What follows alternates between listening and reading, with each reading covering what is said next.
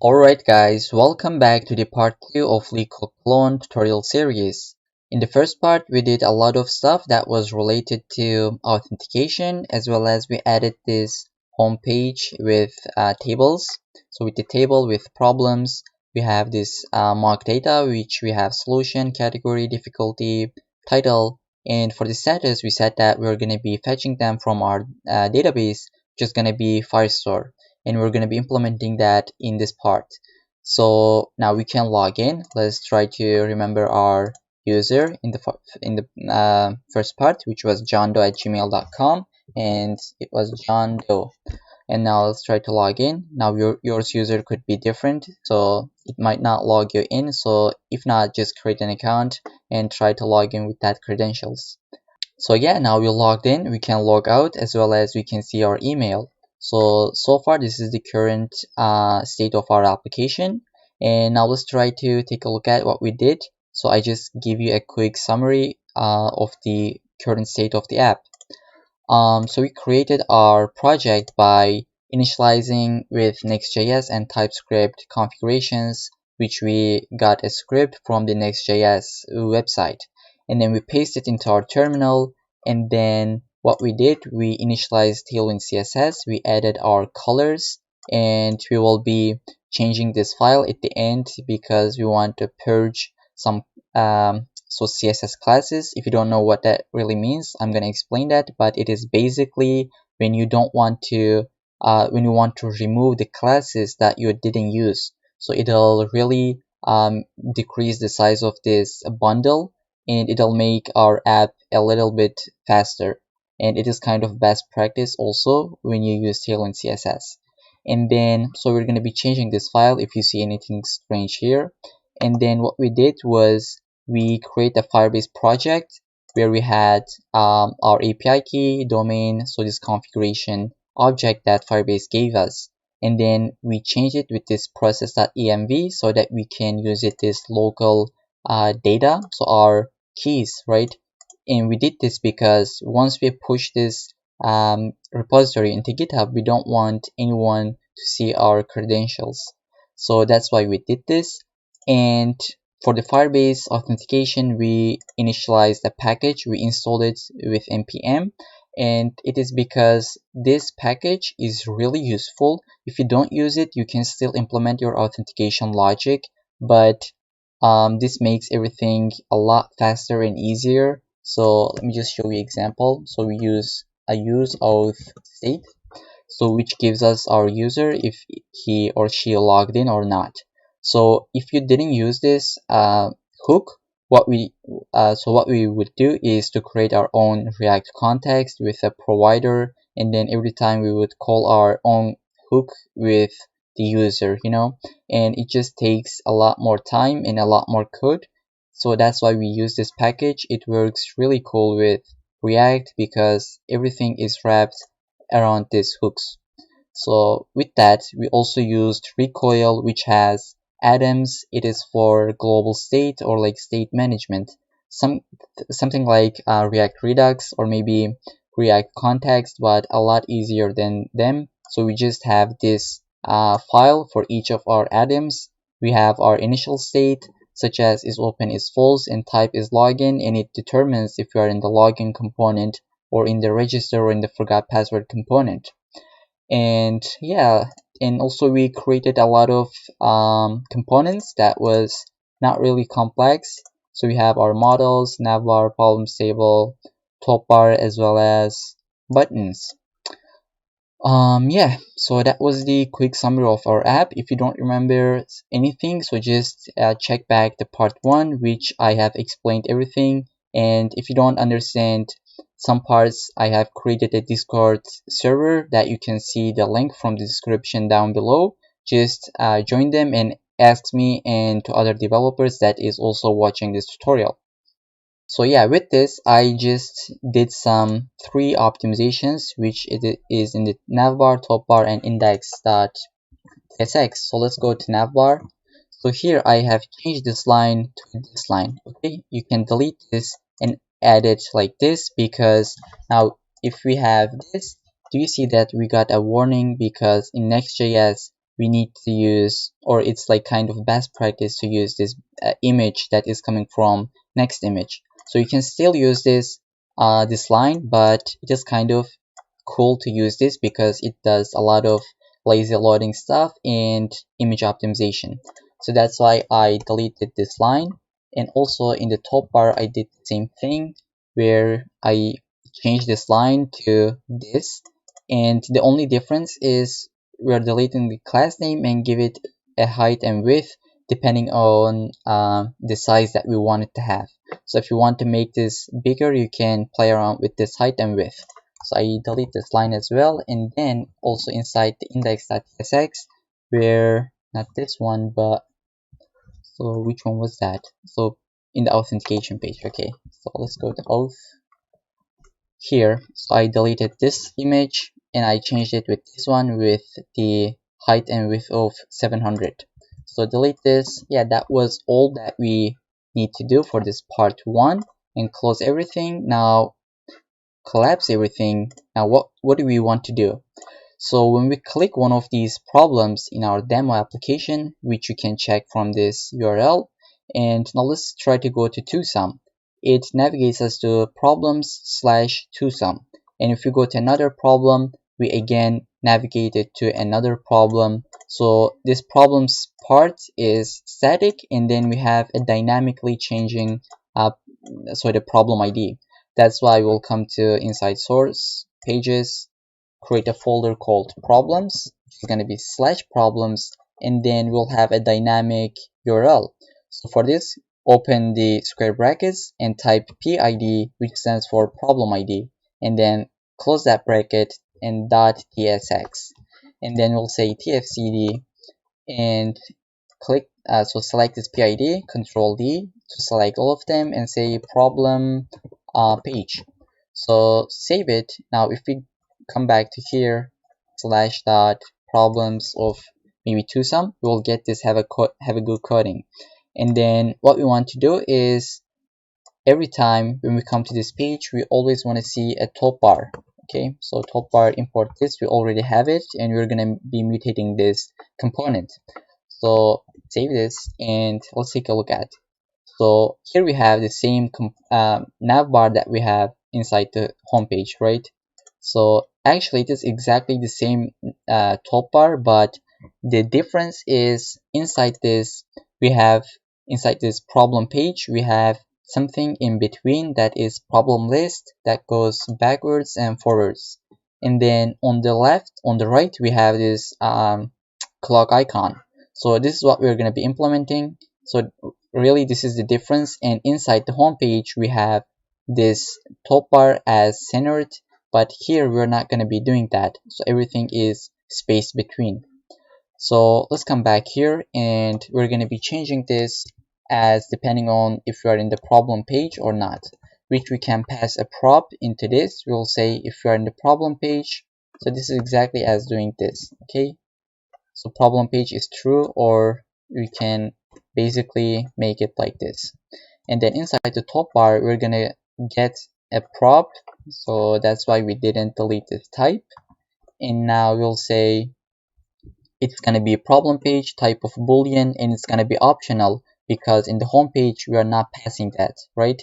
So in the home page we call this top bar, but we don't pass that problem page prop for the prop. So save this. In here we are adding this, and now let's destructure this.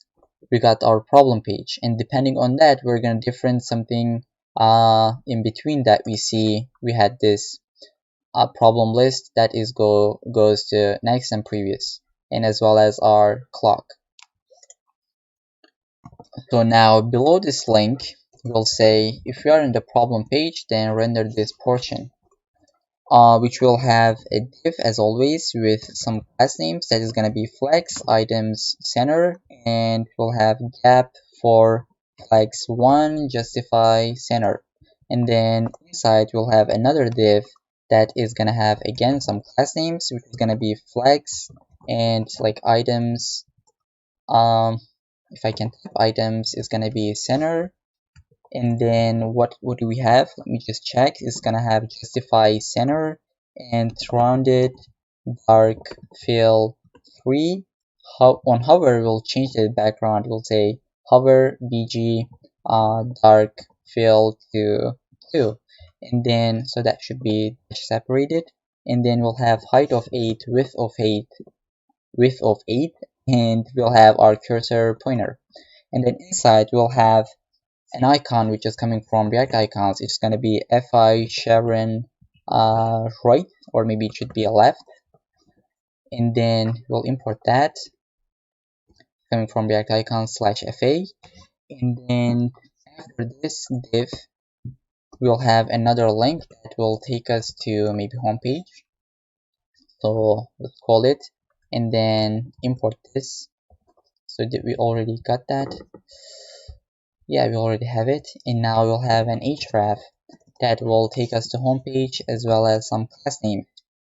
So our class name is going to be flex items center, and then gap of 2, font medium, if you better type it, and then we'll have maximum width of 170 pixels, and then we'll have maybe text dark gray 8. Also, these colors are coming from Tailwind config. If you watch the part 1, then you know what we are doing here.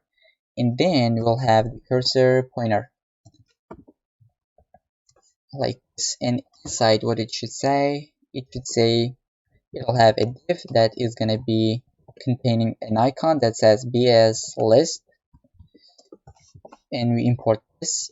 And then below this div, let me save it to format this, and then below this div we'll have a paragraph that says problem list. Now let's save this, come back to here and go to problem page.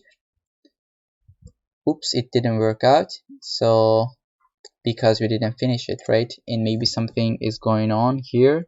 We have item center, we have flex, and delete this dash. Yeah, now it works. Now maybe we should add some more classes, and maybe after this link we'll take a look at that. We'll have another div that says, actually that does exactly the same thing with this one. Okay, paste it here, and instead of left we'll say right. Save it. Yeah, it does that, but so it just doesn't have that first background. Maybe we should add this. Yeah, so the problem here is that bg should be, we add this prefix as bg dark fill 3. Save it. Now it's exactly the same with this one. Maybe we should change this, give it a space. Okay, so we have this, and now let's add our timer. But before that, so do you see that everything is justifies space between, but here in our case it is in the center.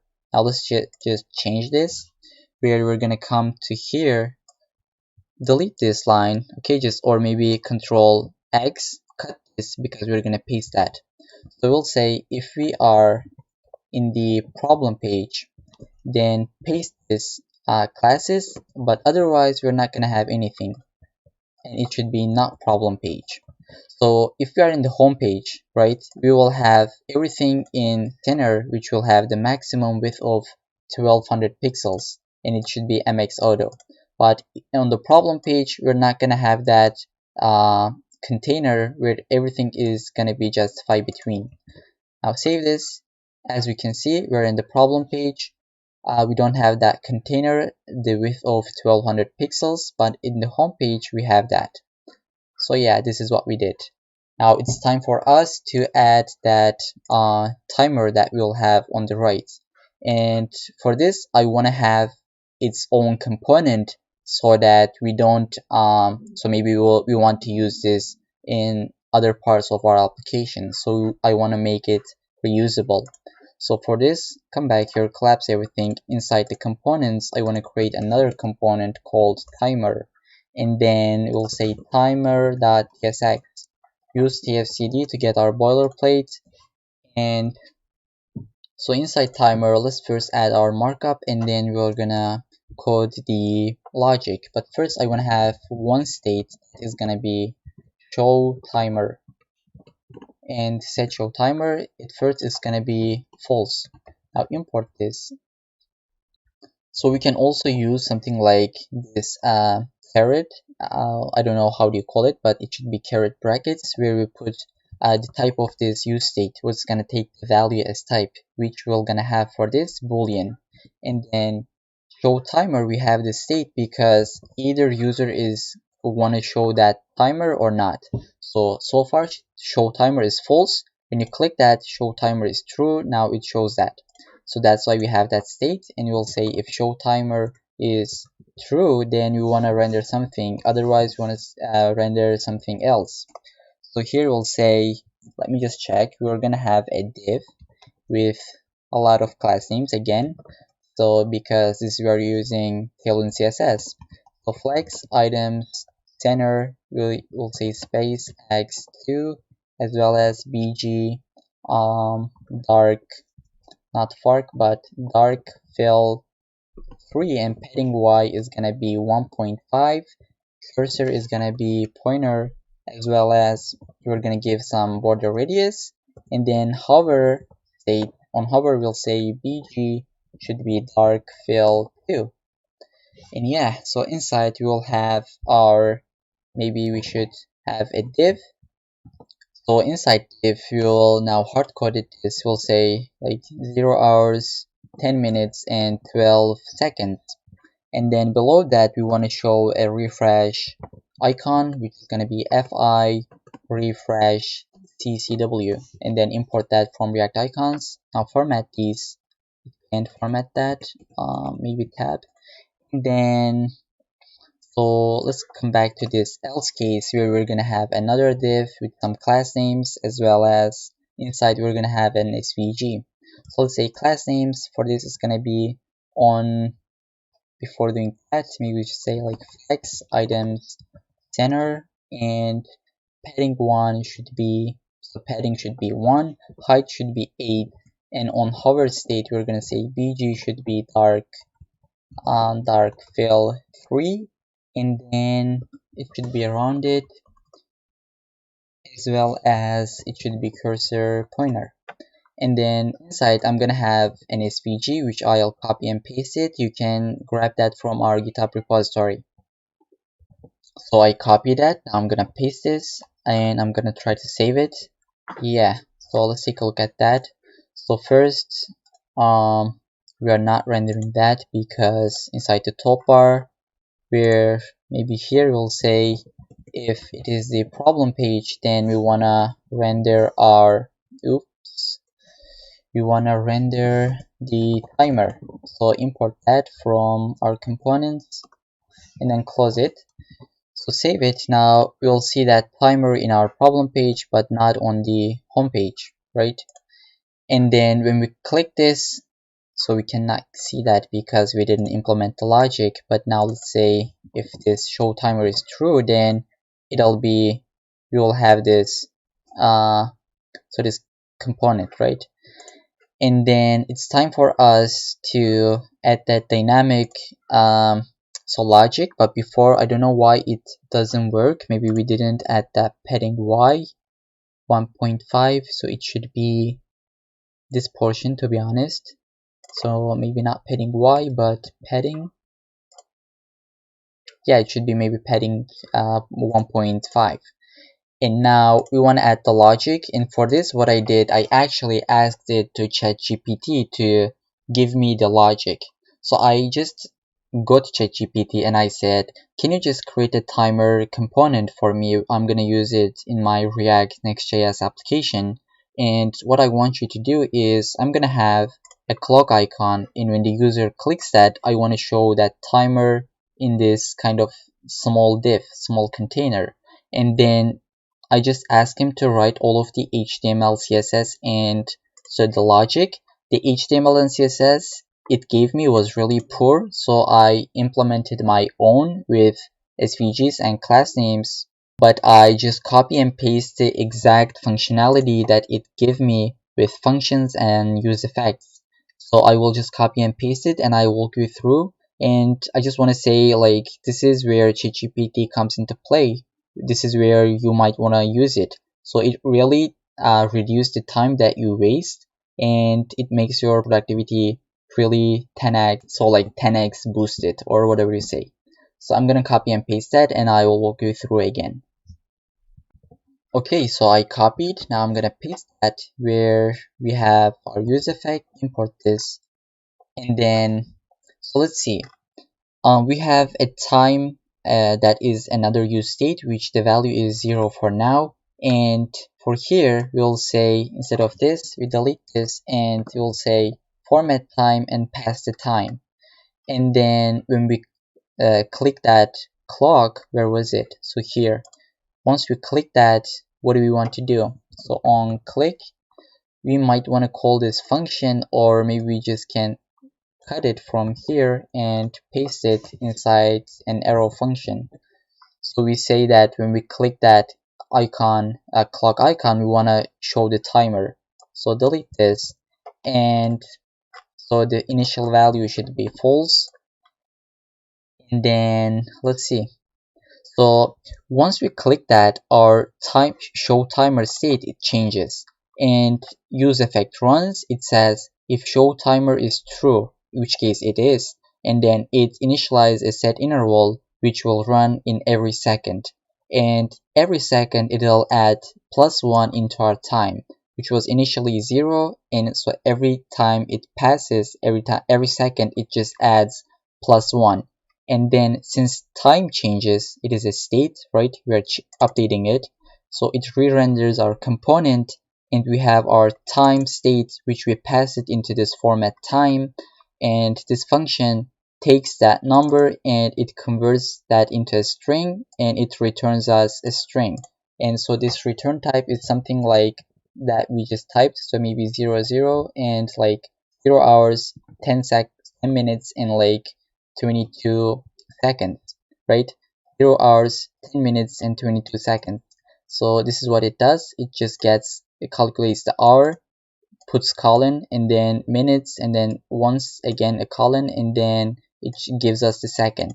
So this is where I just used the ChatGPT. I didn't even think about this logic. I just paste it and it works, and it's really great. So let's save this, come back to here. Now when I click that, we can see that our time is updating at every second, and it just renders that into here. So when I click this, it should refresh that, right? And for this, let's come back to here. It was this refresh icon. So I want to just say on click, right? What I want to do. So maybe an arrow function, I will say set show timer to false. But there's a problem here because now the 30 seconds passed. Now I click this, so it didn't. So maybe should I refresh this?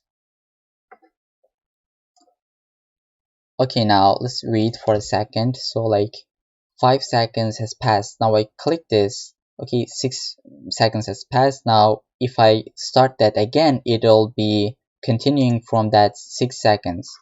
So that's why here I want to also reset this time. So I'm just gonna cut it for a second, open my brackets, and I'll say show timer is gonna be false and time is gonna be 0. Now if I save this, come back to here. Now if I let's refresh this. So click that clock icon. So let's wait for 5 seconds, and now I'm gonna refresh that. Now I reopen that, it should start from 0 seconds, right? So yeah, this is what we want. And with this, our timer and navbar is completed, at least for the UI. And now we are ready to build our workspace, which is gonna be on the left we will have our description, and on the right we'll have the code editor as well as the test cases that we see here. And for this we would like to have this splitter that will let us to shrink our window or the containers however we want. For this we're going to be using a package called split.js, and for that let's just visit their website. So go to split.js.org. That we see here, we have this splitter that is so far horizontal, and it just allows you to build 2 containers with this splitter. And if you want, we can use the vertical, which will make it to have two containers but on the vertical direction. And it turns out that in our application we use the both of them. So you have this horizontal and we'll have this vertical direction. So yeah, we are going to be using this split.js, and for this it even has the code examples with React. And so let's first import this package and then we're gonna take a look at this usage.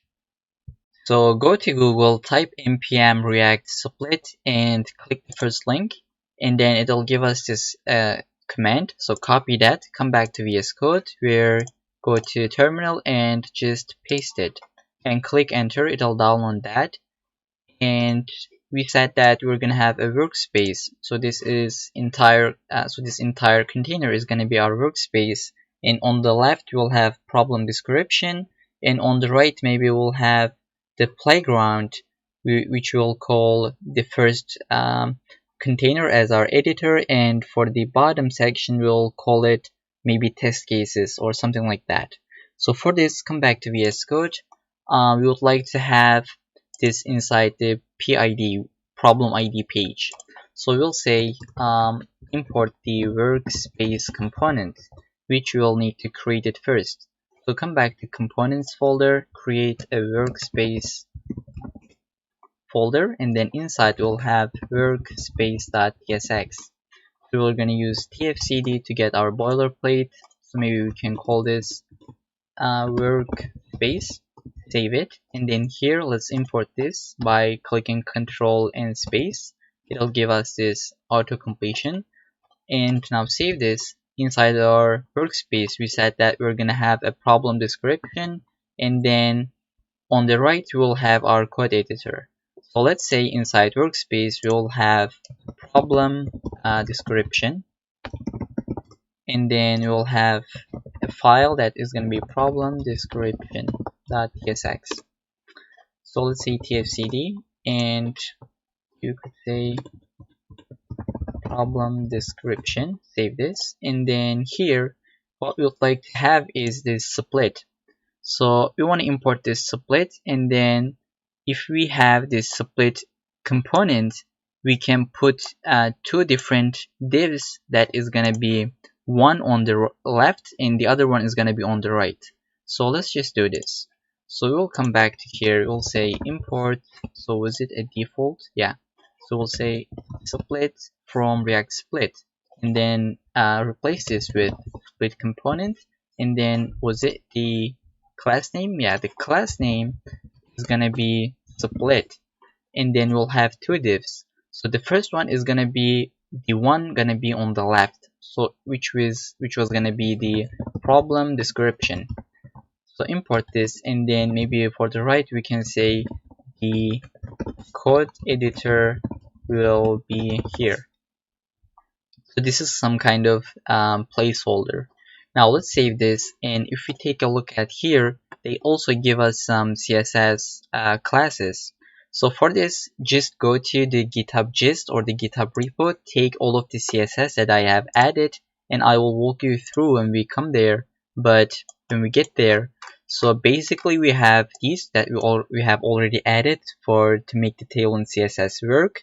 And then I added this reset. I don't know if Tailwind CSS already does that, but just to make sure, I added this reset classes. And then for the body, we put our font family as well as making it full screen. And then we have a better scroll bar, which we make it dark as well as a bit thinner.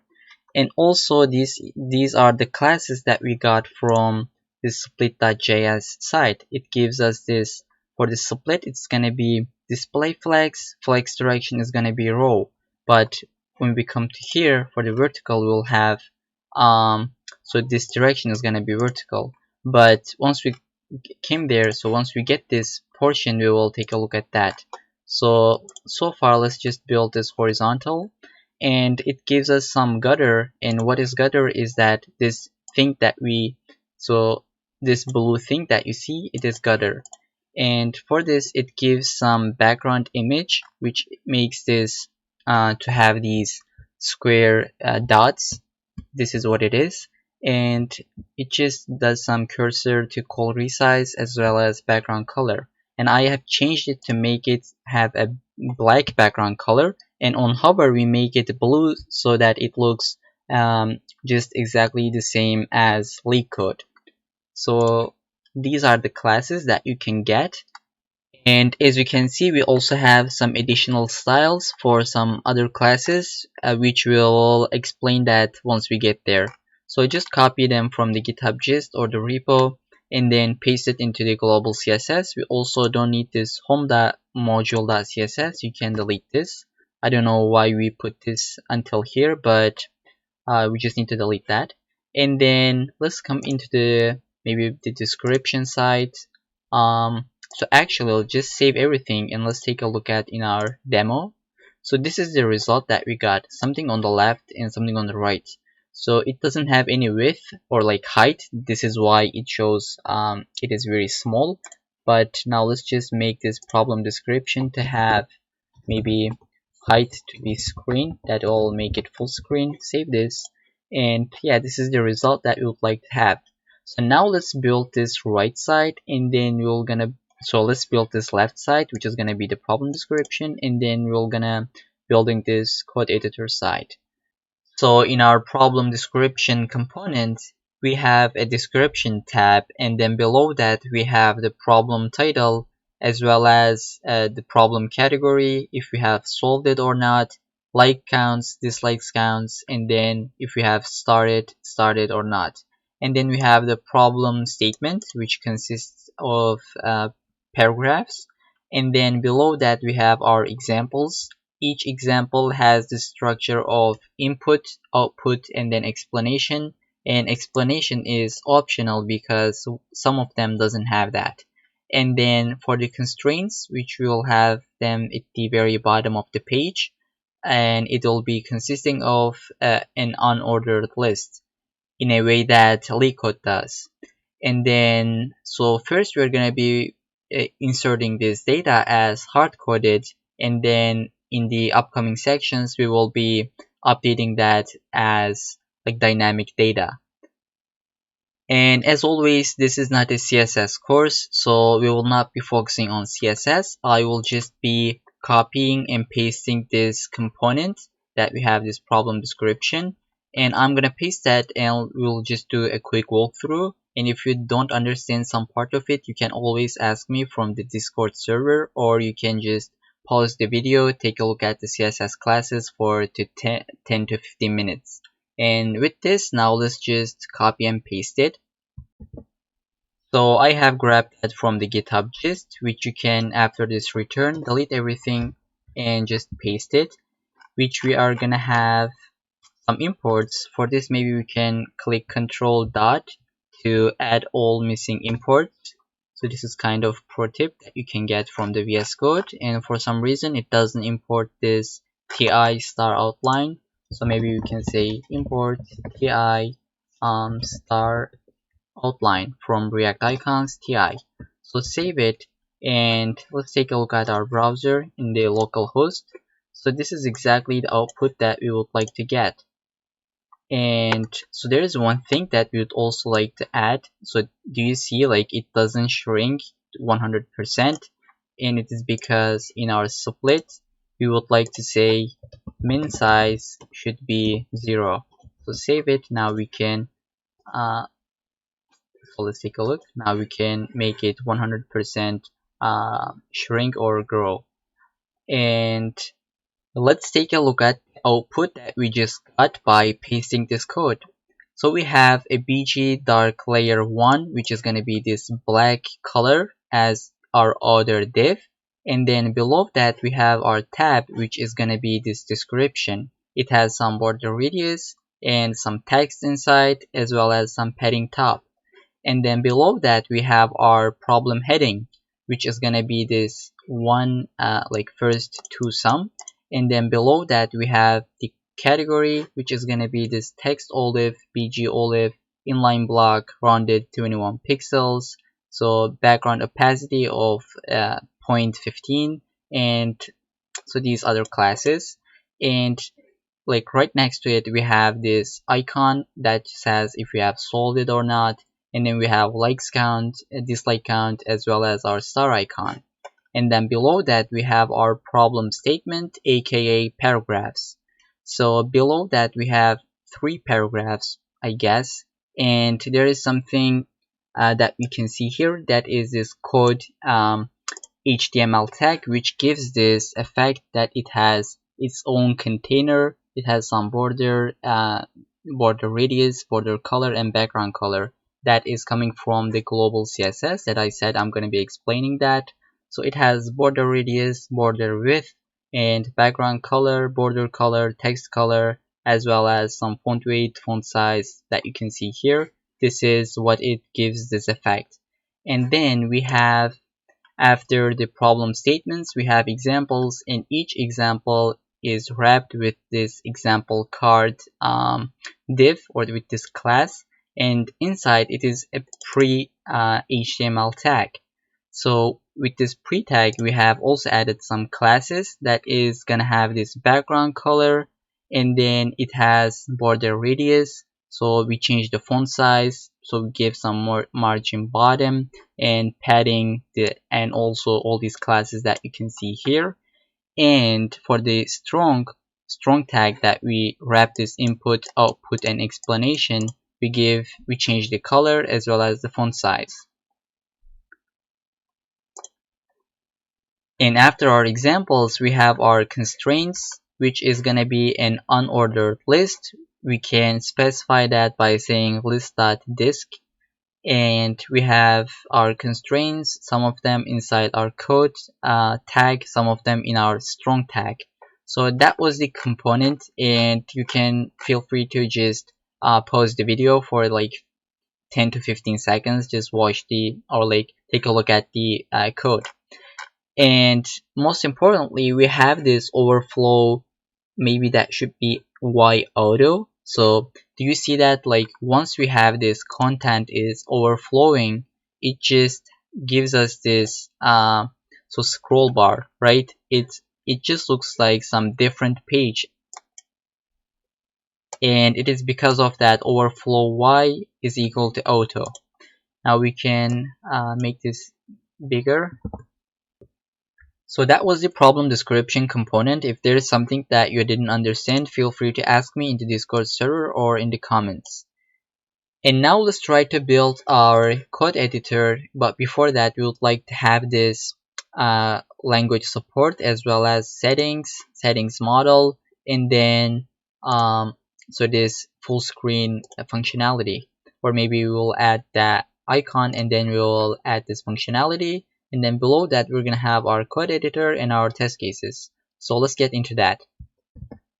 So now for this right side we would like to have our playground. For this we will come back to here and change this placeholder with our playground component, which we need to create first. So inside the workspace folder we'll say playground, and then inside this folder we'll say ProblemDescriction.tsx. And then use tfcd to get the boilerplate, and then change the content with playground, and then save it. Come back to here, import this with control space, and then save it. Now we are going to see our playground, and inside this we would like to have a preference navbar, which is going to be this black section that we can see here. We have the language that we are using, and then we're going to have settings and full screen icon. So for this we will need to create another component, which is going to be the preference navbar, and it's going to be inside our playground. So we'll say preference nav, and then we'll say PreferenceNav.tsx. Use our boilerplate, and then you might want to say pref nav, save it, come back to here, open a React fragment, and then paste our preference nav. So save it, and let's take a look at here that we see our preference navbar. And now let's try to build this. So come back to VS Code. Inside here we will have a lot of classes with divs and buttons. So I will paste some code again, but this time I will be pasting it like blocks by blocks, I'm not gonna paste the entire component in one go. So first let's give some class names for this. It's gonna be flex, and items gonna be in the center, and then justify between to make them separated, and then we'll say bg dark layer of 2, height is gonna be 11, and then width is gonna be full. So inside this we're gonna have the thing that is gonna be on the left, which is gonna be our language. So let's paste this, and again you can grab that from the GitHub. I don't know if I need to say this again, but let's save this and take a look at it. So here we have our button on the left, and we have some background. When we hover over that, it changes. It has some border radius and padding X, padding Y, so this kind of stuff. And here we can see this. On hover we have changing our background color, padding X, padding Y, cursor pointer, rounded, text left. Maybe we don't even need this because it's already too small, so there isn't any change here. Yeah, so that was gonna be the thing on the left. And after this div we will have the other div, which is gonna be wrapping our right side. So that was our left, and now we're gonna have this div that is gonna be containing our icons. So for this, again, I'm gonna paste it, and it's gonna be like blocks by blocks. So let's first give some classes to this one. It's gonna be flex items center, and then it's gonna have margin as 2.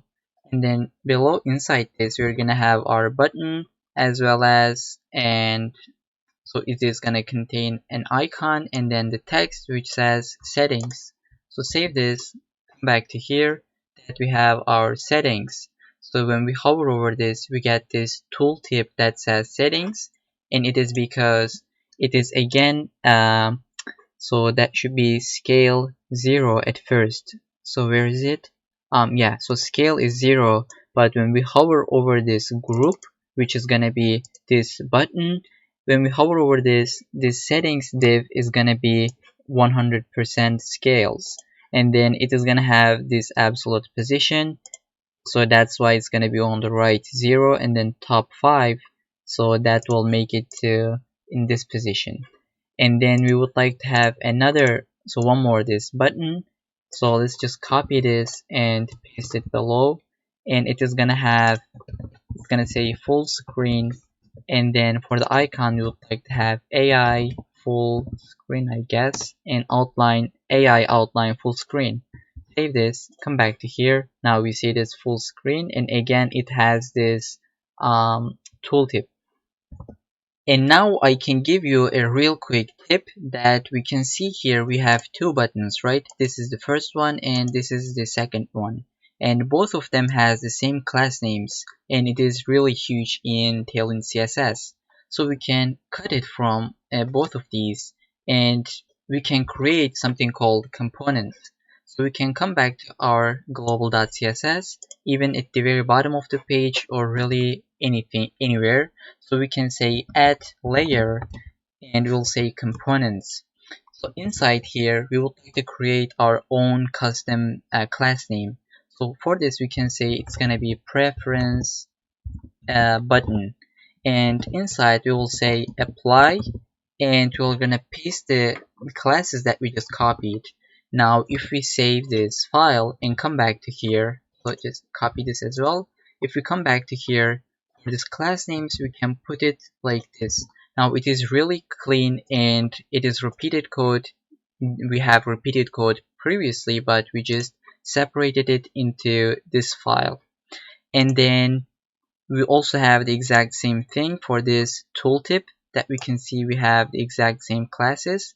So cut this from here and here, where we're gonna say preference tooltip, or maybe preference button dash tool tip.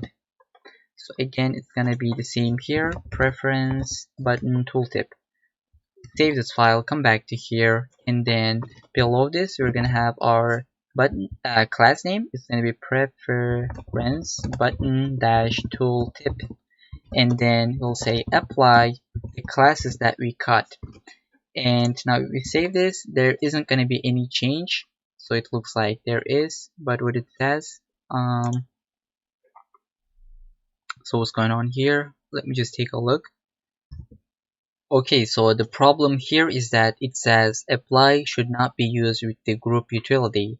So for this, we just gonna delete this group from here and then save this file. Come back to here. Inside this button, we will add this group, and for this button as well. So we'll say group, and the rest should be exactly the same as I just explained. Now it is gonna work the same that we had previously. So what we did, let me just real quick summary that. So instead of having this huge lines of classes and repeat them in a lot of different buttons, we would just create our own class name by pasting that into this apply layer. So this is how we create our own class names with Tailwind CSS.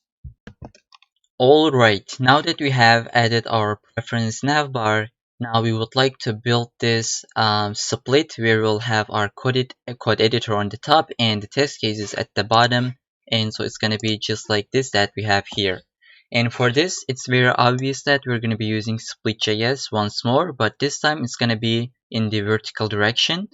And then, as I said, we'll be implementing the code editor and then test cases. So for this, let's come back to split.js.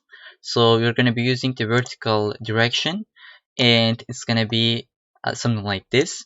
So it gives us some classes, and I have already copied and pasted into the global CSS, where the difference is that vertical gutter, and it just gives us a background image that is going to be this square dots, but it's going to be in the horizontal direction. And then also I have added 3 more classes which are for our code editor, and you'll see why we use this. So maybe you can copy and paste this exact file into your repository and you can get it from the GitHub. So this is going to be our global.css, and here we would like to install some packages that is going to be for our code editor, which is going to be this UIW React code mirror that is going to be a code editor for React. And additionally, we are going to be installing 2 more packages, which is going to be for the JavaScript language support, as well as this VS Code theme that we can see here.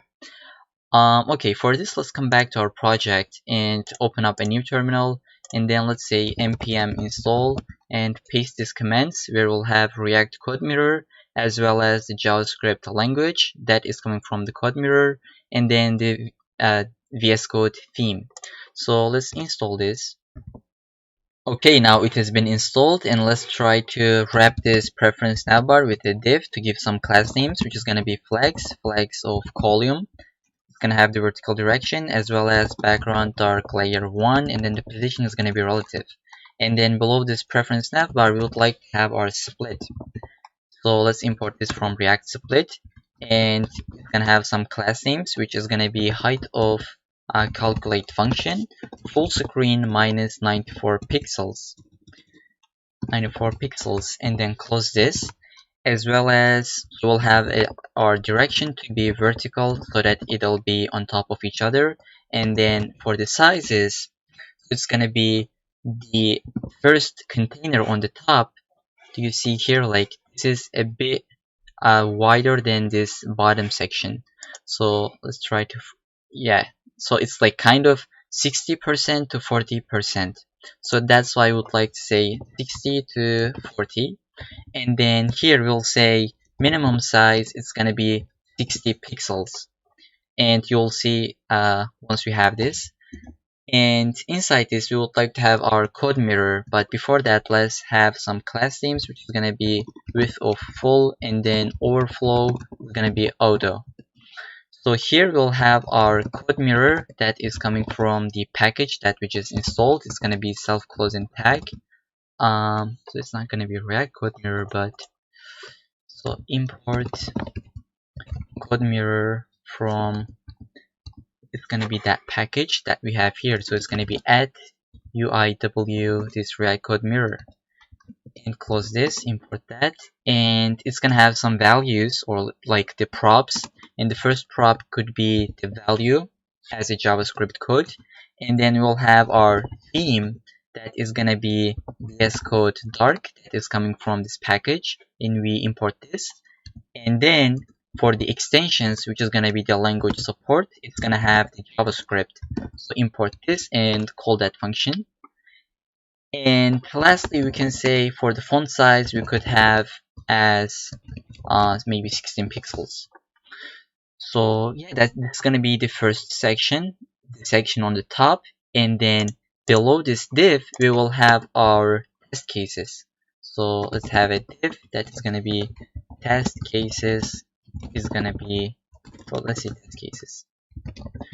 Save it. Come back to here inside our local host, and yeah, this is exactly what we see. Okay, now let's refresh this. So it gives us some error. I don't know why it does that. So it says composite components. So this is not actually what we want. Is there anything that is, so let me just actually just close this and then npm run dev again. So it can be sometimes like the development errors. Let's refresh our local host, and let's go to some page, and yeah, now we don't have that error. Let's refresh the page, and now it's just gone. So do you see that we give some class names in our global CSS? That was this color, yeah, this background color, as well as we don't have this outline. Now if you remove this class, and when we click this, like, do you see there is an outline here? So this is what we are, when on focus state we remove that. This is that class that we have. Now let's add it, and now even if we focus, do you see that that outline is just gone? And we also give this background here. Now let's try to remove this, and now it should be, let's refresh it. So now it has this kind of like border, do you see? And this is why when we add this, it just negate that. And yeah, this is it. So what are we need to add right now? It's going to be the test cases. So for this, let's come back to our VS Code, close this global CSS below our first split. So inside this test cases, this is going to be our test case container. We'll have some class names. It's going to be width of full, padding x of 5, and overflow is going to be auto. And then now we need to give that so the heading of the test cases. So we can say maybe a div. This is going to be kind of a wrapper. And then let's give its class names. It's going to be flex, height of 10, items to be on the center, and then space x6.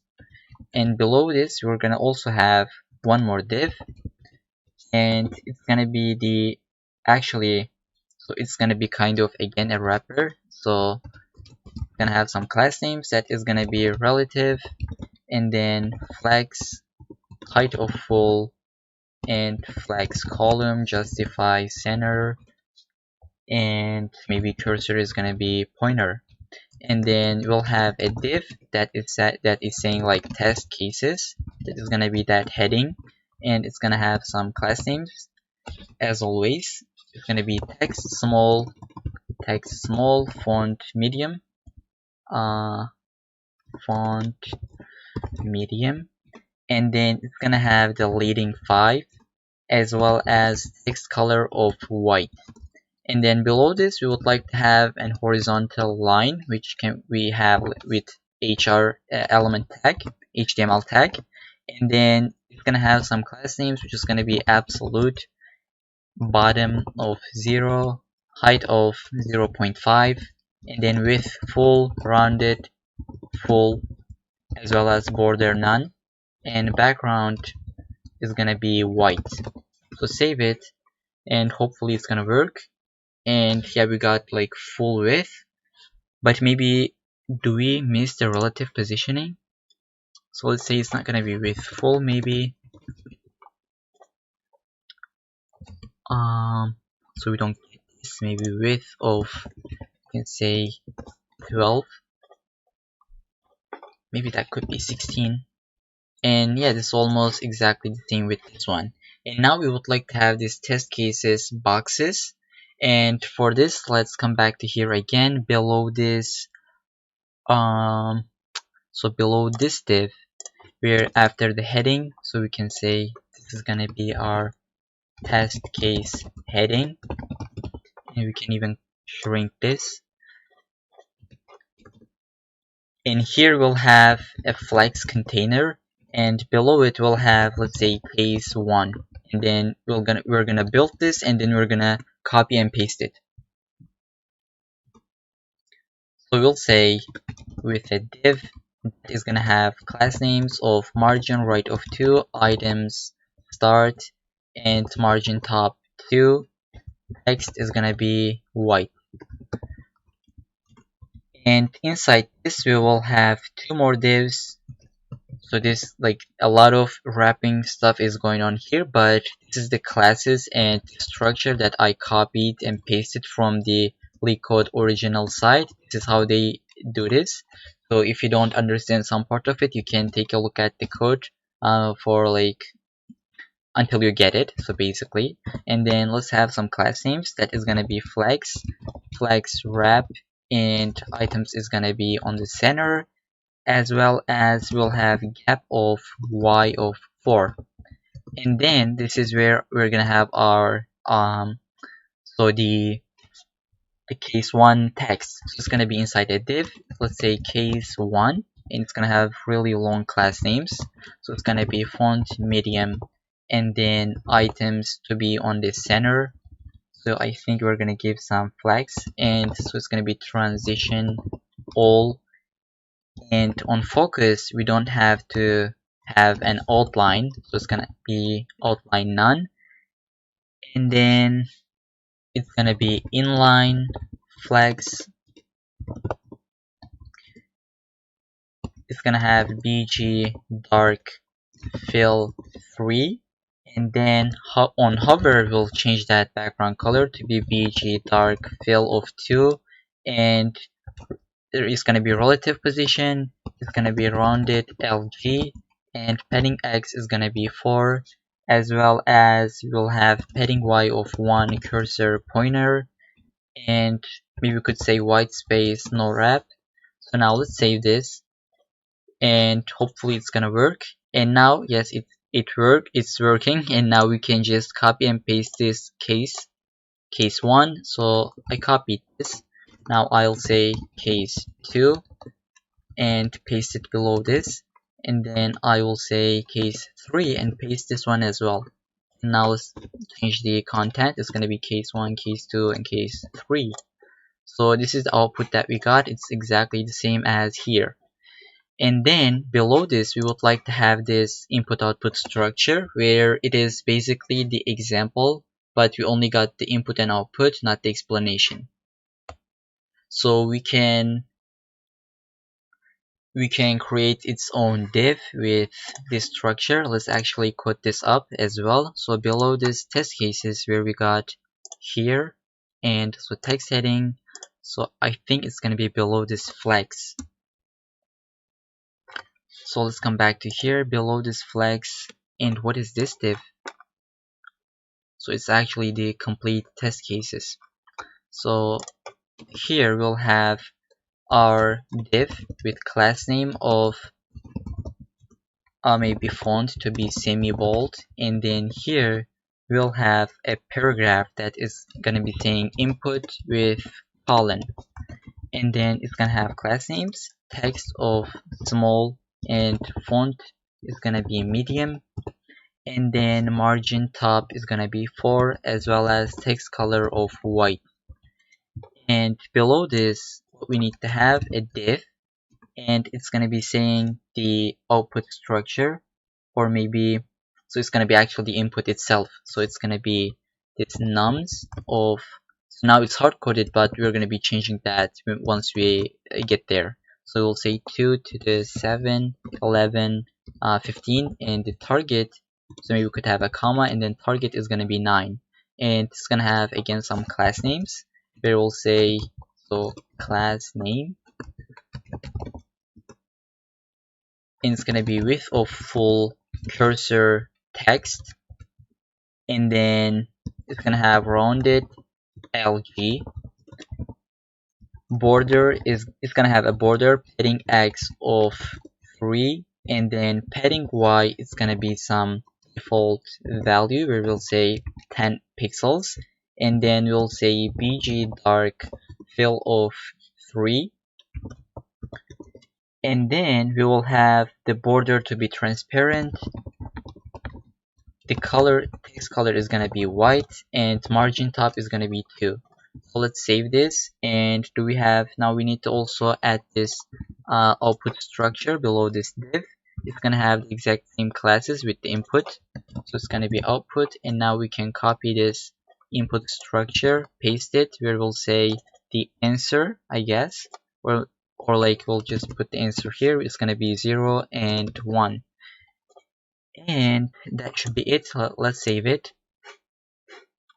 And yeah, this is the thing that we got. Now we can give some maybe margin bottom to this output, or like maybe to this div. So we'll say margin Y, it could have like 4. So now it gave us this additional space. And yeah, so this is the complete test case part and the code editor. Now lastly, we would like to add this footer that we have our submit buttons, and for this we can put its, so we can create its own component. So before we build that footer, I just realized that I have some typos. So this should be flags, only flags, not with dash, and that could be width of full because we didn't have that flags. That's why it didn't work. Now let's save it, come back to here. That should work as exactly the same width with this one. And also here we can delete this extra comma, and so I think that is gonna be it. And now we would like to have our editor footer that is gonna be our buttons, that submit buttons. So we'll say editor footer, and let's try to import this, but before we need to build that, and it's gonna be inside the playground. So I can just say EditorFooter.tsx, and I will say tfcd to get the boilerplate, and I will just delete here, and I want to paste that. And you can grab this from the GitHub gist. I just don't want to write all these CSS classes. That's why I'm doing this here. So let's import this icon from the React icons. So let's save this, and let me see if there is anything strange here. So run submit and this console. I think that we should be good. So we save this, and now we want to import this. Control B or Control space, click enter, and since this has this absolute positioning, it doesn't matter if it is out of the split. So, or like, yeah, it's outside of the split. And so let's try to take a look at it here. And since it has the z index of, I guess, higher. So do we have, yeah, its z index is 10, so the higher the z index, so it means it's closer to screen. That's why it's on top of this test cases. So yeah, that should be the complete UI. And let me just take a just do a quick summary. So inside the playground, where we had only the preference navbar, which was this, right? We have had our settings and full screen buttons, and as well as the language support. And below that, we have added our code mirror, which was a package that we installed from the npm. And then for the language support, we added JavaScript, which was also a package.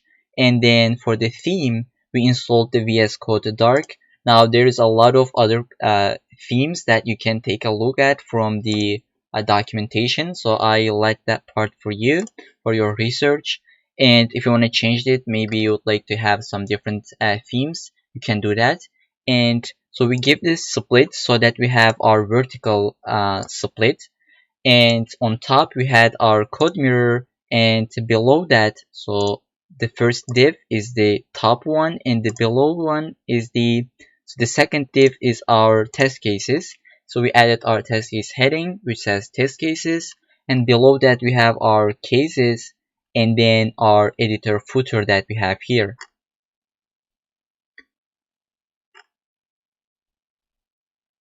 So we also said that this split is going to have the sizes of 60 to 40%, and the minimum size is 60 pixels. So this is pixels, I guess, because when you shrink this, it doesn't get like zero height. But here, if you try to shrink this, you can make it until zero, because we said that min size is going to be zero. And oops, there is something strange going on here. So we have overflow, and so I just realized this accidentally, and that should be from here. Maybe we could say overflow x. So like when you have something like this problem, so what is happening is that this content is overflowing our overflowing our page, which is going to be that container that we have here. So we can say overflow x, so it's x direction, you could say hidden. So overflow on flux. So let's save this, and now it should be gone. So even though it's overflowing, we don't get that the scroll bar on the bottom. So that should be it. And now I think it is time for us to add the problems and render that, and then we would like to submit and fetch these data. Now it is hard coded, and also we had this value from the inside the code mirror, where now this value could be a boilerplate code.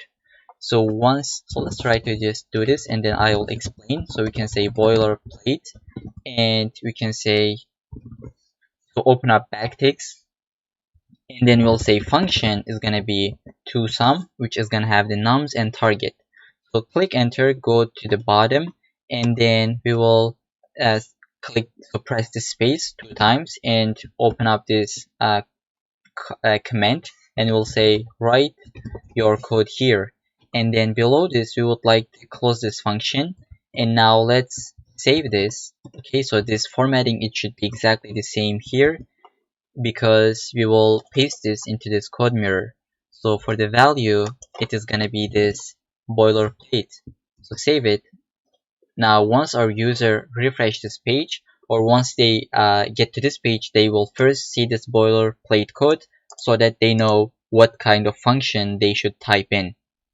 And again, this boilerplate is right now is hard coded, but we would be implementing that soon. And we can even close this with this semicolon. So yeah, that should be it.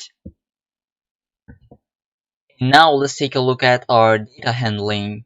And for this, I have drawn some diagram that we can see here.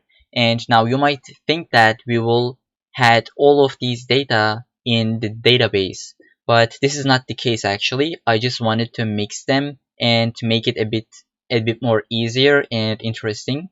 So we are gonna have both our DB, and we're gonna have a local folder, and we're gonna have some files, problem files, where we'll have them each problem in its own file.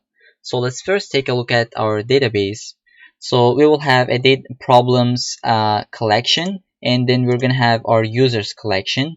And for our users, we would like to store their display name, email, their liked problems, which problems did they liked, and disliked problems, and so start problems, solve problems, and when this user is created.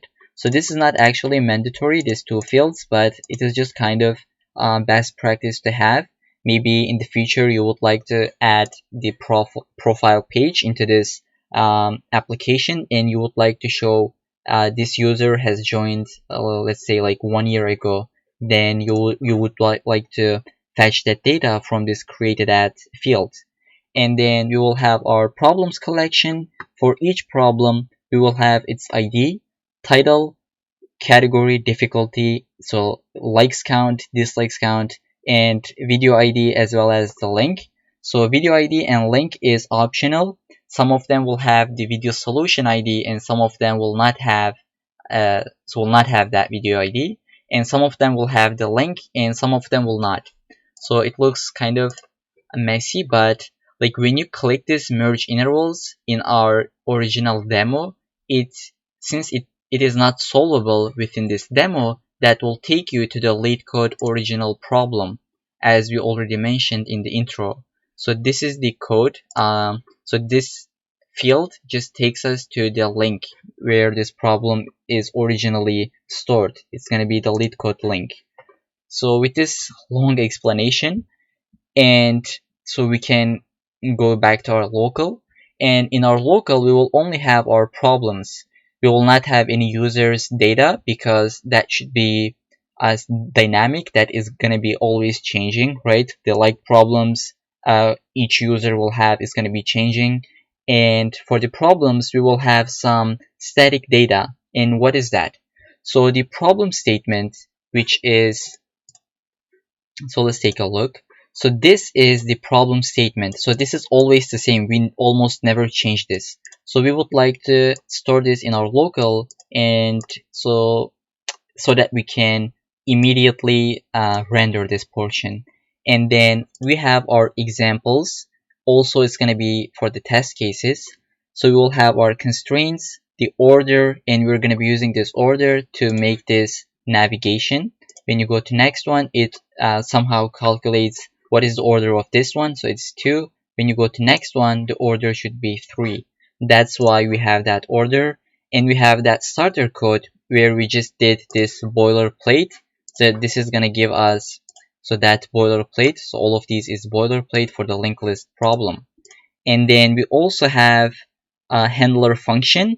And this is going to be the function where we will test the user's code. Now let's say I came here and I write some code for this TOSUM problem, and when I try to submit this handler function, so this handler function is gonna evaluate this code if the user, the solution of user is correct or not.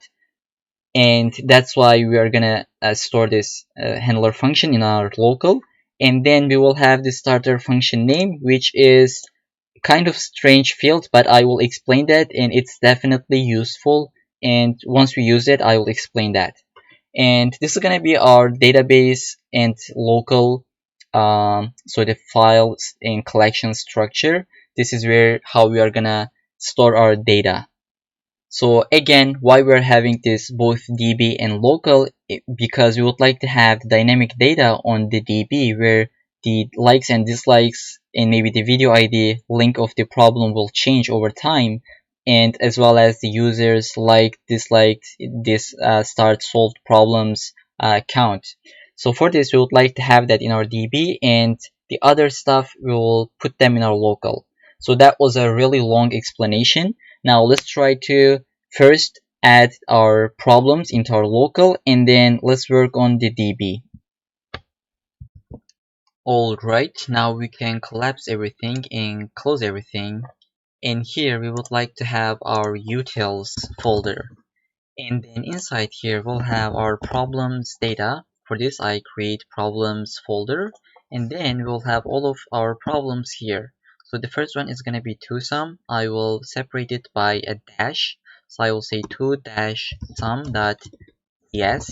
and you need to make it like it should have this file name as exactly like this, because we're going to be using this 2-sum as our ID.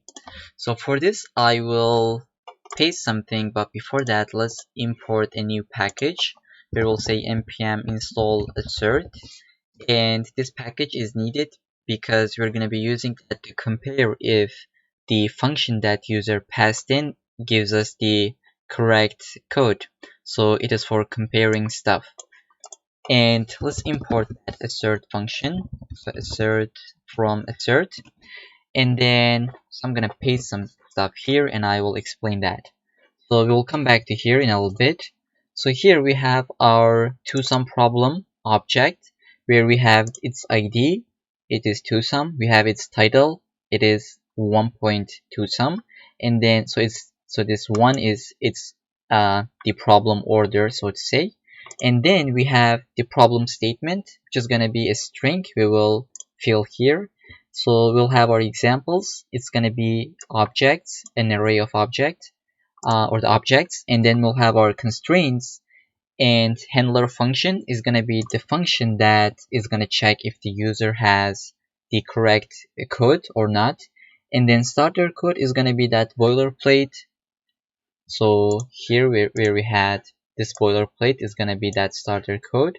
And then we have the order for this navigation, as well as we have the starter function name, which I said that I will be explaining that, but I will explain that in a little bit.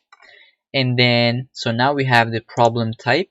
We use this to make our code safe, type safe. So each problem will have the ID, title, and type of them is here. Types of them is here. So the ID is going to be string, title is going to be string, and so on and so forth that you can see here. Our examples is going to be array of example, which it is another type. Each example will have the ID as number, input text as string, output text as string, and some of them will have explanation and some of them will not. So that's why it is optional with this question mark. And some of the examples will have image, and that's why this is optional as well. So when we take a look at to the reverse linked list problem, it has this image explanation, but ToSum doesn't. So that's why these two fields are optional. So the handler function is going to take a function, a callback function, which is the function that users types in. So this is that callback function that when we submit that, we send this as callback function. Alright, so that fn, so this function is that callback function. So I think I said that like 100 times in the last 10 seconds. And then it is going to return either, so it's going to return a boolean, and this handler function is either going to be the type of string or the function, which you'll see once we get there. And now for this problem statement, this is going to be string, and we're going to be taking this from the problem description. So here, let's come back to this problem statement where we had these 3 paragraphs, and let's copy them one by one. We will paste them as string, but then we will be concatenating them, or we're going to be rendering them as the HTML. So just delete all these white spaces that we have here. Hey guys, this is me from the future. You don't actually need to remove that white spaces. All you need to do is just take all these paragraphs and copy them and then paste it into this problem statement string, and then you can save it. And then we're going to do the same thing for constraints. You can come back to here and just copy all these list items in one go and then paste it into here. So the formatting doesn't really matter because it is HTML and we're going to be rendering that. So that should be good. And let me see if there is anything that we need to add. And it is going to be this starter function or this starter code. So we can create this by coming here. We'll say const starter code. So maybe we could say starter code for ToSum, and it's going to be in the JavaScript language. So you can either add this or not. I'm not going to add that. So we'll say open up our backticks. We'll say function, and it'll take 2 parameters, which is going to be the nums and target. So that function should have the name as ToSum. And then here we will open this, come here, you'll say 2 spaces, write your code here, and then close this with semicolon. And copy this starter code ToSum, paste it into here. So it's going to be referencing this variable. And then, so what do we need else for the handler function? So we could say handler ToSum, yeah, that could be our function name. So we can come back to here again. We'll say const handler ToSum is going to be taking a function, and that function is going to be our callback function. In here we would like to have a try catch. If there is any error, we will throw that error. We will say throw throw new error as this error that we got. Oops, new error. And then it'll take this error. This error could have the type of any. And then we might want to say console.log the toSum handler function error. And inside the try catch, actually inside the try, this is where the logic is going to happen. So here we will have all of our test cases. So we'll have our nums array that is going to be an array of arrays. So each of these array will be one of our test case nums array. So this is, so let me just actually take this from the as default, and then we'll take a look at that. So we will also have our targets, and then lastly we will have our answers. So you can say const answers. So it's going to be an array. For the first for the first test case we will have 0 and 1. For the second one we will have 1 and 2, and for the last one it's going to be 0 and 1. In here, so in our first example we had this nums array. So let's take a look at. So it is 2, 7, 11, 15, and target is 9. So 2, 7, 11, 15, target is 9 for the first one, right? And then answer for the first nums was 0 and 1. So if you take a look at the output, this is 0 and 1. And for the second one we have 3, 2, 4, and target is 6, and the answer was 1 and 2. So 3, 2, 4 as our nums array, our target was 6, and the output was 1 and 2 that we can see here. So this is what it is. Each index, so the first one, all of these first one is going to be related with each other. And then we will take all of these nums. So we'll say for let I starting from 0, and we will loop through these nums, and for each of them we will call this test cases with the user's function, and we will pass the target, and then we will check if the result is equal to this answer. So this result is what we got from the user's code. So let's just type it. Result is the output of the user's function, and so the answer is the expected output. So we check it here. If this is correct, we will at the end of this for loop we'll say return true. But otherwise it'll throw some error where we'll fetch it and we will return that. So I know it is kind of actually it's pretty complicated, but let's just quickly reiterate. So we have our handler toSum function. This is gonna check if our users has the correct code. So it checks if the user has the correct answer or the correct code. So this is gonna take a callback function. So this fn is the callback that user's code is passed. All right. So this fn is user's code, and we got our test cases. So this first one for our nums, and the target is 9 for this array, and the answer is 0 and 1 for this nums and target. And this is for this, alright, and this one is for this. I think you got that part. And then we are looping through all test cases. So loop all tests to check if the user's code is correct. So result is, so fn was the function that user's code, right? This is the user's code.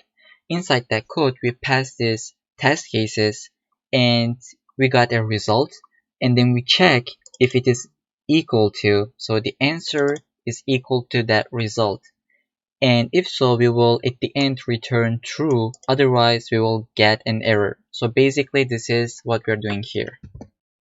Okay, so now that we got our toSum file, now we are ready to render this. But first, let's just create all of our problems into this problems folder. For this, I would like to come here into this problems folder. I want to have my next problem, which is going to be reverse linked list.ts. And I will paste the code for here, and let's just explain that. And before that, let's just take this problem type. So cut this from here inside the TwoSum, and inside utils, let's create a type folder. So let's say the problem and .ts.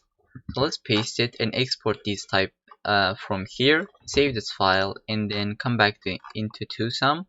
Let's import these from the types. And okay, so now this file doesn't have any errors. So save this, and so we can close this and come back to here. Inside that, now we are importing this problem type as well. So let's first just take a look at here. So we have our reverse linked list object that we had for the TwoSum, just like that. So we had our TwoSum object, and now we have our reverse linked list object. So this is going to be the problem data here. So we have the ID, title, we have the problem statement, which is just a basic or the normal paragraph or the HTML that we're going to render. So we have our examples, and so here we have something additional, which is going to be the image, which I will provide you in a minute. And then we have our other examples, which has ID, input text, and output text. And then we have our constraints, which is again just a normal, so to say, list items. And then what do we have? We have our handler function that is going to check if the user's code is correct or not. We have our starter function, so starter code, which is going to be that boilerplate. So if we let's take a look, so this one, and in our demo, if we take a look at it, so this is going to be this portion where we have first the kind of explanation, the output, so the input structure, and then the function name. So this is that boilerplate code. And then we have our handler function. So we have starter function name, we have the order. So let's just take a look at this list item, and here we have this class because it is going to be rendered as HTML. So it is not class name, by the way. We should fix this inside here as well. So select all these class names by clicking Ctrl D, and then just delete that so the name portion. So now that should be good. We can close this TwoSum, and here handler function is reverse linked list JS function. So reverse linked list handler. So what is happening here is that we have some tests. So this is the input linked list, and the answer is it is in reversed order. And so we have create linked list function, and it's use this class that we just initialized. It is because JavaScript doesn't have so the linked list data structure by default. This is why we add this linked list class to emulate a linked list in JavaScript. So JavaScript doesn't have a built-in linked list class, so we'll create one. And what this does, it creates a linked list from an array. So here we call this create linked list with the test of, let's say, the first one. So it creates a linked list from this array. And then, so what this does, it just returns an array of values from a linked list. Right? It returns an array of values. Yes, this values is array, and so it returns an array of values from a linked list. And let's take a look, where do we use this? So get list values from the result, whatever the result is, and then it compares it with this answers, so whatever the I is. So it's gonna loop through all these tests and answers. If there is any error, it'll throw that error, and it will catch that in the front end. And also if all of them pass, so it will return true. So this is basically this file. The idea, the logic is exactly the same as the previous problem, which was TwoSum, but the implementation details is a little bit harder because as I said, we need to create our own linked list class to emulate the linked list data structure. So with this, now we can save this, and now let's try to add our the third problem, which is gonna be jump game.ts. So now I'm gonna paste the jump game problem here. So again, the same idea. We have the ID title problem statement, which is HTML, and we change this class names to class. And then we have our examples. We have our explanation inside these examples, input output text, as well as our constraints, starter code, which is gonna be this boilerplate code, and then we have our handler function, starter function name, and then the order. So the handler function, let's take a look what it does. It takes the user's callback, and then it has some tests, and depending on that, it'll either return true or false. So this one is relatively easier than these two other previous problems. And if there's any error, we will throw that. Otherwise, we will say true, which means that the user's code is correct. So, and I forgot to give you the images, and now let me just do this. So inside this utils problems folder, we will create our images folder, and now I will copy that images and paste it, and feel free to get them from the GitHub repo. So now I have pasted them. We have the reverse linked list image, and then we have the search it 2D array or the matrix, and then we have this other image. These both images is for this problem that we have this image, and then we have this one. And then what are we doing here is that we are importing that example from this images folder, which is the reverse linked list JPEG. And then when we provide it into here, we say example.source.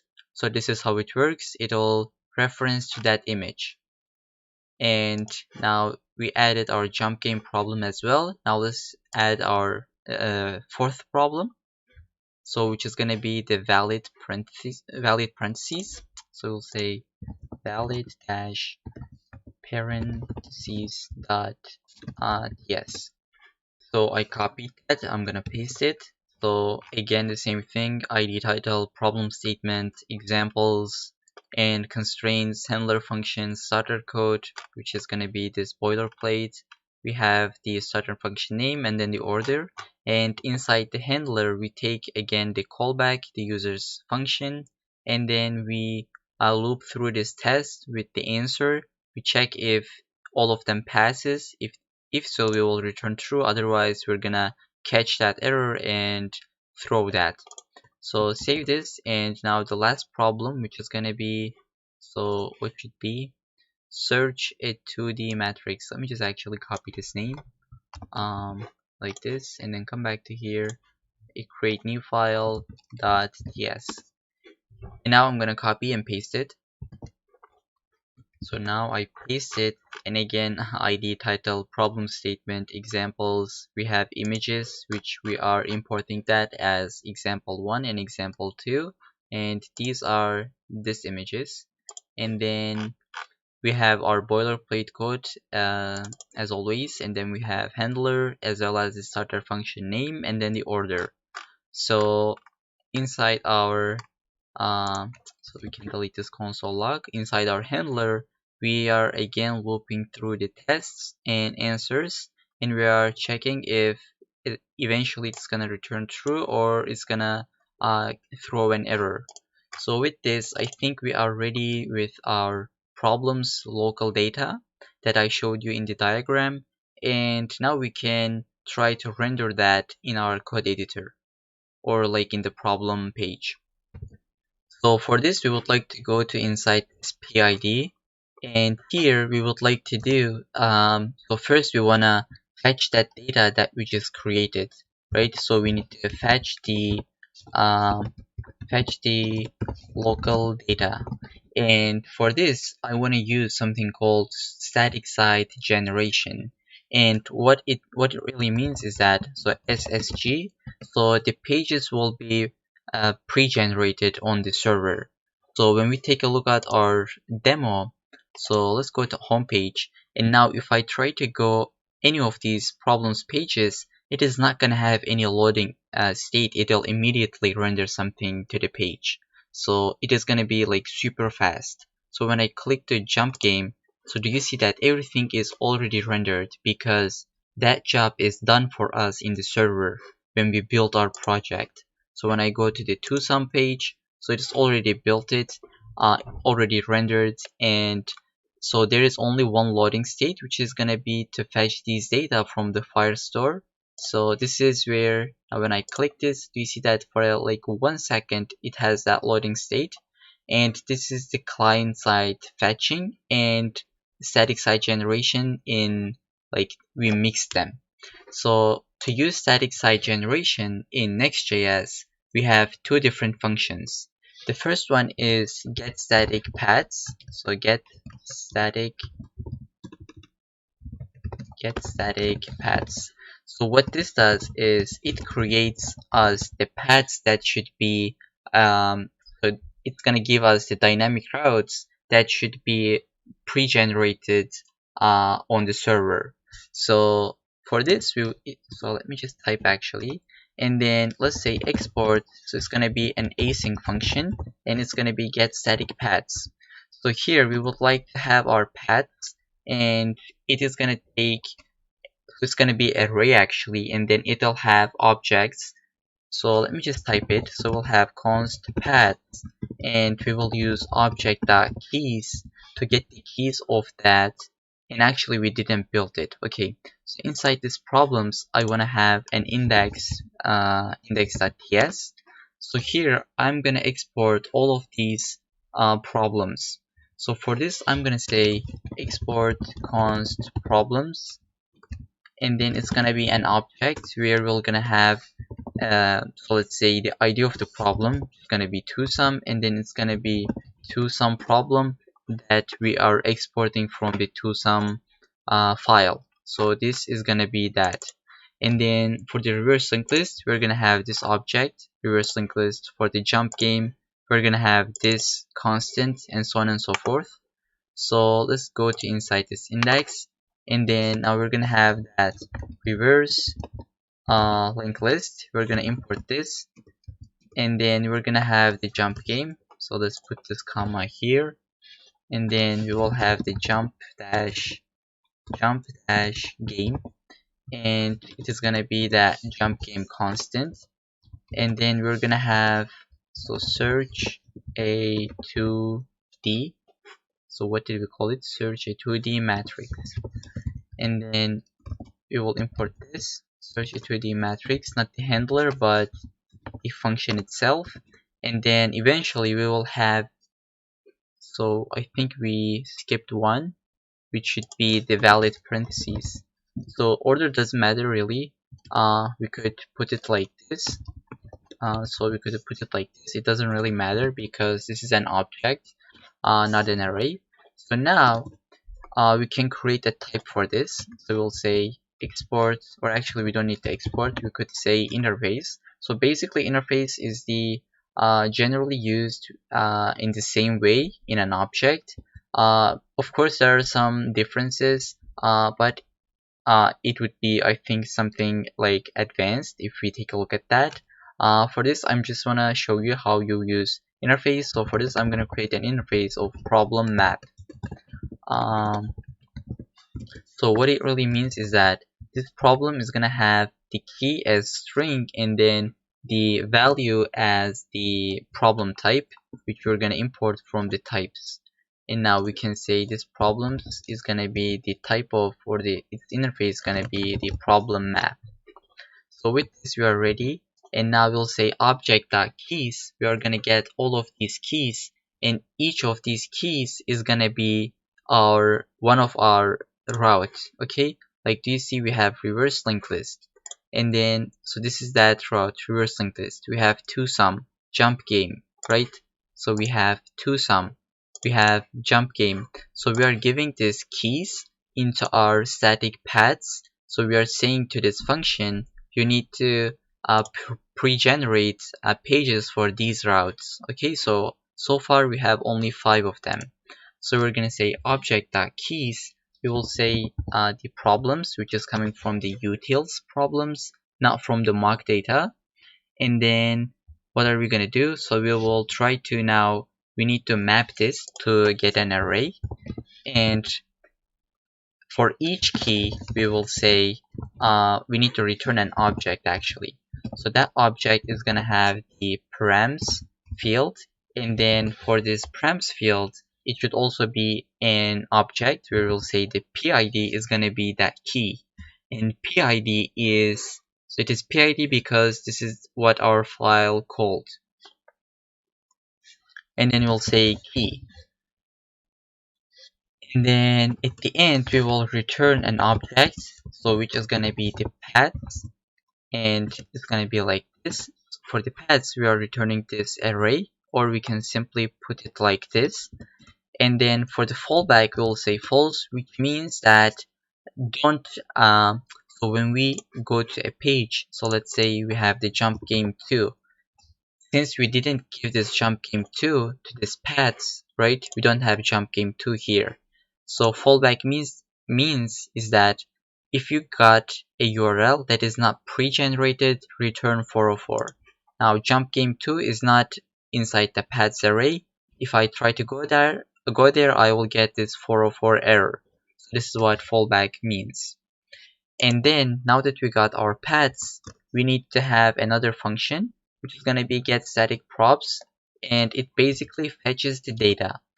So I will say export async function, it's going to be get static props, and it takes some params, and you'll see what it is. So inside the params object, we have the URL, which is going to be that PID. So we can destructure that. We'll say PID from the params. And then what are we going to do? We will try to fetch the data. So we'll say const data, or maybe we could say the problem, and it is going to be that problems, so problems.pid. And now what we did, so when we go to the ToSum page, okay, so dash ToSum,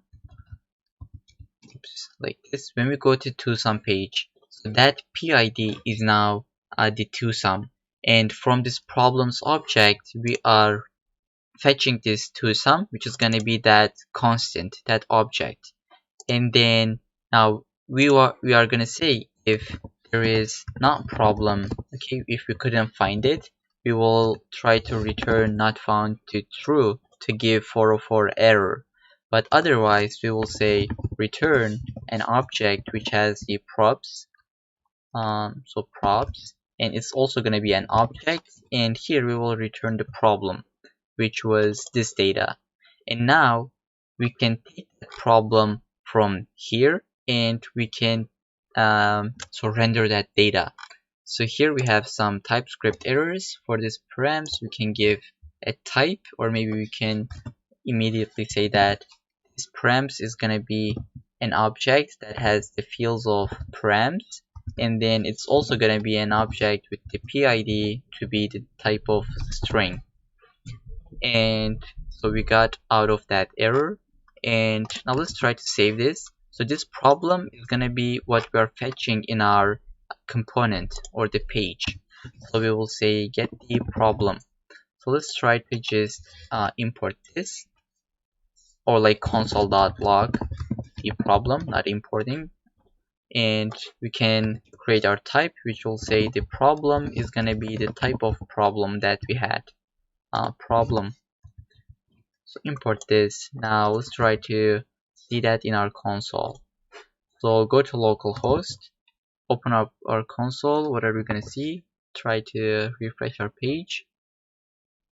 Okay, so we got a serializing error, and I forgot to mention you. So we have a JSON data here, right? So this problem is JSON, or like the JavaScript object notation. And here, so JSON doesn't expect or doesn't have the support for function. Okay, so function cannot be serialized as JSON. For this, we would like to get this problem.handler function, which was function, right? So it was type of function, and we want to make this string. So let's take a look at that, and let's go to inside the valid parentheses. So that handler function is actually a function that you can see here, and now we are converting this to string to get out of that error. And inside our types into the problem, we said that it's either gonna be a type of string or it's either gonna be a function. This is the reason why we are doing this. So let's go back to our PID, and then so let's save it again to get rid of that error. And now in our console we see that object, and now we have our constraints, examples, handler function, and all the other related data. So here what I would like to do is, so we want to put this data into our workspace, right? So let's just prop to relink that. So it's gonna say problem is gonna be the problem, and let's go into the workspace. So we will take that problem, and it's gonna be, it'll take the problem as a type of problem. And first let's build maybe the description side. So the left side we will say get the problem, it's gonna be this problem. So we are still passing this prop, and open the problem description. We will take the prop, which is gonna be the problem, as type of problem. So that should be the problem coming from the utils, and then we will structure this. And then now what do we have here? So for the problem title, we can basically say that it's gonna be problem.title. And then what do we have else? So the difficulty we will get from the database, even though we can put it into the problem object. So let's say here we could also put the difficulty as like the medium, or basically we could put the difficulty here, but I want to put that into DB, and if you want you can put it into this object as well. And now what do we have else? So this is the kind of like dislike counts, and so this is the part where we're gonna have our problem statement. So to render a string as HTML, we could do something called set dangerously inner HTML. So for this, so we had 3 paragraphs, which is the exact same object that we had here. So inside the object constraints, or the problem statement, so it is this this paragraph as one string. And then we can delete these 3 paragraphs, and we will create a div, self-closing div, and it's gonna have set dangerously so what is set inner dangerously set inner HTML, I'm sorry. So this should be that prop name, and then for this we will put the problem statement. Now if we save this, and what is the error? String is not assignable, so that should be, so that should take also an object with this HTML tag underscore HTML, and then problem statement. So that should be the structure. Inside the self-closing tag, we have dangerously set inner HTML value, or the prop, and then we have an object. Inside that object, we have the HTML as the key, and then problem statement as the value. So save this, come back to here, and so we don't have reading.title. Why is this? So it should be some error from this, or maybe problem.title. So let's just optional change this to get error, but maybe we didn't save this. Okay, we didn't save the PID, that's the error we are getting. So now, okay, now that we got our problem title that is coming from our object, and we are rendering our problem statement. Now let's do the same thing for our examples. So for this, I'm going to come back to this example section, and actually I'm going to delete this example 2 and example 3. And then, So since this is hard coded, I'm just gonna actually cut this from here, and then what I want to do is I will say problem.examples and then map examples.map and get each example with the index of it. So what I want to do is to return some JSX. So I'm gonna paste that thing that I just copied, and I will give it some key, which is gonna be the example dot ID, and then like we have example and then number of that example. So it is 1, 2, 3, whatever it is. So I'm gonna say actually index plus 1, and it is because index is starting from 0, so it's going to be increasing at each time, so it's going to be 1, 2, 3, etc, etc. And then in our input section, I will cut this from here and I will say example.input. Actually it should be input text, and then for the output we're going to do the same thing. We're going to say example.output text, and some of them will have explanation and some of them will not. So I'm just going to cut it from here, and then I will say example.explanation. If there is explanation, then I will render this portion, which is going to be inside the React fragment, and we'll take this strong tag, and then for the example section we'll say example.explanation. So now we can actually save this, and this is gonna be the thing that we're seeing here. So we have the input output explanation, examples with the count, as well as the problem statement that we already insert.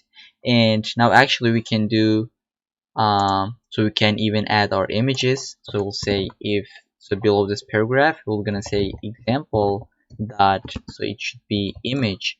If so, what I want to do is to return an image, so it should be image. Actually I want to go to next line, so I will say image, and for the source it's gonna be example. So what should be actually, so example has the image, so we could just say example dot image because it's already having that source.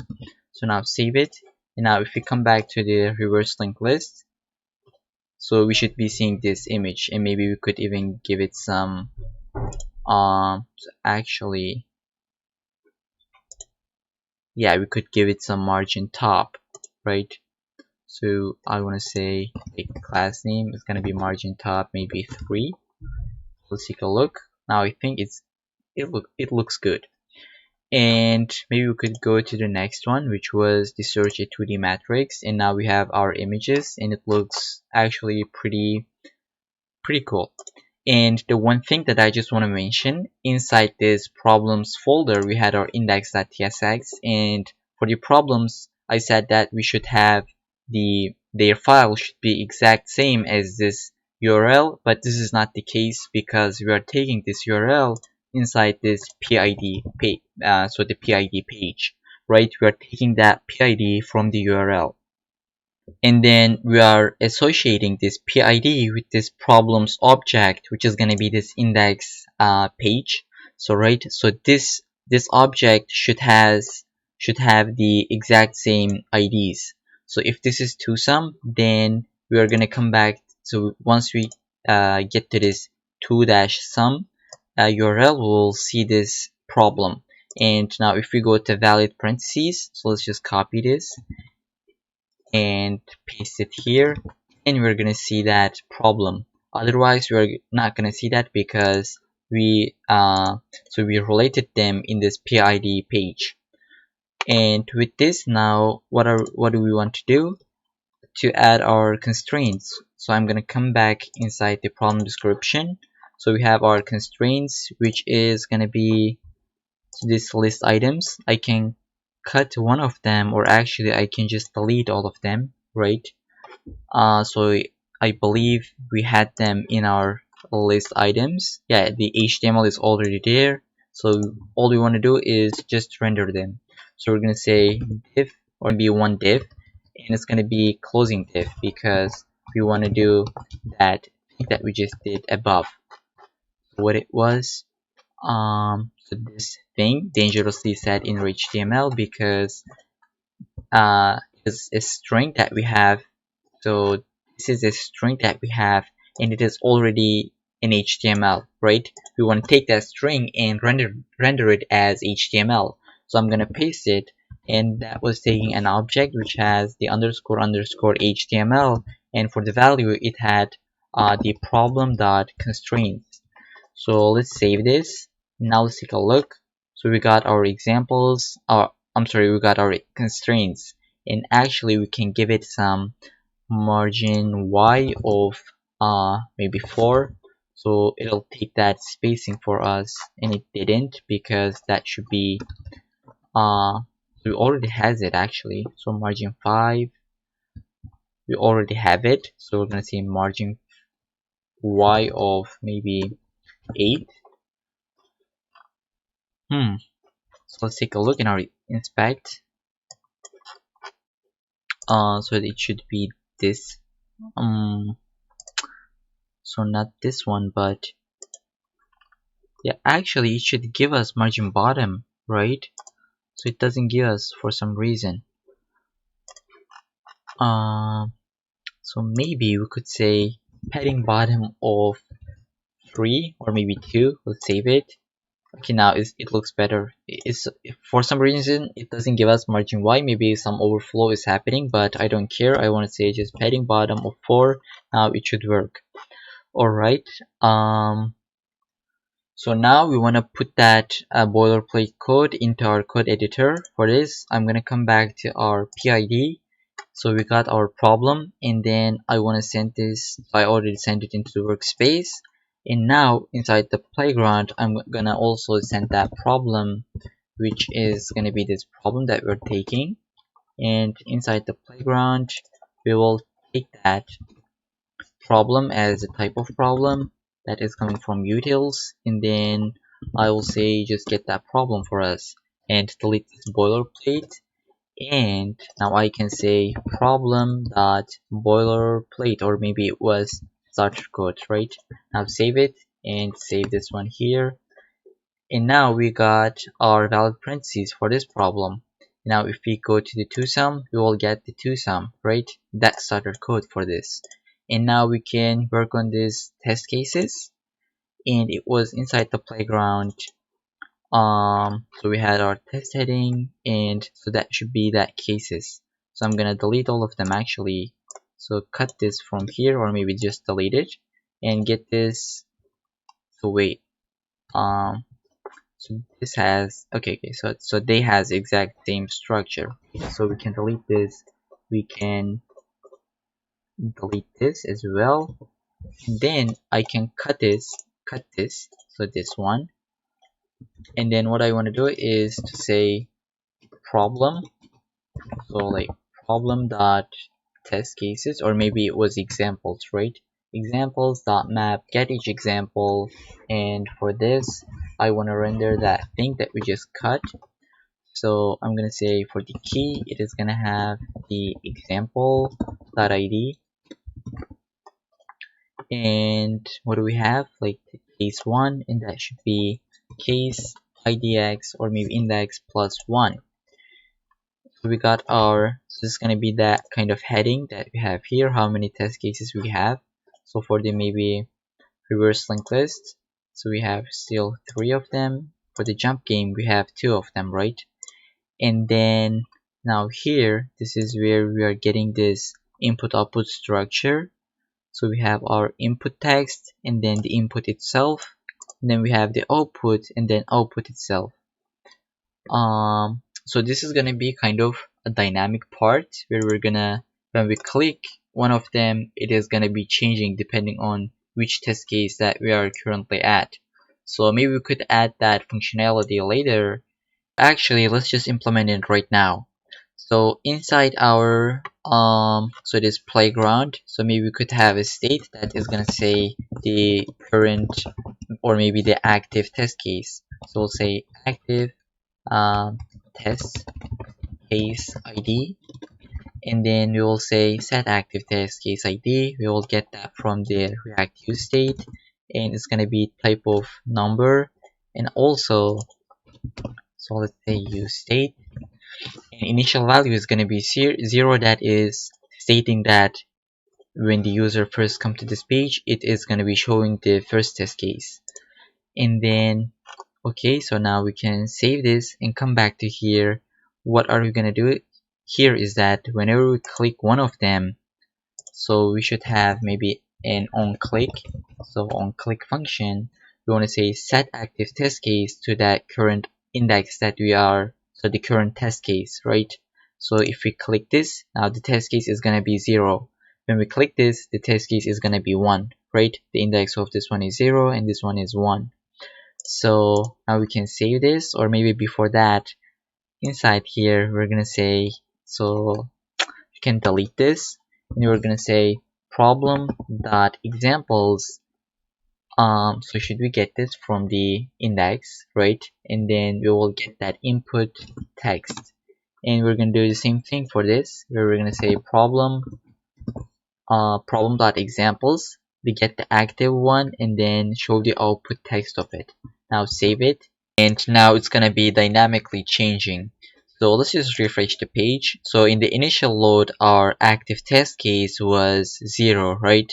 And so when we click one of them, so when we click this, it's going to be 1, right? So since it is 1, it'll show that the example 1, right? So this one is 0 and then this one is 1. So when you click this, the nums is gonna be this nums and the output is gonna be this output. And in the initial render, we're gonna see the first example, right? So let's go to another one. So in maybe the two-sum. So first, when this page is rendered, it's gonna be showing that first example, the input and the output that you can see. And when we click this, now the active test case is 1, so it's gonna be showing that content. And then for the next one, it's going to be so the example 3. So this is how we make it dynamic. So one last little optimization that we can add to this test cases place is to show some kind of indicator to our users to know them like which test case that they are currently looking at. So currently I don't know if that was the case 1, the case 2, or the case 3 that I am looking at here. So for this we can use that state, so the active state, and depending on that I would like to change the color of this text color, right?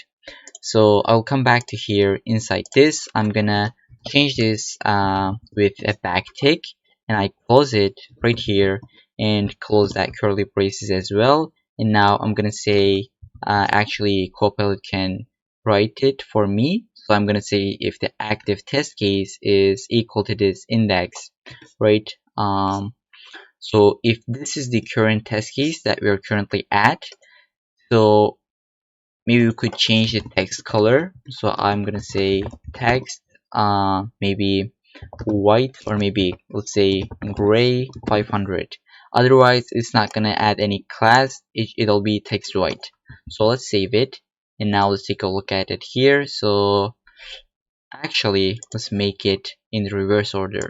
So we're gonna say, so normally if this is the active one, we're gonna get the text white, otherwise we'll say text gray 500. Now if it is the active one, we'll see it as white, and otherwise we're gonna see it as this gray color. So now our user is know that he is looking at the case 1, case 2, or case 3. Okay, now with this, I think we are ready to take a look at our database, which is going to be that diagram that I showed you.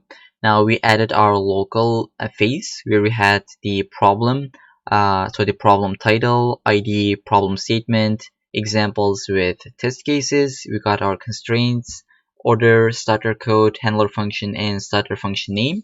So these three of them, so the starter function name, handler function, and order, we haven't used that yet, but we're going to be using that soon. And now this is going to be the DB part, which is going to be our, so to say, the Firestore database.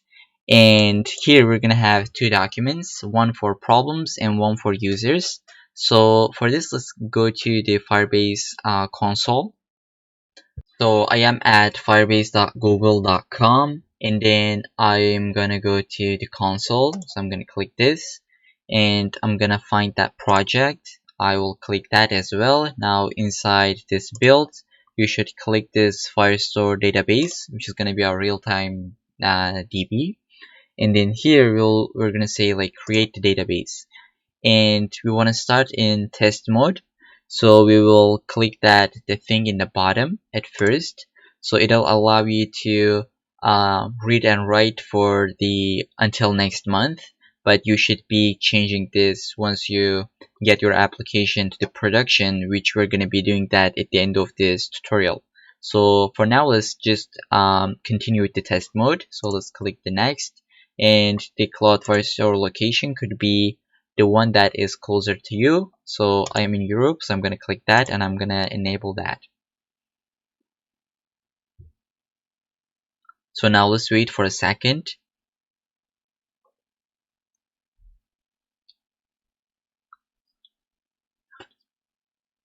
So now it has been initialized for us. So this is our panel view, so to say, and now here we can see our usage, our rules, and the data that we have here. So far we don't have anything, but we can add our collections, and inside that collections we're gonna have our documents, right? So the users is a collection, and each user is gonna be a document.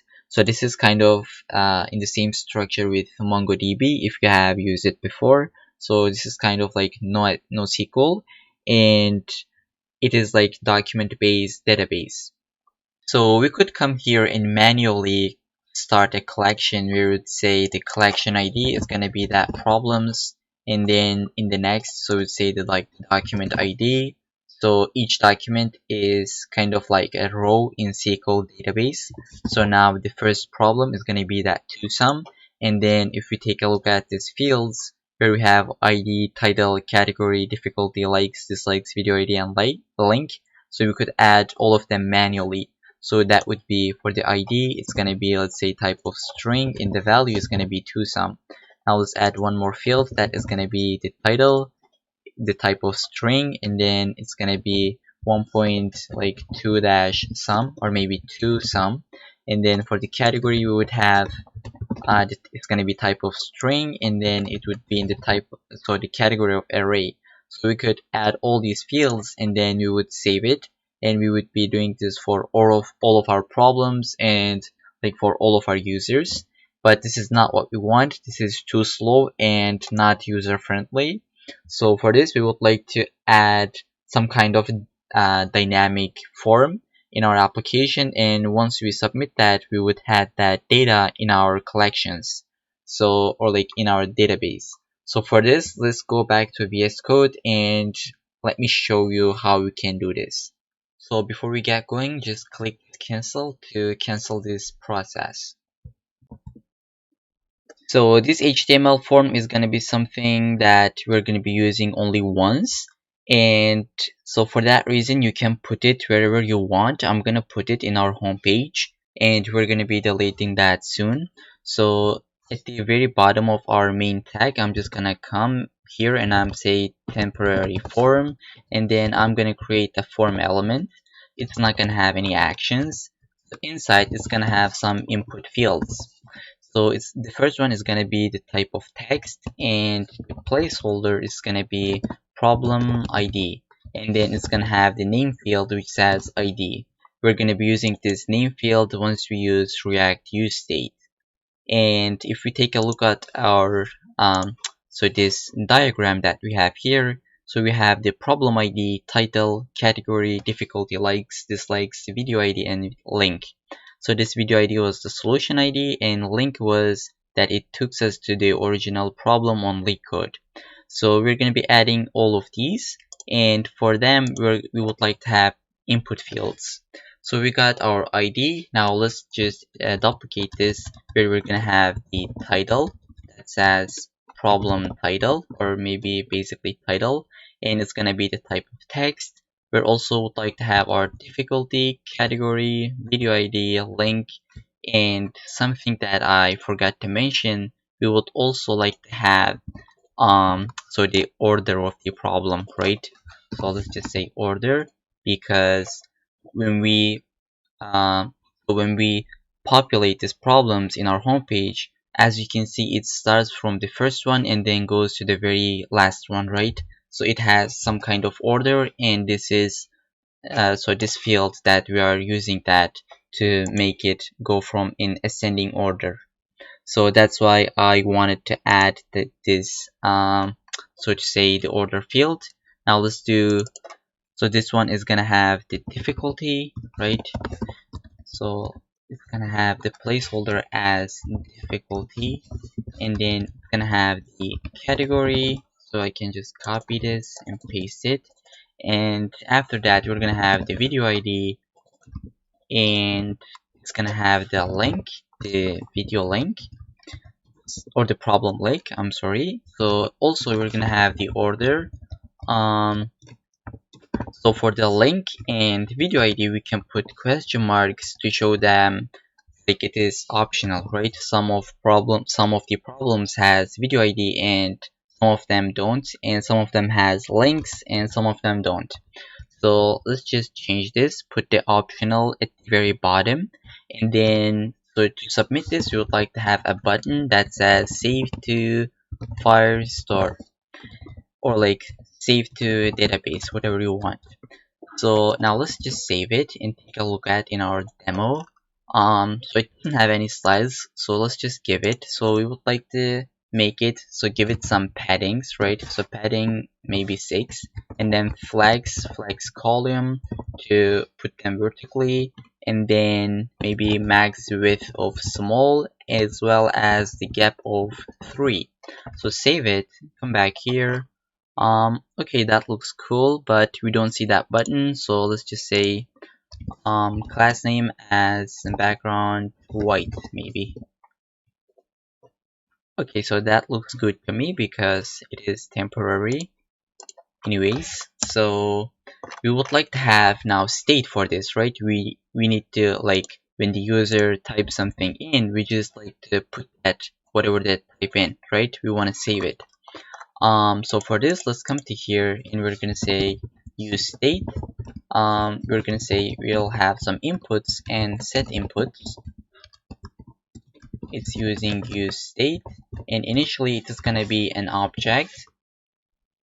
So we will have the ID of the problem as empty, and then we're gonna have the title, the category, difficulty, and then we will have the, so let's say the video ID, and then we will have the link, we will have the order. So for this we can just say 0 because we're going to be mutating this anyways, and then we will have the likes and dislikes, right?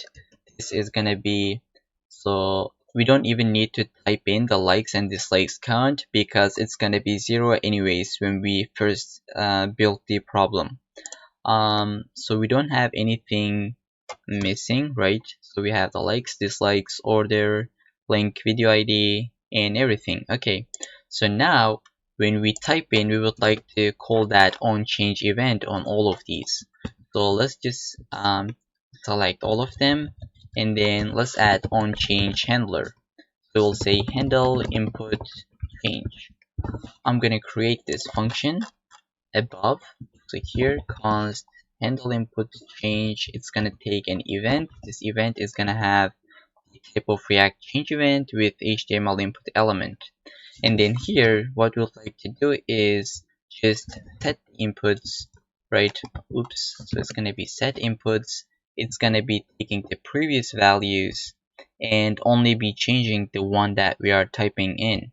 So just to show you that we're doing this correct, so let's console.log the inputs.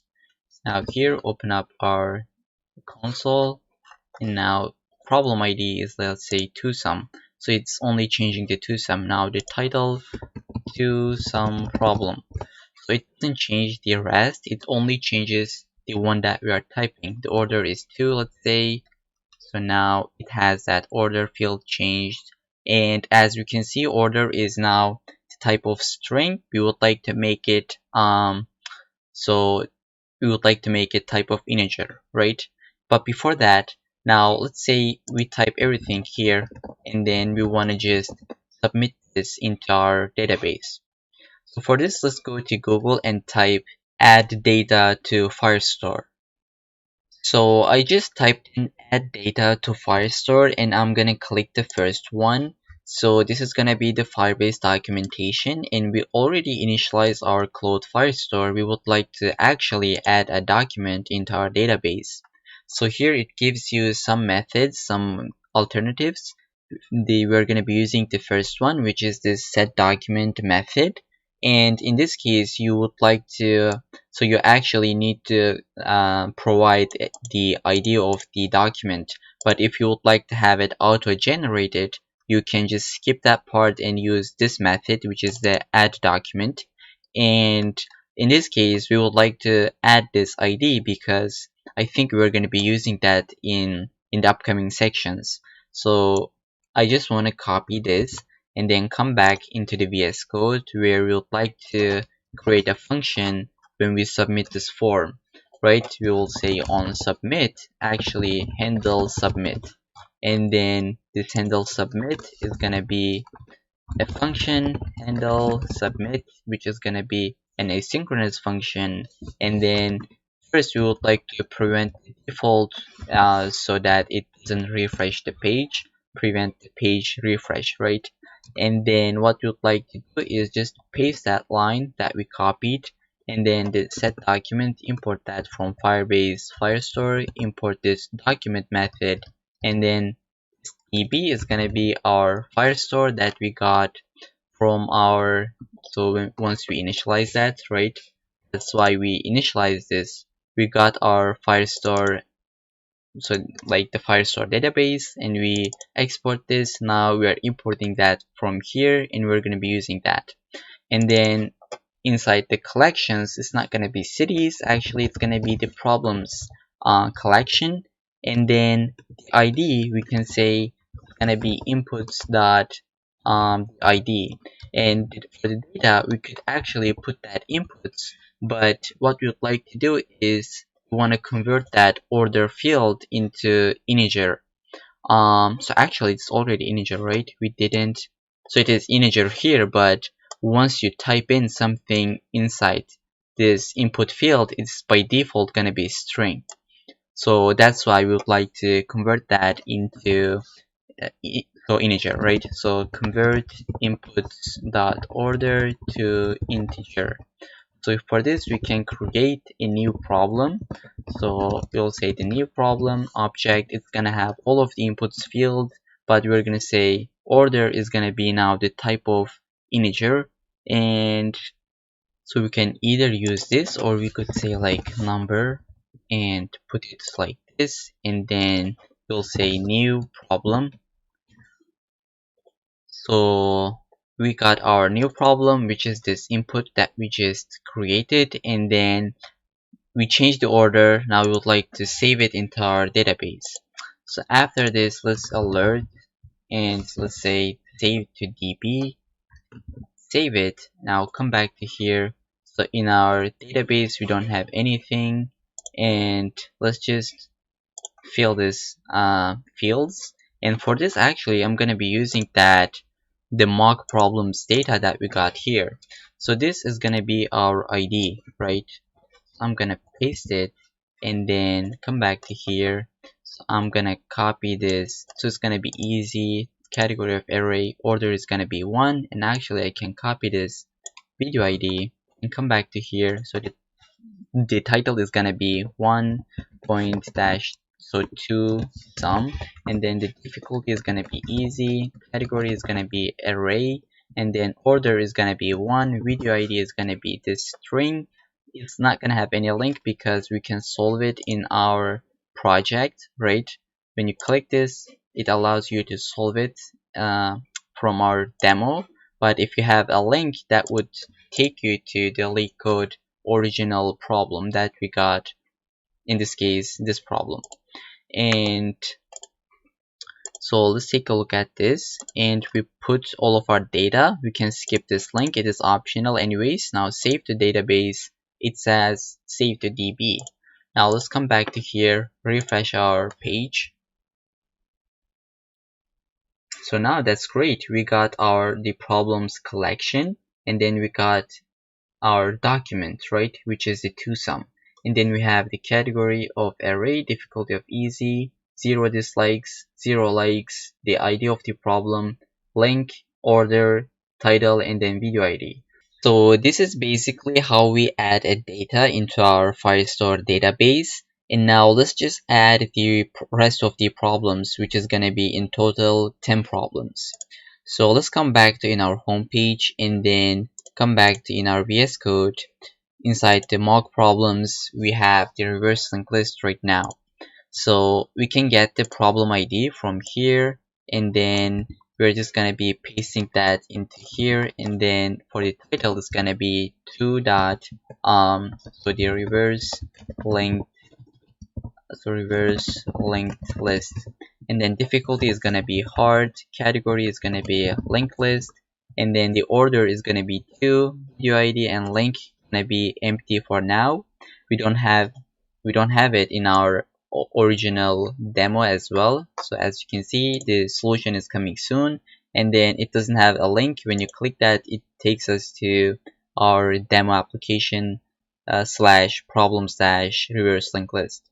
So we're gonna skip this part and save to DB, and it's been saved. Now it should be real time. As we can see, we got the reverse linked list, all the data that we got here. Now let's just add the rest of them. I'm gonna be actually fast forwarding this video, but this is how you would like to do. You will take a look at here actually. So we got the problems as here, so the title, difficulty, category, and then the solution. But most importantly, you can take a look at in this problems or like the mock problems file. You would like to get the ID, copy it, and paste it into our, so let's just refresh this. So paste the problem ID, get the problem title, and then so get the title, copy this, and once you paste it, just put the order in front of it with that dot so that you can get that complete title. And then you would like to put the difficulty, the category, so it's going to be actually medium. So what was the category? It was dynamic programming, so dynamic. And then you would like to put the order, video ID if there is inside this mock problems. If not, just skip that. And then so if it has link, put that inside here. If it doesn't, skip that as well, and then just save it. And now you would like to do this for all the problems, and each time it should be adding that into our documents or like inside our database. Now we got the jump game with the all the data that we just give. So this is how you would like to do. And now I'm going to be adding all that 10 problems and then come back to continue the video. So I have added all of the problems into our database, and I just want to show you for a second all of them so that you can pause the video and just compare it with yourselves. And then so like the first one, or actually the 9th one, we got the best time to buy and sell stock. It doesn't have a video ID. The order we got as 9. We got the link that will take you to the original problem on LeetCode, and then likes, dislikes, the ID, difficulty, the category. So it is going to be the same for the rest of the problems. So you can just pause the video and take a look at them. So this is what we got: the jump game, DP problem, maximum depth of binary tree. So we got the video ID, the link as well. So we got the merge intervals, we got only a link, not the video ID. And then reverse linked list, we added this, search a 2D matrix, subsets, which is a backtracking problem. Then we got the toSum as well as the valid parentheses. So there might be some little bugs that I maybe accidentally added, so like missed information here. If I realize that, I will be updating that in our upcoming sections. So with this, now that we got our problems, we can actually populate it in our homepage. So first things first, I would like to delete this form. It was temporary anyways. We're not going to be using that again in this tutorial, but let's say in the future you would like to add more problems into your application. That would be one alternative to doing this, like adding the problems. So since we deleted the form, we don't need this handle submit, handle input change, and then this use state values. So we can delete all these, and this imports as well. We can have the use state because we're going to be using this. Now the next thing that we would like to add is some kind of loading state. So in our original website, when our users refresh this page, like in the initial load, for 1 second they see this loading state, and then once it fetches the data, it'll replace that loading state with this this table. So for this we can use something called loading skeletons, and Tailwind CSS covers that in flowbyte.com. So they just have this really cool looking skeletons. They has the default image placeholder, like the video placeholder, text placeholder, and a lot of stuff. So I just played around with these CSS classes, and eventually I was able to came up with this design where we have an like circle on the left and then 3 rectangulars on the same line. So for this, I'm just gonna come back to inside VS Code. I will paste that loading like the loading skeleton, which you can find it from the GitHub gist. And then depending on this, we're gonna be like depending on the loading state, we're gonna be showing this. So here we're gonna have a like state that says loading problems. So loading problems, and then set loading problems, and initially it's gonna be in the state of true. And then below this div we are gonna show our loading skeletons depending on the state. So if it is loading the problems, then we're gonna render some HTML, which is gonna be a div. It's gonna have some class names, and inside it's gonna have the loading skeleton, but it is not gonna have only one of them. If you take a closer look at here, we're gonna have 10 of them, right? So each of these, this line, each skeleton is actually only one of this component. So we would like to loop through this 10 times. So for this, we're not gonna have only one of these, but actually we're gonna create a loop that says 10 times of this array destructuring. We're gonna map this for each of them. We're gonna render some we're gonna render this loading skeleton. We're gonna give this key as the index so that React would be happy with us. Now if we just save it and take a look at our local host, we got this skeleton, but it doesn't have that pulse animation. So just to add this, we can come to here, we'll say animate pulse, save it. So now we got this pulse animation, as we can see. And now all the thing that we need to do is just center this. For this, we're gonna add some more classes, which is gonna be max width of 100, so like 1200 pixels, and margin is gonna be auto. Margin X is gonna be auto to center that. And then we're gonna have like smaller screens, and above we're gonna have the width of 7 to 12, and then like normally it's gonna have width of full. And I think this is all classes that we need. Save it, and this is what we would like to see. And now if the loading problems was false, it is not going to show that loading state. So let's just put it into the true state, which is going to be our initial state. And inside this table now, we are gonna be only showing this table head if we are not loading the problems. Right now you can just cut this, and then you'll say if it is not loading the problems, then just render this portion and just paste it.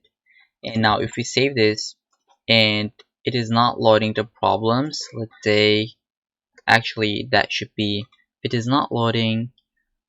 So right now it's loading, right? So if that was false, then it should show this. Something strange is going on here. So if let's say this is true, so we got both this and then this. This shouldn't be the case.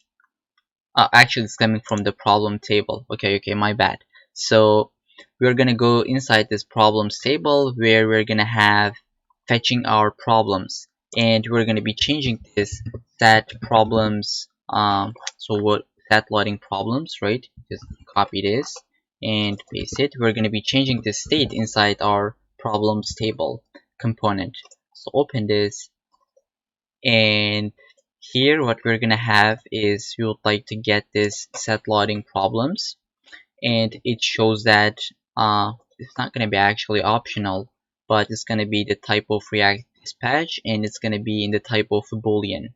So we would like to get that set loading problems, save it here, save it from here, and then now here is going to be the logic that we're going to have the logic to fetch the problem. So for this, I actually would like to do some abstractions where I'm just gonna say const problems, and I'm gonna call my hook, which is gonna be use get problems. We're gonna create this, and I'm just gonna call this hook. It'll give me the problems. So I don't care about the implementation detail. Let's say after like 1 month, 2 months later, when I come back to this project, when I read the code, I just like to see how it fetches. So like where it fetches and not actually how it fetches. So for this, I'm gonna also paste it this set loading problems so that we can change the state inside this hook. And now I'm gonna create this hook below this file where I'm gonna say, so it is going to be a function called useGetProblems, and it's going to be taking that set loading problems as the first parameter, and then inside here we're going to return the problems, and this problems is going to be actually a state where initially it's going to be an empty array, and once we fetch it we're going to change it with the original problems. So since we are talking about the fetching logic, for this the only thing that we can think of is going to be use effect in React. So we're going to be calling this on like the initial mount. So for this I initialize my use effect like this, and then here I'm going to have a function called get maybe like get problems like this, and it's going to be an async function, and I'm going to call this function to execute the code inside. So this function is going to be the function that we use the fetching data logic right from the Firestore. So here initially the set loading problems is going to be true since we are trying to fetch the problems. And then now I don't know how to fetch the data from Firebase, right? So for this I'm going to come back to Google where I'm going to just type get data from Firestore. So I'm going to click this. So we already initialized our Cloud Firestore, and the thing that we would like to get is get multiple documents from a collection. If you remember, we had our collection, which is the problems collection, and we have multiple documents that we would like to fetch them.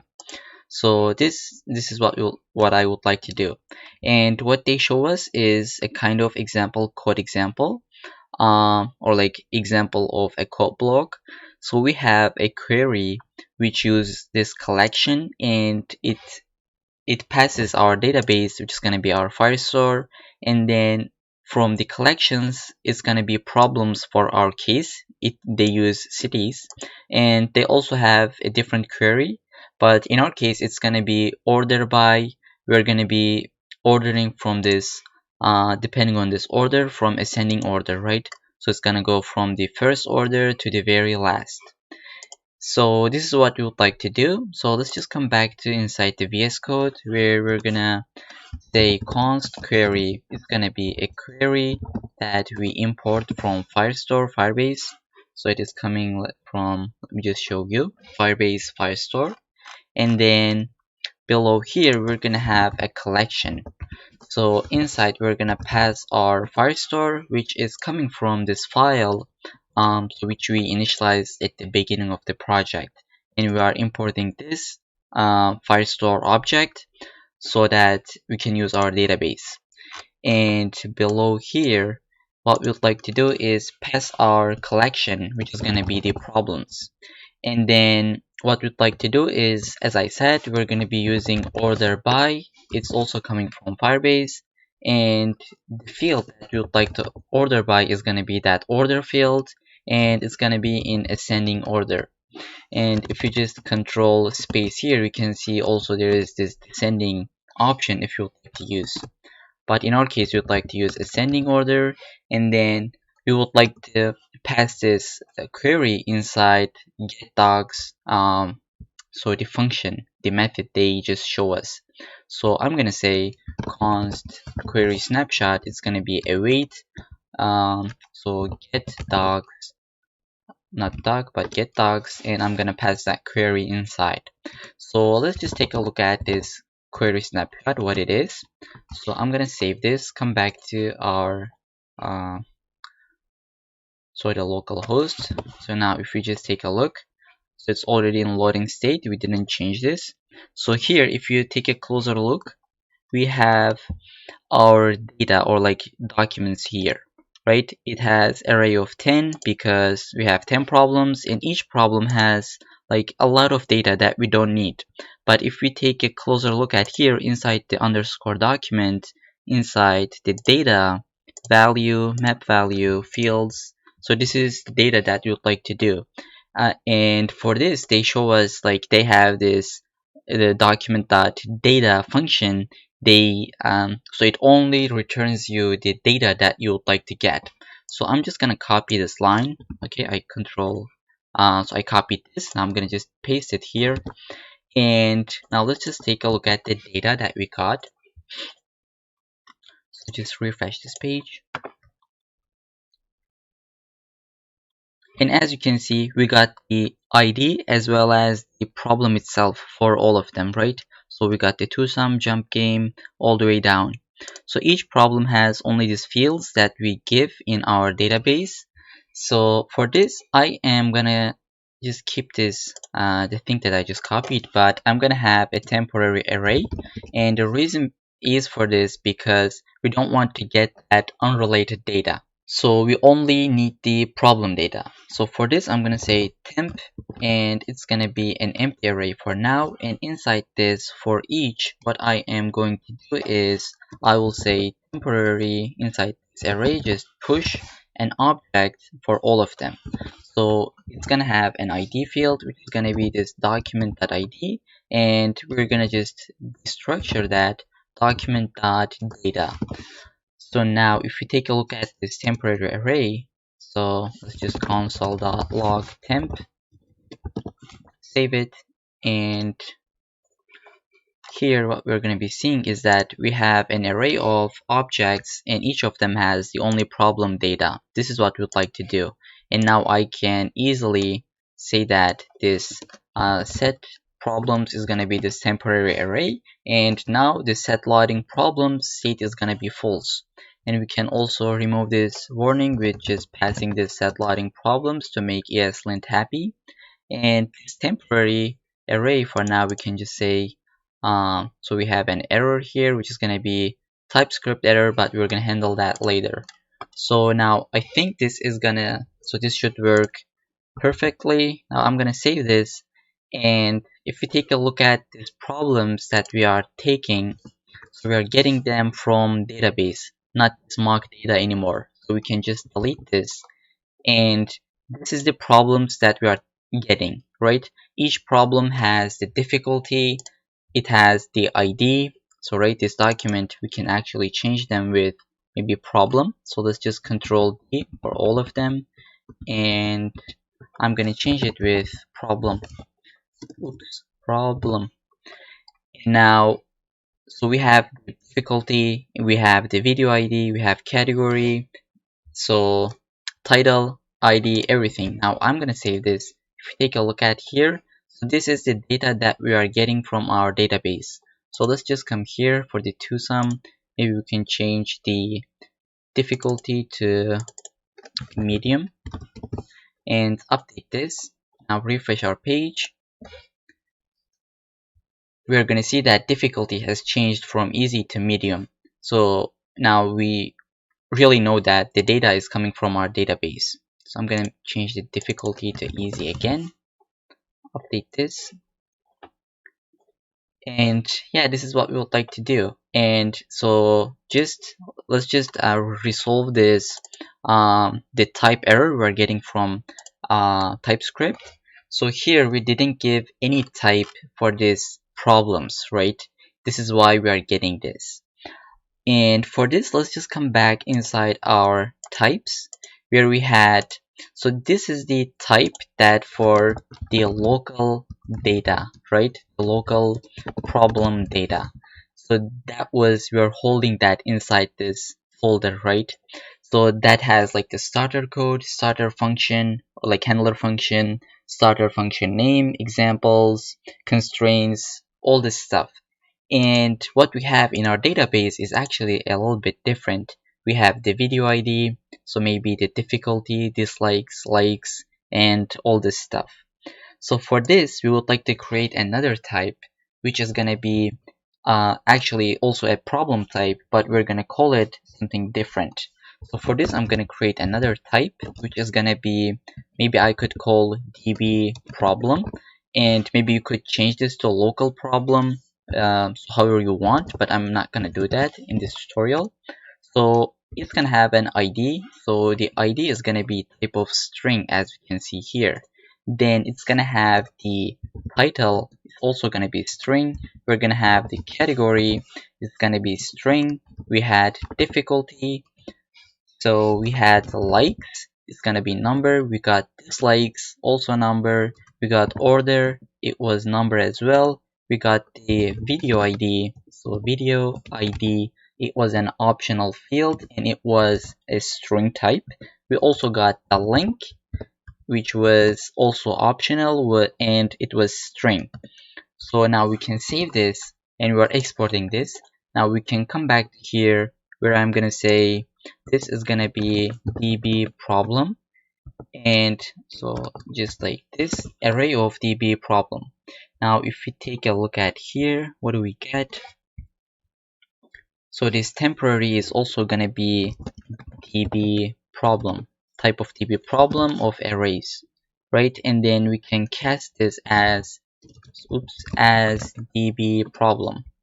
And with this, now we just get rid of all that compiling errors.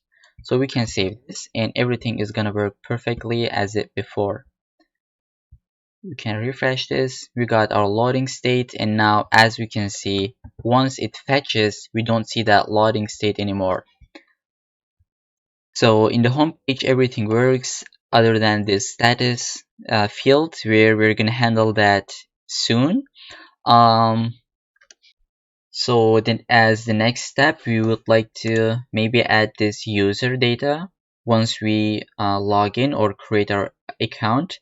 So we would like to put this data in our database as one more collection. But should this step be the next step? Let me just think and come back in a second. So before we do anything else, actually, we would like to use that problem link. So when we click one of these from the 6th problem to the very last one, we would like it to take us to the problem link page. So when I click this right now, it'll take us to 404 because we did not add this maximum depth of binary tree into our problems object. So if we take a look at our original demo, when I click one of them, it'll take me to the LeetCode, as we can see. But here, what we would like to add that link property into our code. So it was here, so I can just cut this where it takes us to the problem page. I'm gonna just cut it for now, and I'm gonna say if problem.link, if we have it, do something, and if we don't have it, do something else or render something else. And in the else case, we're going to have that link that takes us to the problem page. But otherwise, we're going to have a link tag, or yeah, we're going to have a link which is going to have the href as, so the problem.link. And it's going to have some class name. It's going to be on hover, we would like to text to blue 600. And then maybe it's going to have the cursor pointer. And also we would like to have it, the target to be blank, so that it will take us to the which is gonna open a new tab. And inside we're gonna say the problem.title. I'm gonna save it, and here in our localhost, when we click one of these, so from the sixth one to the last one, when I click this, it'll take me to the LeetCode to this problem that we got the link for this. But for the jump game, let's say we don't have that, so the link in our problems, so in our database. So let's go to jump game. For the link, we don't have anything, so it'll take me to the problem page. As you can see, we got our boilerplate, test cases, and all the things that we added. So the next thing that I actually want to do is like display this likes count, and when I click them, it'll do that like operation. But for this, we actually need to first create this users collection, because what happens is that when you click, so when you like a problem, that problem ID is gonna be pushed to this liked problems array in our users, right? So that when we log in again, it'll show us that you already like that problem. So for this, we actually want to just create this data in our database. So for this, I want to head over to the sign up component where we sign up our users, right? We create it with email and password. And once we sign them in, or like once we sign them up, we would like to create that document as well. So we're gonna have that users collection, and it's gonna be inside our database, and each document is gonna be one of our users, and each user will have inside this fields is gonna have these fields, right? This display name, email, like problems, dislike problems, and the rest. So for this, we're going to be also using that set document method, which is coming from the documentation. So if you don't remember that, just type Firebase add data to Google and click this, where we did this maybe 2 sections before when we had that temporary form. So inside this add a document, we use this set document method, right? So we're going to come back to here, and what we'd like to do is use that method as well. So we're going to say await set doc, and it's going to take this document method, and then we're going to have our database, which is this Firestore. Let's just import this, and then we're going to have inside users collection, and as the ID we need to give it because we are using this set method. They give that ID, and we actually want that as well. So we're going to say new user that we just created. New user, it is coming from here, right? New user dot user dot ID, and then we want to give now the data. So I'm going to say user data is going to be an object which we're going to have here. So this user data is going to have the UID, right? We're going to say the user ID is going to be new user ID. It's going to have the email. It's going to have the display name, which is coming from our inputs. So we would like to have the created at field. So created at, which is going to be maybe date.now. And also we would like to have the updated at. It's also going to be date.now. We're going to have the liked problems. It's going to be an empty array. Disliked problems. So we're going to have solved problems and maybe start problems, right? Our users want to start the problem. And I think that was all the fields that we need. Let me just double check that. Update, created at, solve problem, start, dislike, liked, email, display name, and ID. Yeah, this is the all thing that we need. So it gives us some error. Maybe ID does not exist on, so that should be user.uid, not the ID.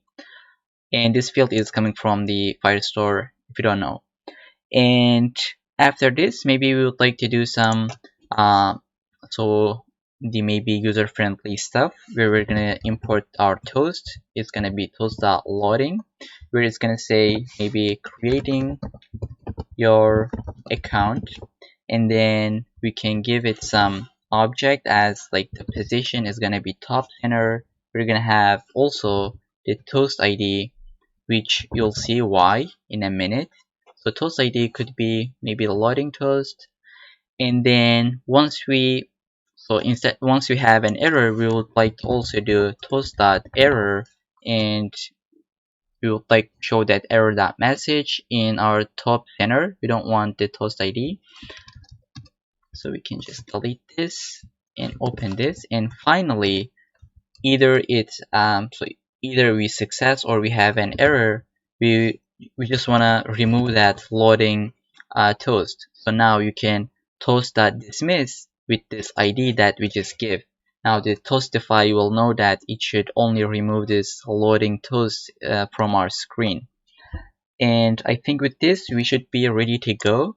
So let's just save it and try to sign up one more user.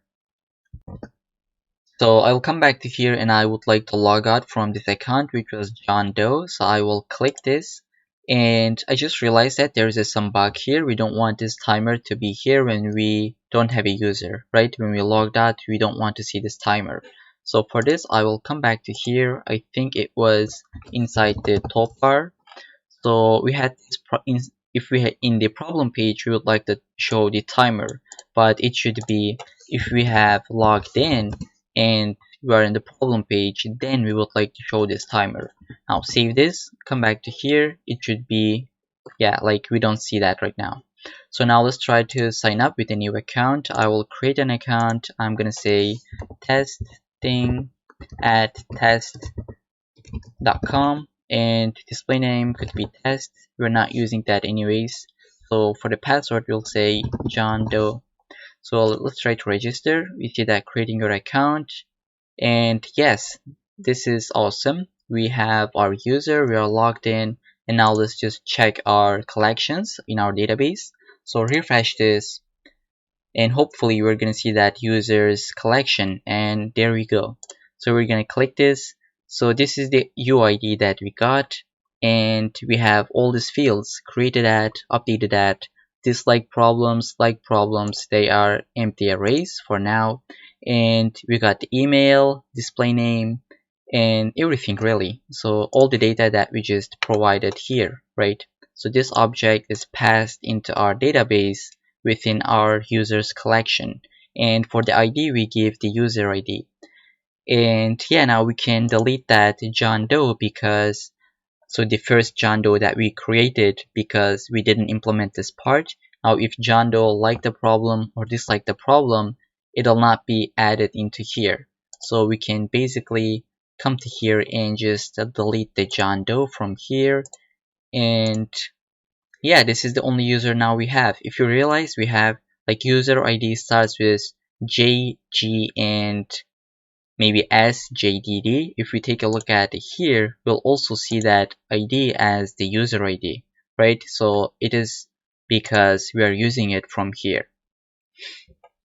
So as the next step, since we have our data in our database, the problem data and the user data, now I actually want to fetch that problem data, which was the like, dislike count, and the difficulty of the problem.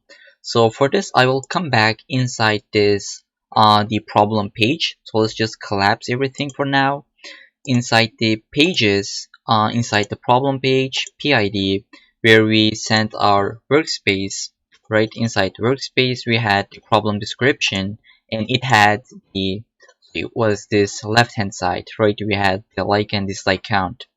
So here, what I'm gonna do is actually just fetch that data from our database. So for this, I'm gonna use the same abstraction logic where I'm just gonna call my hook that I will be creating. I'm gonna say use maybe get current problem, right? Because in this page we are only gonna have one problem, right? So let's say this is the to-sum page, and then we will have maybe jump game. So this page is only gonna be for one problem, as we already know. So I want to send this problem ID to this page so that we know which data should be fetched. Okay, and at the bottom of our page, I'm gonna create my function, which is gonna be use get current problem, and it's gonna take the problem ID, and it's gonna be the type of string.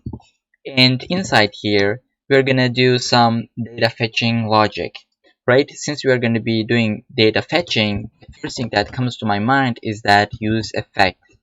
All right, and let's just initialize it on mount.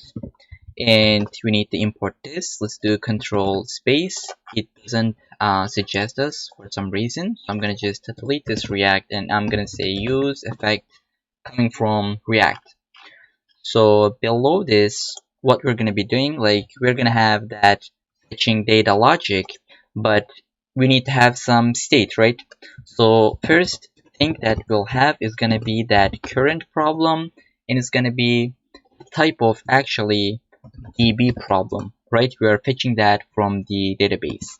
So it either is going to be that DB problem or it's going to be null, and initially it's going to be null. So let's import useState. It'll not suggest us, so let's just do it manually. So I'm going to say useState from React,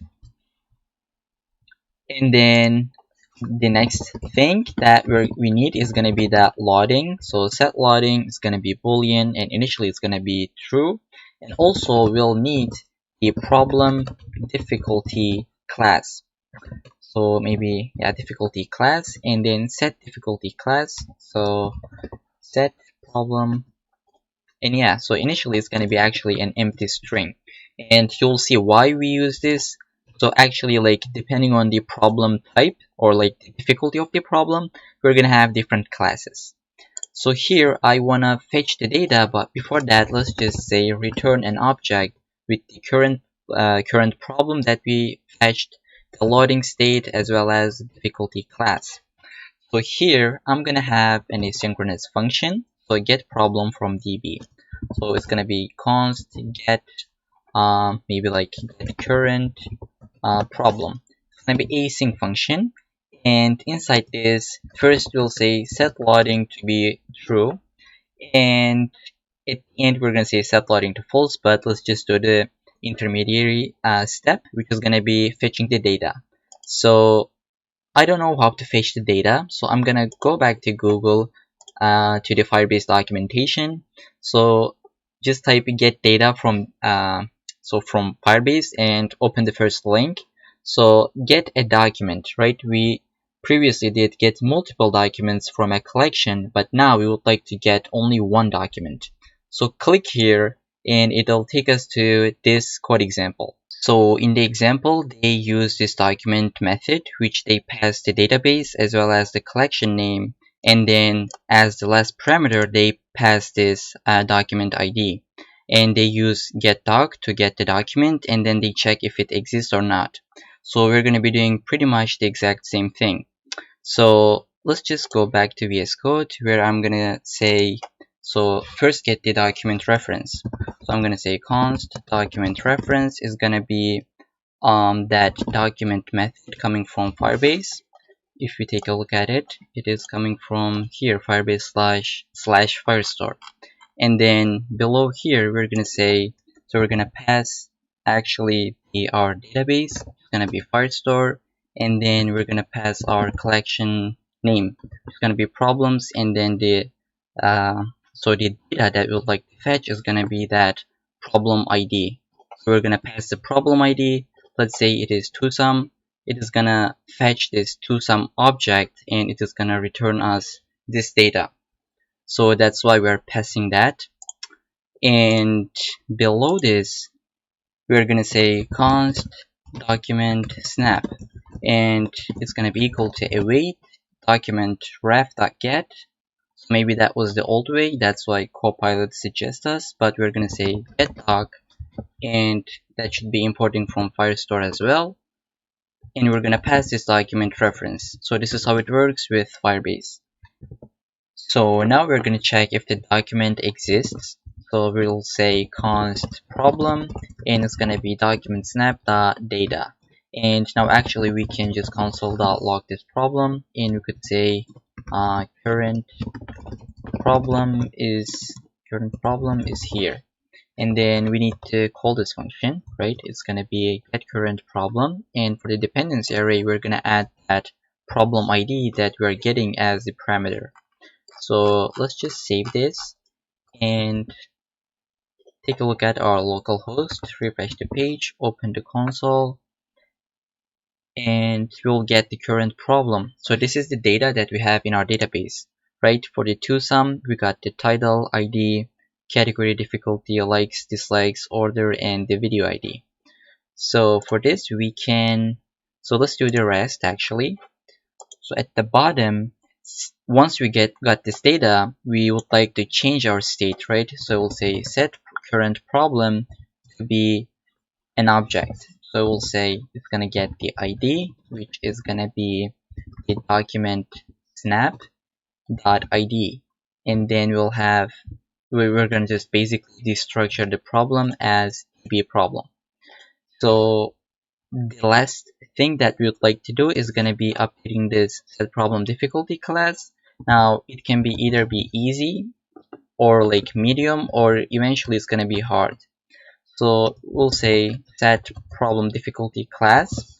So let's just expand this, and we'll say if the problem is going to be a lowercase, the problem.difficulty, if it is easy, so it should be uppercase or like capitalized. So if it is easy, then our class name is gonna be bg olive and text olive. So if it is not easy, then there is two other sort of possibilities.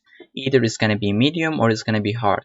So if the problem.difficulty is equal to medium, then it's gonna have bg yellow and text yellow, I guess. So text dark yellow as well as bg dark yellow.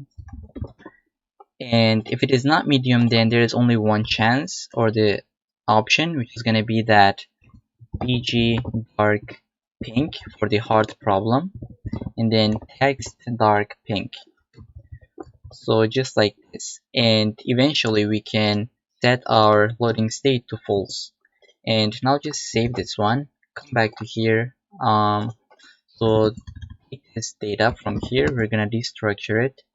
So we'll say get the current problem, loading state, and problem difficulty class.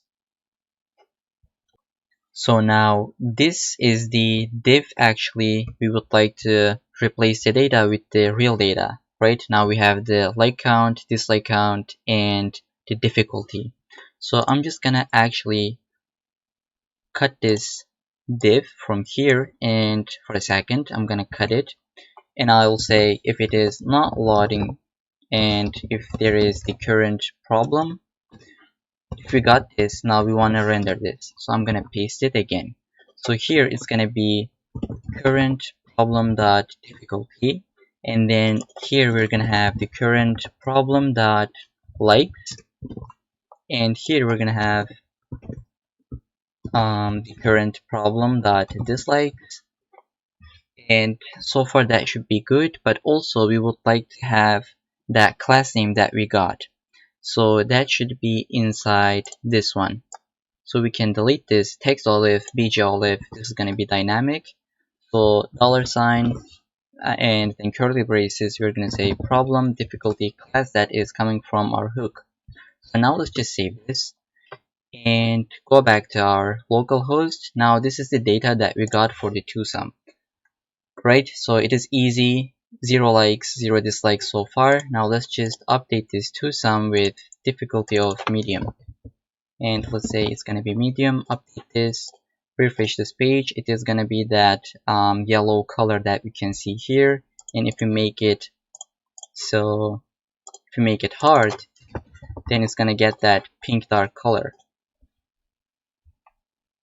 as we can see. And for a second it doesn't show us because it is in the loading state, and maybe we could add some skeleton for this. So I'm just gonna update this to some with easy. This is how it should be.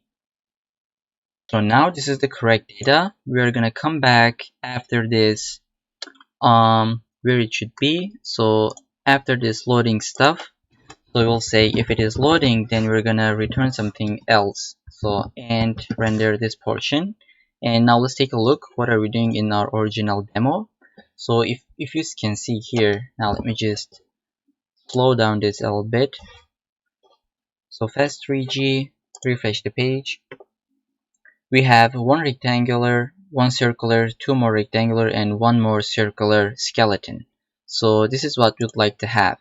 So I'm gonna say here we're gonna have a div with some classes. It's gonna have class name, margin top 3, flex, space x to be 2 to give some spacing. And now, as we said before, it's gonna have one rectangular and one circle, two more rectangular, and then one more circle. So for this, I can just say rectangular, or like rectangle, so rectangle skeleton, right? Rectangle skeleton. I'm just gonna call this, and then I will have circle, so circle skeleton, and then like two more rectangular skeletons, and then one more circle skeleton, right?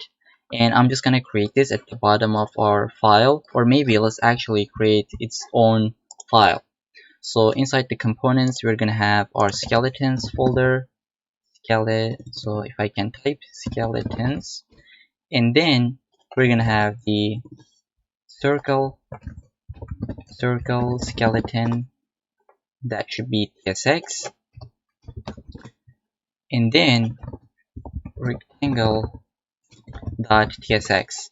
Let's do a tfcd to get the boilerplate. We don't need any props, so delete this. And inside our circle, or like rectangle skeleton, let's just rename this rectangle skeleton. And now we can just say, oops, so rectangle skeleton. And then here we're gonna have some class names and two more divs, I guess. So the first one is gonna have class names of space y 2.5, and animate is gonna be pulse.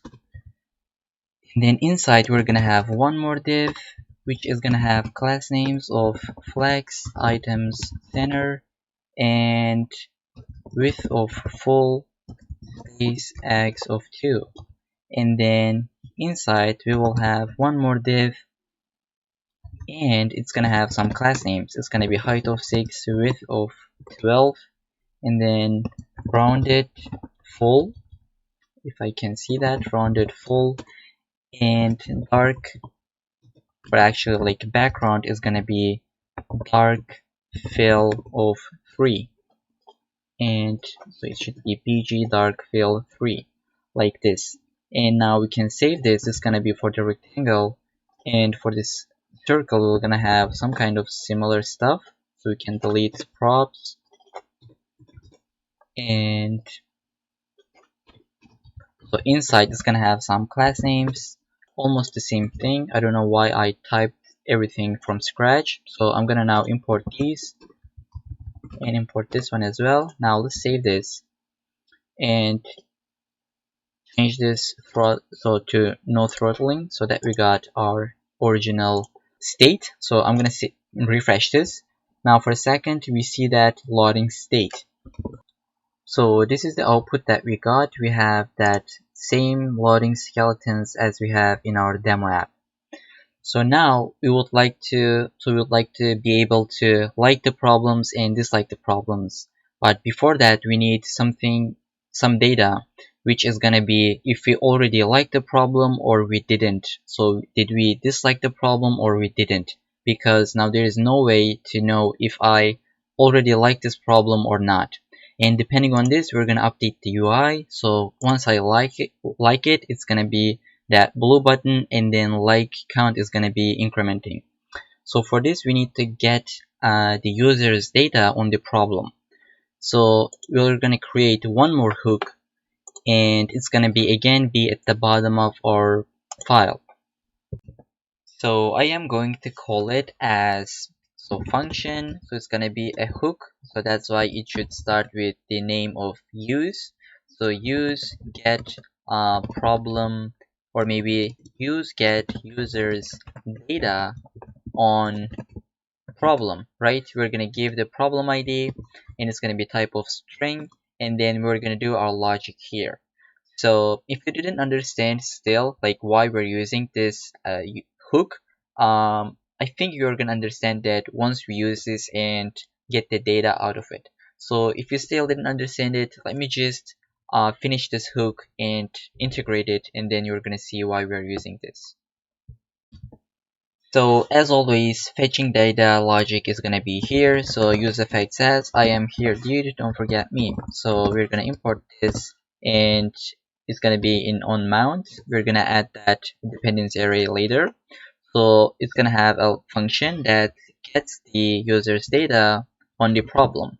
And then we're gonna call this function on get users data on problem, and then here we're gonna have some state, right? So we're gonna have const data set data, and initially it's gonna be an object, right? So it is gonna have the liked, so liked false, disliked false, start false, and solved false, right? So initially we're gonna think that user didn't like the problem, didn't dislike, didn't start, and didn't solve the problem.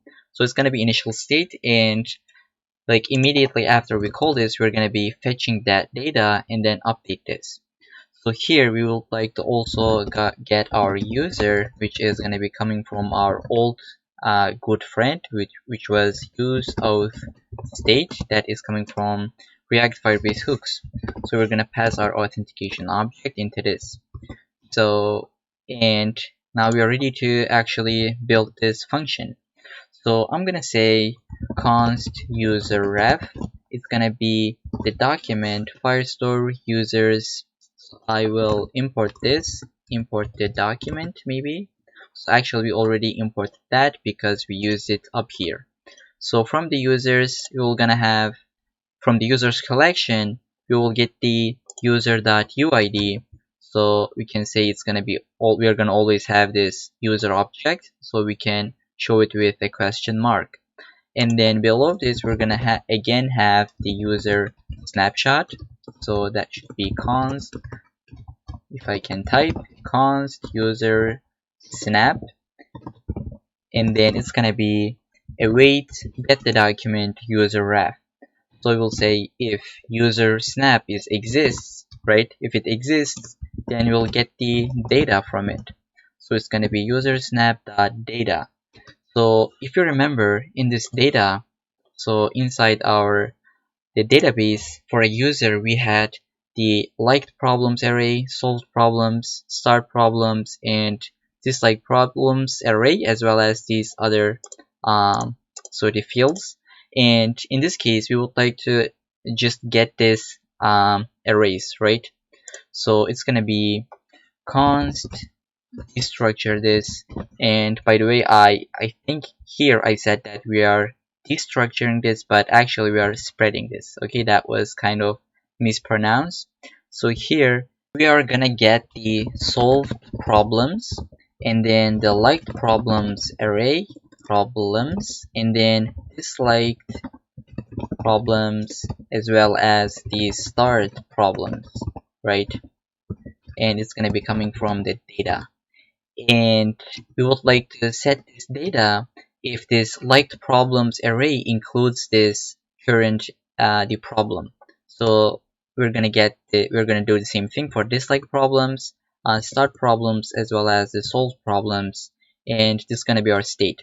So if user so inside that, so this is gonna be actually that liked problems array. So it's gonna have maybe 2-sum. So that was the problem ID. So maybe we would like, so we're gonna have the jump game. If user solve this problem, then it's gonna have these values. And if this problem ID is inside this liked problems array, then it's gonna be returning true for this liked field. So I think this is how I would explain this. I think it could be explained a little bit better, but I hope you get the point. So we are going to be calling this function if we have a user, right? If you don't have a user, so if we are logged out, so we cannot get that data, right? So we need to just self-guard this by telling, or like if guard this, we're going to say if we have user, then call this function. And one more thing, when we so like unmount this project, or like unmount this component, not the project, so we're gonna call this function. So it's gonna be running on unmount. So it's gonna set this data to the initial state. So let's just send this problem ID into here as well as the user.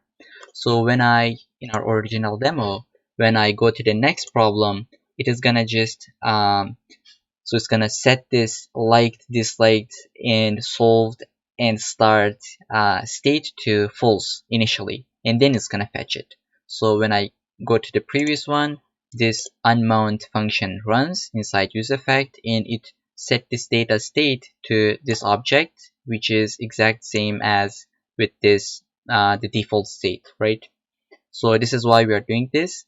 And then at the bottom, we're going to say return an object which will get all the data as well as this set data, right? Set data so that so we're going to be using this later. So I think this is the old function that we need. So this will give us the so the liked, disliked, start, and solved state of the user. Okay, so now we would like to use this. So go to above where we will use const. So from here we'll say use get users data on problem, and we're gonna give the problem ID, and then we're gonna destructure some stuff. It's gonna be if user liked this, so liked, comma, disliked, and solved, set data, and start. And now I think we are ready to build our handle like, dislike, and star functions.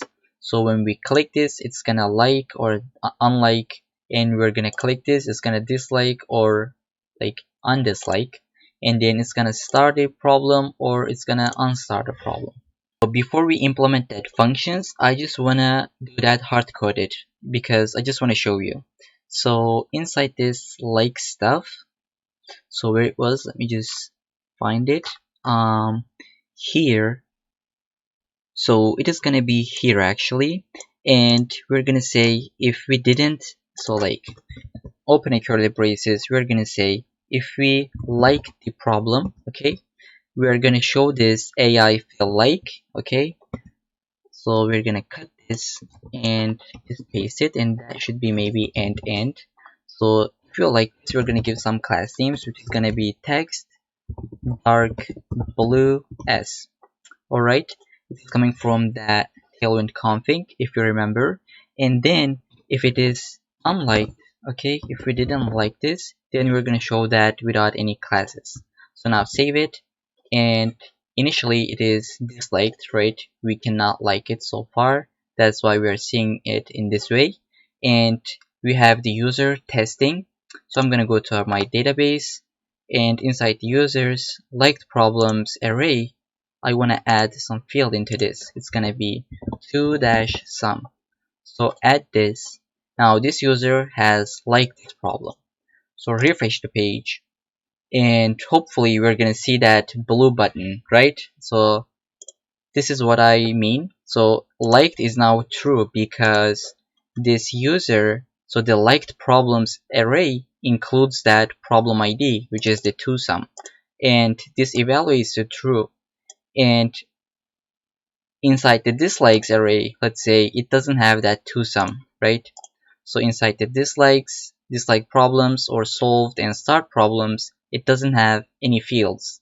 That's why they return false. So this is what I mean. And now we are ready to build our handle like function. So it is gonna be this, right?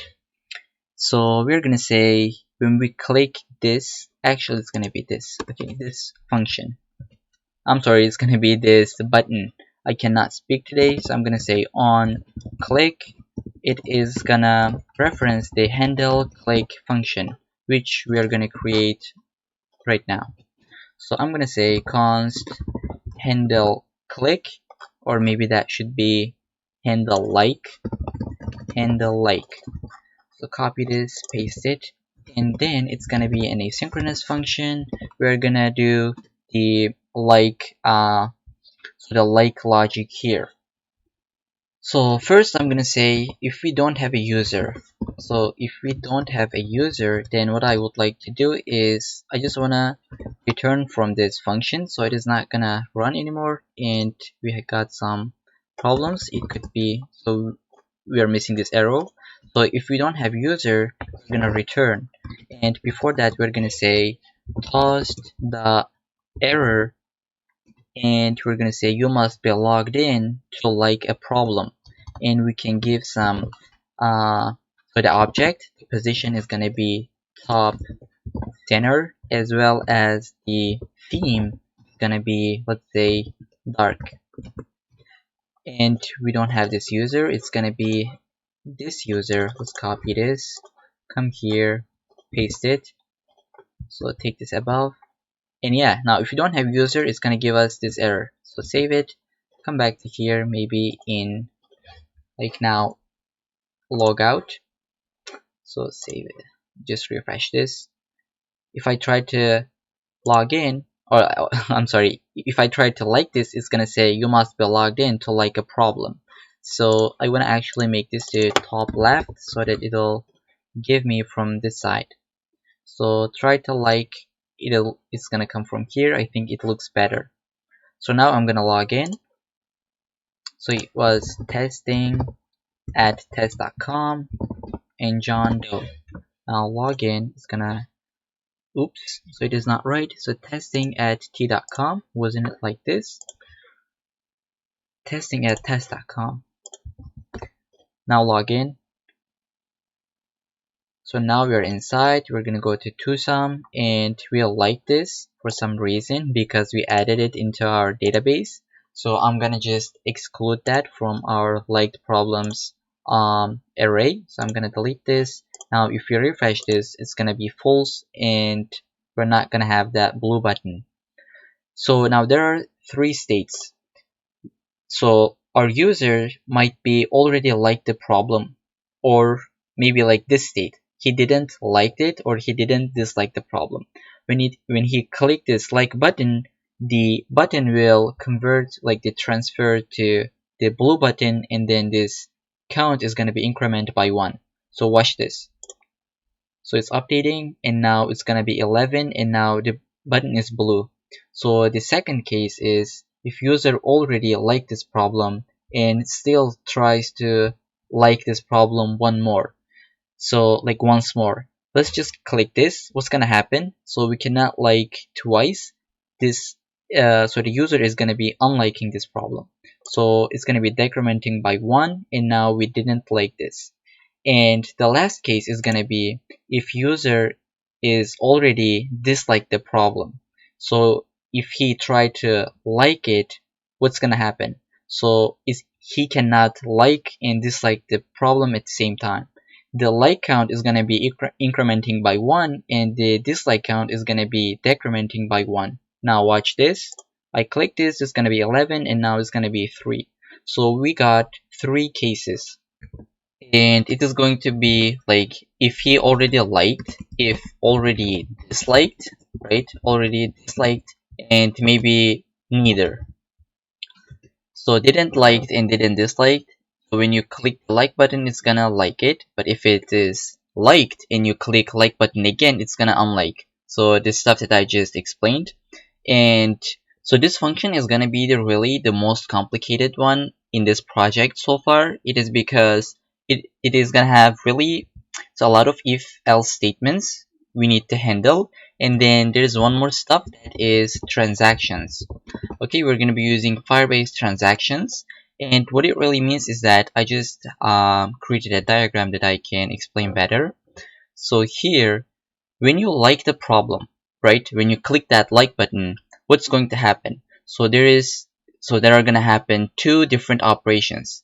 The first one is going to be you would like to update the problems collection, which means you're going to increment the like count of the problem, right? When you click this, it's going to be incrementing the like count. And then you also need to update users collection, which you need to add problem ID into liked problems array of that user. Because when that user logged out and then log in back, you need to hold that problem ID so that you can show, hey, you already like this problem, and there you go, a blue button, right? So when you like the problem, if you update this and then the internet connection went off, so you would not be able to update this one. So this is not what we want, and to handle this, Firebase really helps us, and they introduce this transactions where it is all of the operations is either gonna success or all of them is gonna fail. So this is what we would like to do, and for this we would like to go to the Firebase documentation. So one last thing that before we get into the documentation, so this idea allows our database something we called consistency. So consistency. So your application or like your database is gonna be, even though they're in the different collections, the data is gonna be informed with each other. So instead of let's say the inform, but so they are gonna be at the same kind of state. The one of them is not gonna be different than the other one. Okay, so they are gonna act with each other. So this is the benefit of transaction. And now let's take a look at the documentation. So I just typed in transaction Firestore to Google and click the first one. So there is one more thing that we call the batch writes. So it is kind of similar to the transactions. So it is, but it's a little bit different, where a batch write is a set of write operations on one or more document, and the transaction is a set of read and write operations. And so we need to read some data beforehand, so we're going to be using the transactions, but I highly recommend you to just read this documentation. So this page, it is only maybe like 5 minutes read, so you can take a look at the batch rates, but I think I will go with the transactions. So let's click the first one. So updating data with transactions. So as they say, and as I said before, so transactions will fail when the client is offline. And so one more step, read operations must come before write operations. So this is really what we'd like to do, and it just group multiple operations into a single transaction. So we have like multiple group of operations, but it's gonna be come together, and it's gonna be act as one transaction. So either it's gonna fail or it's gonna success. And in their example, they use this run transaction method, pass their database, they get a callback function with the transaction object, and then read the data if it exists and do some update stuff. So this is what we'd like to do, and now let's build our handle-like function. So inside our handle-like function, I will start the code. So I'm gonna say await run transaction, and it's gonna be coming from the Firestore Firebase. So I will pass the Firestore, and then I will get my callback function with the transaction object. So what I am going to do, inside, first I need to get my reference to the user ref, problem ref, and user data in the problem data. So for this, I'm gonna say const user ref, and you're gonna see why we need this. So we're gonna say document from Firestore and get this user, and then const problem ref, I could say, and it's gonna be again from the problems and get this problem reference, and then I'm gonna say get the user document, and now we should use transaction.get, and we can see it here. We use transaction.get and pass the reference. So now we read our data for the user, and now we're gonna get the problem document, or like the problem, yeah, it's gonna be a problem document. We're gonna pass the problem reference, and then now we have the user reference, problem reference, and user document, as well as the problem document. Now we are going to say, so if both of them exists, then we are gonna say if user already liked the problem, right? So we got 3 cases. So the first one is, did he or like did she already like the problem? So in this case, what we'd like to do, we wanna update user reference by removing that problem ID inside that liked problems array. So let me just comment it out. So remove problem ID from liked problems on user data, or like user document. And then the other case is we would like to decrement the likes on the problem document.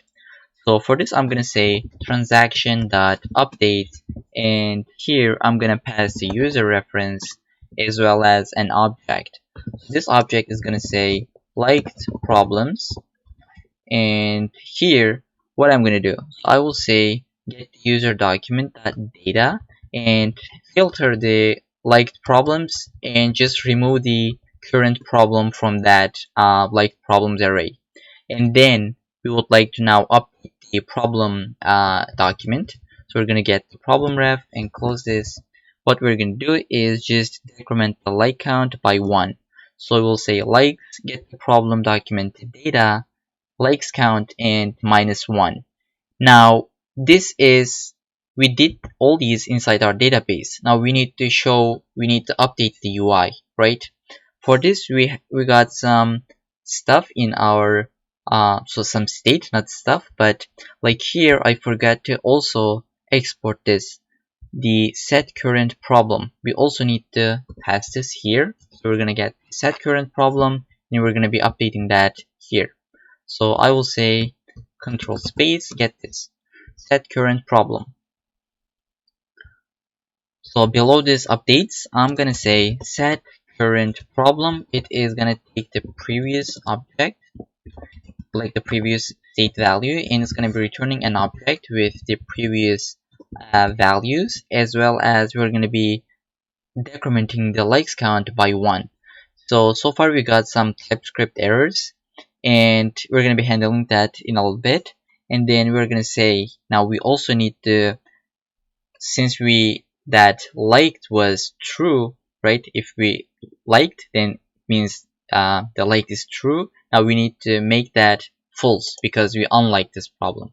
So we're gonna say set data to have like only change the liked field. So we're gonna say get the previous state value and return an object with all the previous state and only change the like to be false. So yeah, this is actually what we want to do in our liked case. And now if like user else if disliked, we're going to be doing something else, and in the else case, so neither liked or neither already disliked. So what it says, so cannot find disliked, so it should be disliked. And now we're going to be doing pretty much the same thing here, but let's just write it. So we're going to say transaction.update, and then we're going to get our user reference, close this object, and then inside we're going to say liked problems, just add that new problem ID into this. So this is the case. So I just want to make sure that we're all in the same page. So it's going to be this case. So when user disliked this problem and now we are clicking this like button, now what's going to happen? So the dislike count decremented, like count increased, right? Incremented. So here we add that like problems into, so that problem ID into liked problems, and now also we would like to, from the dislike problems array, we want to remove that problem ID. Now let's update the problem reference. We're going to say transaction.update, and we're going to get the problem reference, close this object, and inside we're going to be doing is just increment the like count by 1 and decrement the dislike count also by 1. So we're going to say likes +1, dislikes -1. And now let's just update the UI. It is going to be set current problem. So let me just take a look what it suggests us. So likes count is incremented with previous, and dislikes count is decremented depending on the previous state. So I think that looks good to me. This is correct. And then we need to also update the set data, and it's going to change the liked to true and disliked to false. And with this, I think we handled this case as well. And now let's just format this a little bit like this, and maybe like this. Now we're in the else case. So this case is the easiest one. So user didn't like or didn't dislike, you're going to be only updating the like count by 1 and add that problem ID into the liked problems. So we're going to say transaction.update and user reference, close this object, and we're going to say like problems into the like problems array, add this problem ID, which is going to be 2sum in this case, and then yeah, and then we're gonna come here, we're gonna say transaction dot update problem reference clauses object and just increment the light count by 1. Then update the UI because this is for the database stuff, and now we need to show that it is updated on the UI. We're gonna say set current problem, get the previous values and just increment the light count by 1, and then make the light field to true. So to be honest, this is all we need for this function, at least so far. So now let's just save this and come back to our localhost and let's just hope that it's gonna work. So refresh this just in case. And when I click this, it is for a second it was loading, and now as we can see it is updated. The light count is incremented by 1, and I think that ToSumID is added into the liked problems array. So let's take a look, so just to make sure that it works. So inside our users liked problems, as we can see, this testing user has so inside that like problems array we got the ToSumID, and then inside our problems, so let's say ToSum, the like count is 1. So as we can see, we increment the like count by 1 and update the user collection by adding that problem ID into this array. And now the one thing left is just let's show that loading state. For this we can create one more state. It is going to be const updating and set updating, and initially it's going to be false, right? Use state, initially it's going to be false. When we click this, then it's going to be true.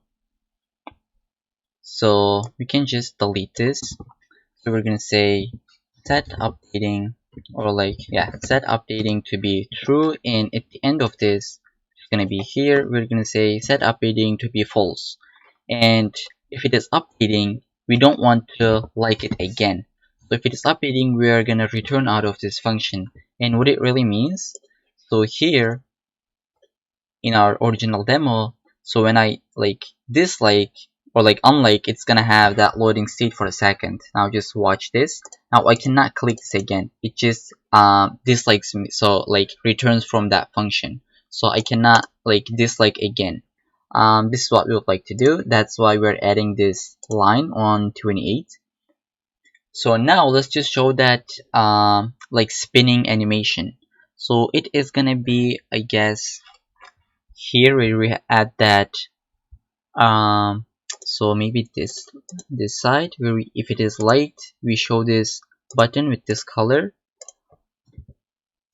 Oops.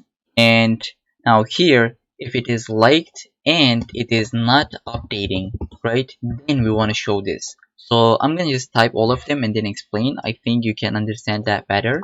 So I'm gonna say if it is updating and we want to show that a loading animation, so it's gonna be AI outline loading 3/4, AI outline, so outline 3/4, loading 3/4, and close this. It's gonna have some class names, and actually it's gonna have only one, which is gonna be animate spin. So it is updating, then we're gonna be showing this. If we didn't like, we're gonna show that gray button, and if we liked and it is not updating, right, because it's updating, we would like to show this that loading spin. So if it is liked and not updating, we want to show that blue button. Now let's just save this and test it once more. So in our localhost, I would like to refresh this, and now I am gonna click this. It is gonna unlike this, and as we can see, for a second that has that loading animation. So once more, let's try to like this, and as we can see, so there is some flickering effect. What's going on here? I just realized, so here if it is not liked and it is not updating, so it is not liked and it's not updating, then we want to show that gray button. So now save this, and now that should be exactly the same as our original demo. Now I'm gonna click this, it's gonna have that loading animation for a second, and now let's just double check if we unlike it. So now if we take a look at here, we got one like in the toSum, right? We got one like, and in the user's problem liked problems, we got that toSum. Now let's just unlike this. I'm gonna click that once more. Now the like count is 0, and this user doesn't have that toSum inside this array. It's gonna be removed, and inside the toSum the like count is 0. So it's really 100% working. So now I think we are ready to build this handle disliked functionality. And actually, before we build that dislike functionality, I would like to just get rid of this TypeScript errors. So here what it really says is that like this set current problem that we have here is expecting the type of DB problem, or it's going to be null, right? It's going to be one of them. So here we need to return either that object or we need to return null. So I'm going to say if there is that previous state or the previous value, I'm gonna return this object, but otherwise I'm gonna return null. So now it just it is happy with us. So we're gonna do the same thing here. So I'm gonna say if there is previous, and return this, otherwise just return null. And then the same thing here. If previous, return this object, otherwise just return null. So there might be some other solutions that would work, but I think this is the most straightforward in our case. So now we can actually create our handle dislike function. So I'm gonna come here and I'm gonna say const handle dislike, and it's gonna be async function again. So inside here we're gonna have our logic, and let's just copy this and we're gonna attach it into here in the dislike button. So I'm gonna say on click, we're gonna paste this handle, so we're gonna call this handle dislike function. So here it's gonna actually be really similar to the handle like. Okay, so we're gonna say if, so actually let's just copy this, just copy this part, and then here I'm gonna paste it. You must be logged in to dislike a problem, and if you don't have a user, we're gonna show this error, and if updating, we're gonna return out of this function, and set updating is gonna be true. So we're gonna have a wait run transaction. We're gonna give our database, as well as we're gonna get our callback function with our transaction object. And now there is gonna be some repeated code which I would like to create a function for this. So we're gonna get the user reference, problem reference, user document, as well as the problem document. So instead of this, let's just create a function that will return us these data.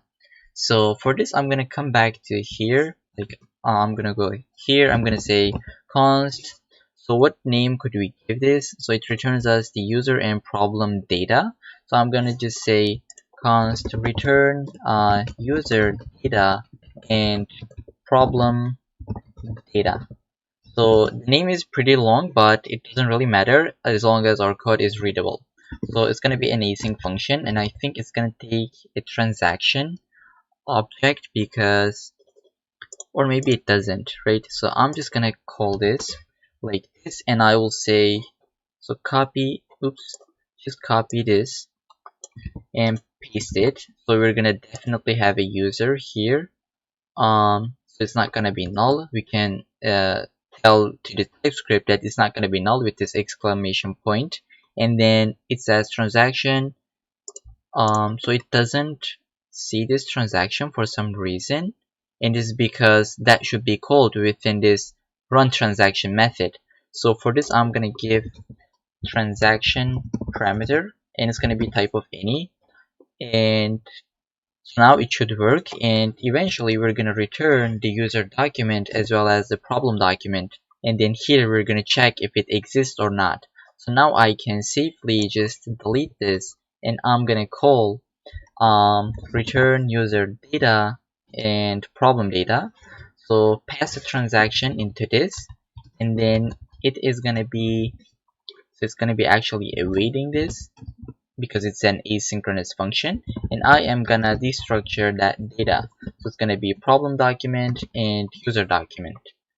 So we updated our handle like function. Now I'm gonna copy this line and paste it right here, but there is some error that I just realized. So I'm gonna paste it here, but So here we also need user reference. So I'm just gonna actually return everything. So user reference and problem reference, and get them, destructure them from here. So problem reference and user reference. So now it works, and we're gonna do the same thing on here. We're gonna import this, import user reference, and yeah, this actually should be it. Now we got the user document, everything, and now we're gonna check the same thing that we did here. So copy this and paste it. So close that if statement, or like the curly braces. Now there is again gonna be, I think, 3 cases where user already disliked when you click that button. Maybe that problem would be already disliked or already liked, and or like neither case, which is gonna be not disliked or not liked. So let's just first do the if it is already disliked. So if it is disliked, then what do we want to do? So we're going to say transaction dot update the user reference, close this object, and then we would like to, inside that disliked problems, we want to just remove that current problem that we are undisliking, right? So I don't know how to say that, but we are removing that problem ID from that dislike problems array. And then we also need to update the problem reference, where we're gonna decrement that dislike count by 1. And now we updated the database. Now we need to update the user interface. So the UI, we're going to say the current problem is what's happening here. We're decrementing the like count by 1, and this like is going to be false, right? And then now this is going to be in the dislike statement. Now else if it is liked. So else if like, and now we're going to do transaction dot update, and we're going to pass our user reference. And now what's going to happen if it is liked, and we are now trying to dislike it because we're in the dislike function. So we are going to add this problem into our dislike problems array, right? And then we're going to remove that problem ID from our liked problems array, because we cannot like and dislike at the same time, as we talked about it this before. So now we would like to also update the problem reference. As always, we're going to be decrementing count by 1 and incrementing dislike count by 1. So increment this and decrement this. So now update the UI, we're going to get dislikes count as +1 and likes count -1. And then set the data, I'm sorry, we're going to have the disliked as true and liked state is going to be false.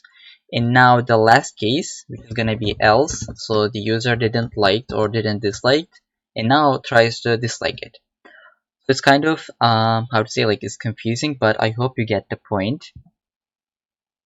So we're going to be doing that transaction update stuff, where we're going to have user reference, and now we are trying to add that into our dislike problems array. And then let's update our problem reference, where we increment the dislike count by 1, and then update the UI with dislike count +1, and then let's just accept all them, and dislike state is going to be true. And then at the end of this, I think it should be this one. Yeah, at the end of this, our transaction, we're going to say set updating is going to be false, right? So we got everything done in this function. Save it, and now let's try to test it. So just refresh this page, and now we are in the two-sum problem. And if we take a look at our database, so the two-sum doesn't have any like, doesn't have any dislikes, and testing user doesn't have any liked and dislike problems so far. So let's just try to like it and immediately take a look at it. As you can see, it is real time. So it just added into dislike problems, and actually we should be testing the dislike count. So it doesn't really matter. Now likes is working, and now let's try to dislike this. So as we can see, it worked, but we need to update the UI with that button. So we're going to be implementing that right now, but let's take a look at our database. So the problem two-sum, now dislike count is 1 and like count is 0, and it is matching with our UI. So here also, let's take a look at our users. Inside this dislike problems, we got the TwoSum ID, but in the like problems, we don't have anything. Now let's just do the reverse. Now I'm gonna like it. As we can see, this decremented and like count is incremented by 1. And if we take a look at our database, as we can see, it just replaced it. So it is fully working. Now let's just update the UI as we did before. So it was this side. So it is going to be here where we can just you can say if it is disliked and it is not updating, and we're going to show this this button with this class names and or like this icon. And then if it is not disliked, so if it is not disliked and not updating, then we're going to show this gray button without any color. And otherwise, if it is updating, then we're going to show that spinning like the spinner. I'll save this and come back to here, and if we try to dislike it, we're going to get that button as blue because we're dislike this and it's not updating. Then we're going to give that class name. And now let's just reverse this. If we click this once again, so it's going to be decremented by 1. So we got the like and dislike functionality. And now let's try to add that starring functionality. So go back to inside the VS Code. Inside this button, we're going to say on click, we're going to call the handle star function, which I will create right now. I'll come back to here, const handle star is going to be an asynchronous function. And inside, we're going to actually copy and paste these lines. Copy this, paste it, and at the end, eventually we're going to say set updating to be false. And if you don't have a user, so we're going to say you must be logged in to start a problem. And if it is updating, we're going to return out of it, and now set updating is true. Now there is two cases when our user try to start it. So if he or she is already like started, when they click that again, it's gonna be unstart this problem, right?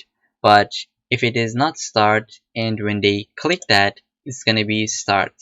So this is what we'd like to do, and for this we don't need to use any transaction because we are only updating one collection or like one document, and it's gonna be that users collection and then user document, and field is gonna be that start problems array.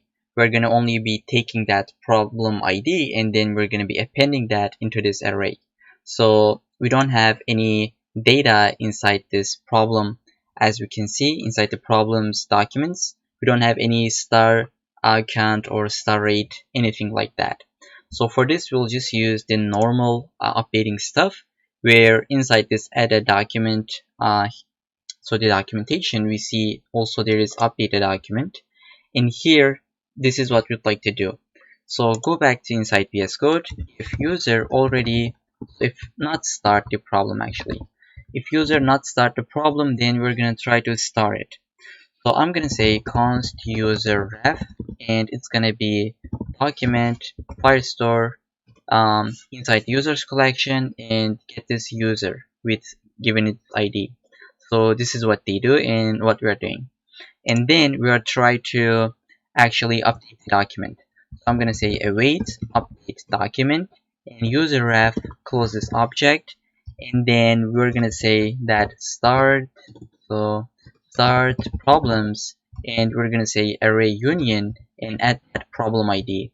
So this is how we add a data inside inside an array with Firebase. Import this, and now this is I think what we would like to do. Now we update the database, and let's just reflect that into our UI. And now that start field should be true, that state.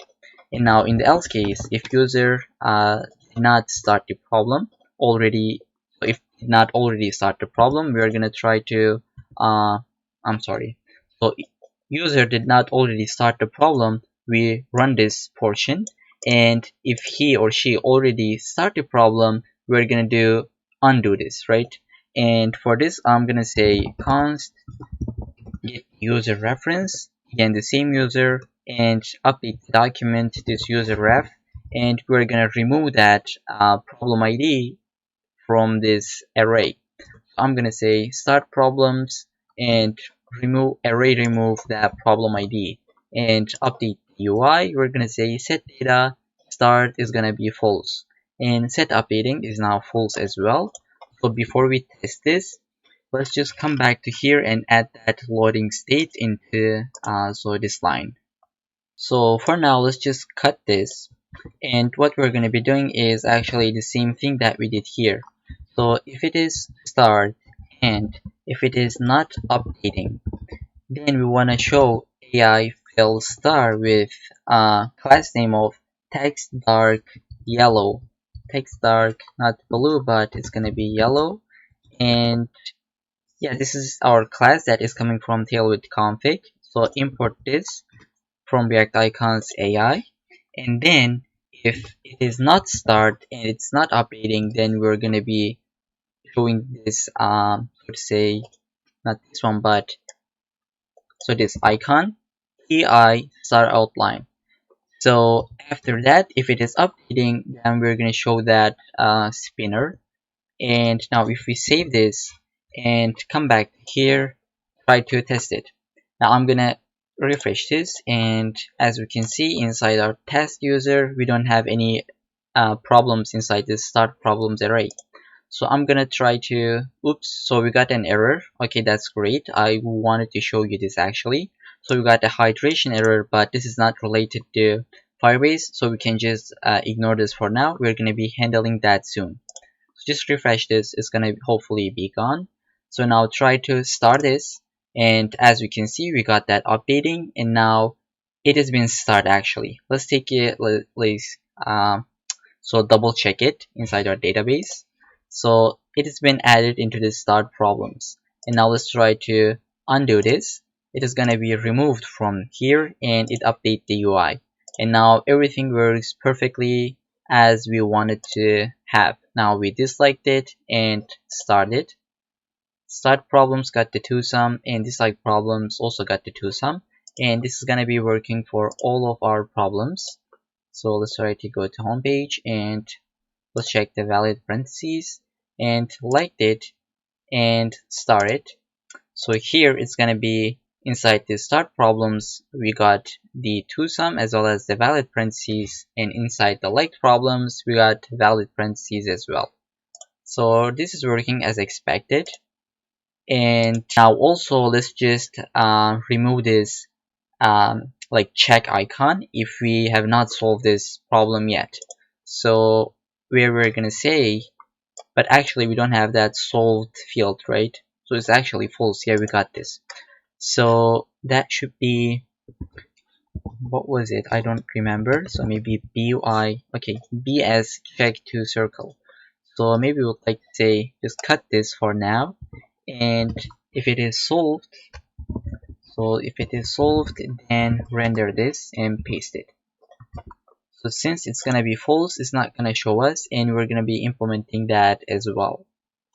Okay, now let's just try to add this logic where when we click the next arrow, it will gonna take us to the next problem, and when we click this previous arrow, it will gonna take us to the previous problem. So as we got here, when I click this, I will be at the next problem, and when I click this, I'm gonna be in the previous problem, as I can see here. So there are three main cases here. So the first one is when you are at the last problem and you are still trying to go to forward. So it's going to be taking you to the first problem. And then the second case is here when you're at the first problem and you are trying to go backwards. It's going to be taking you to the last problem, right? So we need to handle that logic. And the third case is like when you're in the middle, so no logic actually is needed. You just need to, when you click the next one, you're gonna be only incrementing the order by 1, and when you're in the, like when you go to the previous one, you're gonna be decrementing your order by 1. So these are the three cases that we need to handle. So for this, let's just go to inside VS Code, and it's gonna be inside the top bar component. And So let's just create our function, which is gonna be const handle problem change, and it's gonna take a parameter. It's gonna be is forward, and it's gonna be type of boolean. So when you click the next problem, its forward is gonna be true. So which is gonna be this right button. So I'm gonna say on click handle change problem, and it's gonna be is forward to true. And on the previous button, it's gonna be false. So on click and delete this queue, it's gonna be handle change problem to be false. And now we need to get the current order of our problem. And I'm gonna be doing this by using my router that is coming from Next.js. So I'm gonna say router, use router, import this from next router.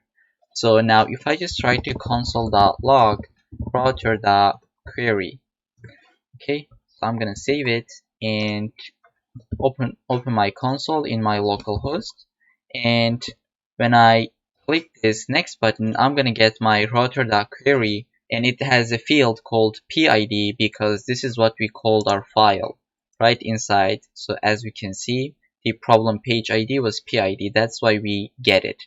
So now I'm gonna use this actually.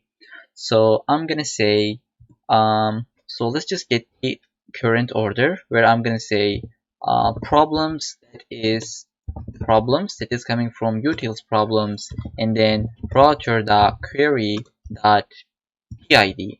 So now it's gonna be toSum, and it's gonna get the toSum object within this problem object.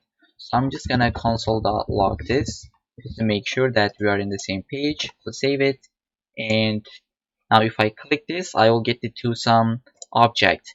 And if we take a closer look, we can see that we got a field called order. So let's just try to destructure this. I'm gonna say, so delete this console.logs, and then destructure this const equal to order. And so we got it. And we can typecast this by saying as string, and this is gonna be type of problem that is coming from utils types, to the local problem type.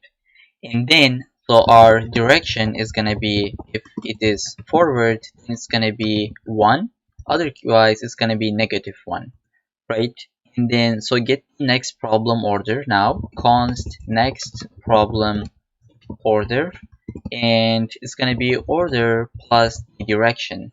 So let's say we're in the first problem and we're trying to go to forward, then it's gonna be 1 plus 1. And let's say we're in the second problem, and so we are trying to go backwards, it's gonna be 2 minus 1, which is gonna be 1. So the first problem. And when we are in the first problem, if we are trying to go backwards, we're gonna get the order of 0. So this is not what we want, so we're gonna be handling that, and it's gonna be one of the cases that I just mentioned. So this is the next problem order. And now let's just do that if else statements. So if we are trying to go forward and there is not any next problem, so next problem key, and we need to create this next problem key. So const next problem key, which is gonna be object the keys pass the problems object, and then from this we need to find it. So each key, so just loop through them, and problems the key dot order if it is equal to the next problem order. So if this is the case, so this is gonna find the next problem order actually. Let's just console.log this. So I know this is kind of complicated, but we just need to take a look at code for a second. So save it, and if I am in the first problem in the toSum, when I click this, it'll get me to the next problem key, which is gonna be that reverse linked list, because in the home page, so the second problem is reverse linked list. Now within this, if I try to go forward, what I'm gonna get is jump game, right? Because this is the third problem in our homepage. So if we here try to go backwards, that direction, or the next problem key, right? So the next problem key is undefined, so we need to handle that. So let's just try to do that first case, where when we are in the last problem and we are still trying to go forward, right? We'll get undefined, so we need to push our user to the first problem. So let's do this. So I'm going to say if we are trying to go forward and there is not any next problem key, not, so let's just add that exclamation point, and then we're going to get the first problem key, const first problem key, and we're going to say object the keys and pass the problems inside and try to find, so that should be a dot, and let's try to find that first problem key. So I'm going to say loop through each key and problems dot key dot order, okay, if it is equal to if it's equal to 1, right? And we're going to be pushing our user to that page. So save it now. Let's try to do this. In our last problem, we are trying to go forward. It's going to take us, oops, it take us to the to-sum, but that should be problems actually. So we miss an S here, so save it. And now try to go to this problem again. So when I click this, it is going to take me to the to-sum. So this is the first case. And now if we are in the first problem and we are trying to go backward, so let's try to do this. Else if it is not forward, right? And if it is, so we don't have any next problem key, we will try to get to the last problem key. So we're going to say const last problem key, and it's going to be doing the same logic where if it's equal to the length, so just read this line to get it, and we're going to push our user to this page. So now save it, and inside our localhost, if I try to go backwards from our first problem, I will get to the next problem, so the last problem, and I click this, I will get to the first one. So now if let's just do the last case. This is gonna be the regular one. So I'm gonna say const, or actually just router.push to the next problem key, which is this one that we got. So that should be it. So from the to-sum, now I can go to forward, backwards, right? It's gonna working fully perfect.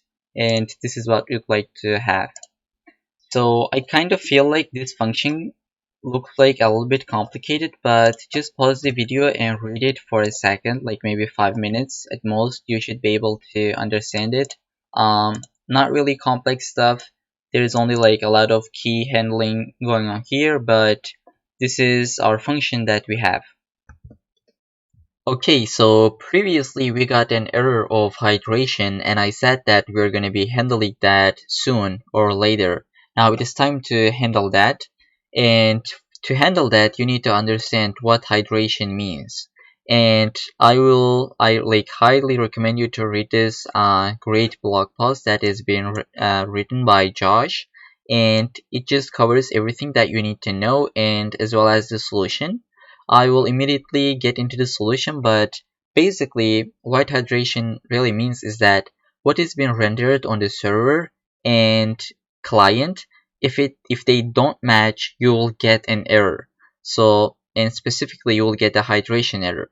So to solve this, you will have you need to kind of create a hook that says has mounted, and let's just copy this, and when we implement this, you're gonna be like, you'll understand that better.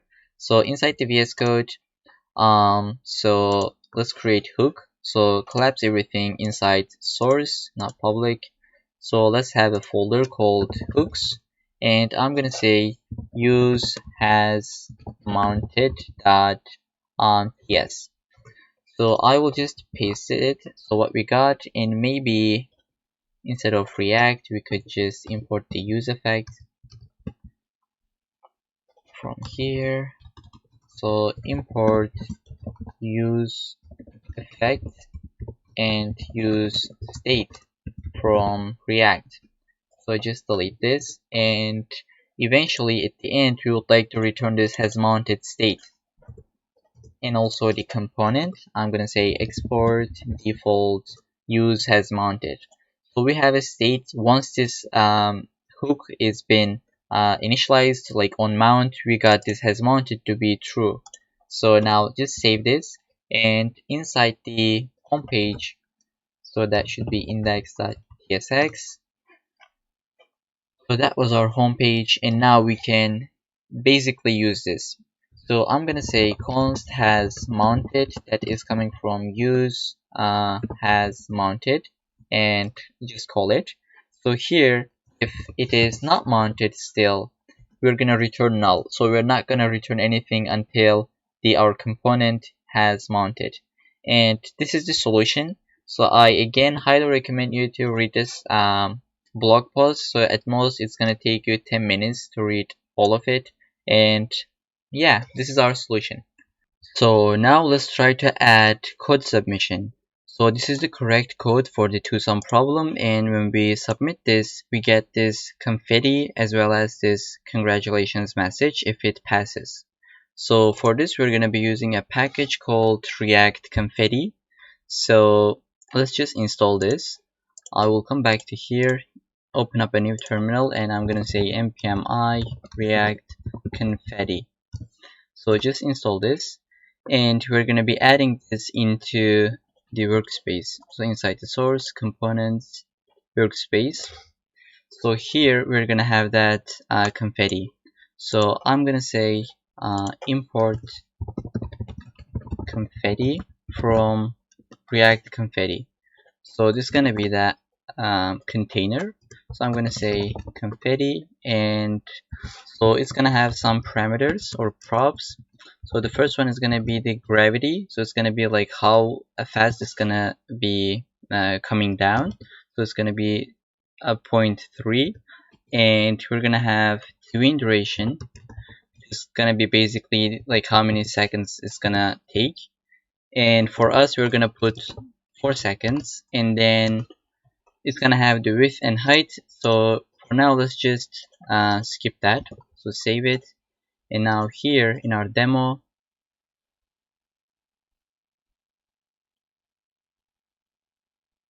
so it only shows it in this top left corner. So to just make it full width, we're gonna add one hook, which is gonna be calculating the width of our screen dynamically. So inside the hooks, I will create one more hook called use window size.ts, and now I'm gonna paste it, which is gonna be this hook. I have got this from the ChatGPT, so it doesn't really matter. It just calculates the height and width of our screen. So I'm gonna save it, and now here we would like to use that width and height. So I'm gonna say use window size and call it. So from here we're gonna say const width and height, and we're gonna pass it. So it's gonna have width as width and height as the height. I'll save it. Here we're gonna see that it takes the full screen, but there is like 1 pixels of overflow. So just to solve this, what we're gonna be doing is gonna be just -1 from the width and -1 from the height. So now save it, and hopefully it's gonna work without any overflowing stuff. So we're not gonna be showing this unless we submit the problem. So we're gonna have one state for this. So I'm gonna say const success and success and set success, and initially it's gonna be false, and import the use state. So use state coming from React. So just cut this line. It's gonna be, if it's success, then show that line that we just cut it. So save it. Now it's not gonna show it because initially it's false, and now if you make it true, it's gonna work, and it's gonna show that confetti. So now let's actually try to implement that code submission. So for this, I'll come back to here, and I will first change this to false, and I want to send this set success function into this playground because we're going to be changing that success state once we submit the code correctly. So I'm going to send this, so it's going to be set success, and inside the playground we're going to be taking that prop, so it's going to be set success, and it's gonna be dispatch and boolean. So destructure this, and now inside the editor footer we had that submit and run buttons. So for this I will create a function that says const handle submit, and it's gonna be just a function that alerts. For now let's just submit it, and or like maybe submit. So I'm gonna send this function into this.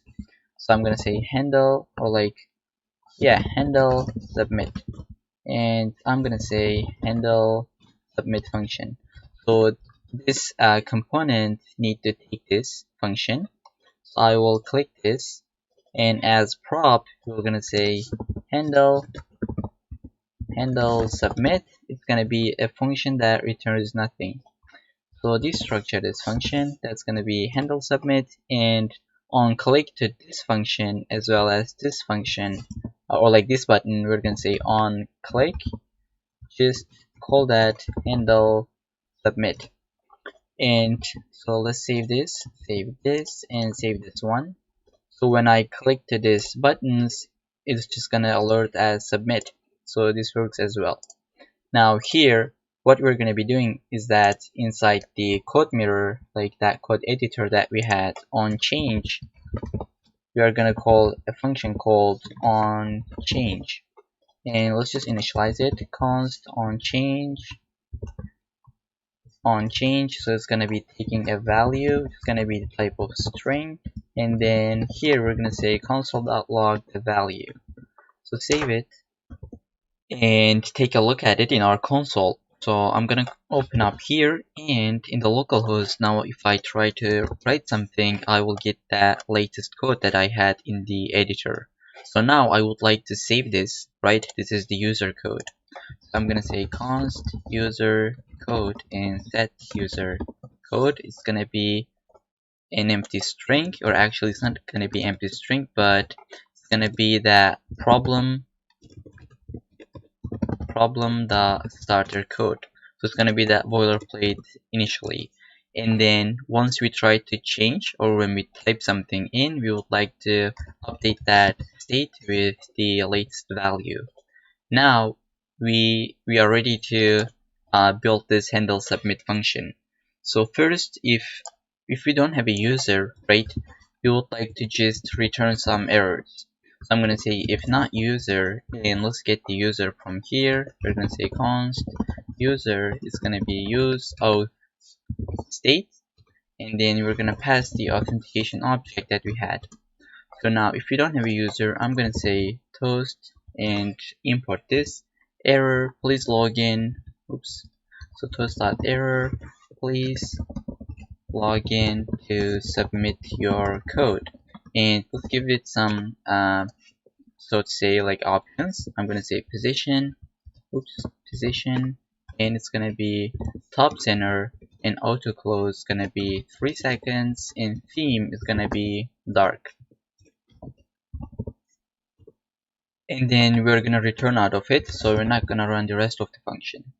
So we handle our error if we don't have a user.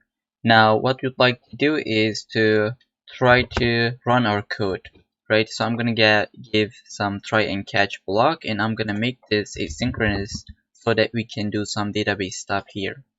So first of all, I'm just gonna say so let's just do the catch stuff here.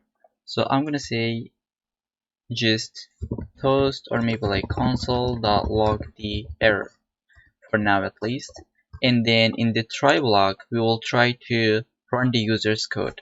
So for this, what I'm gonna do is I'm gonna say just const callback, it's gonna be new function, and what we're gonna be doing here is that like we have a string, right? This is our string, and we need to convert this into a function so that we can run it and evaluate its value. So to make it from a string to have a function, we can use this new function constructor that is built in JavaScript. So here I'm gonna say return the user $sign and user code. So if we execute this, it's gonna give that user's code, as a function, not a string. So now we would like to pass this, and I'm gonna say result, and we're gonna pass this into that so the problem so the handler function. So let me just type in and I'm gonna show you.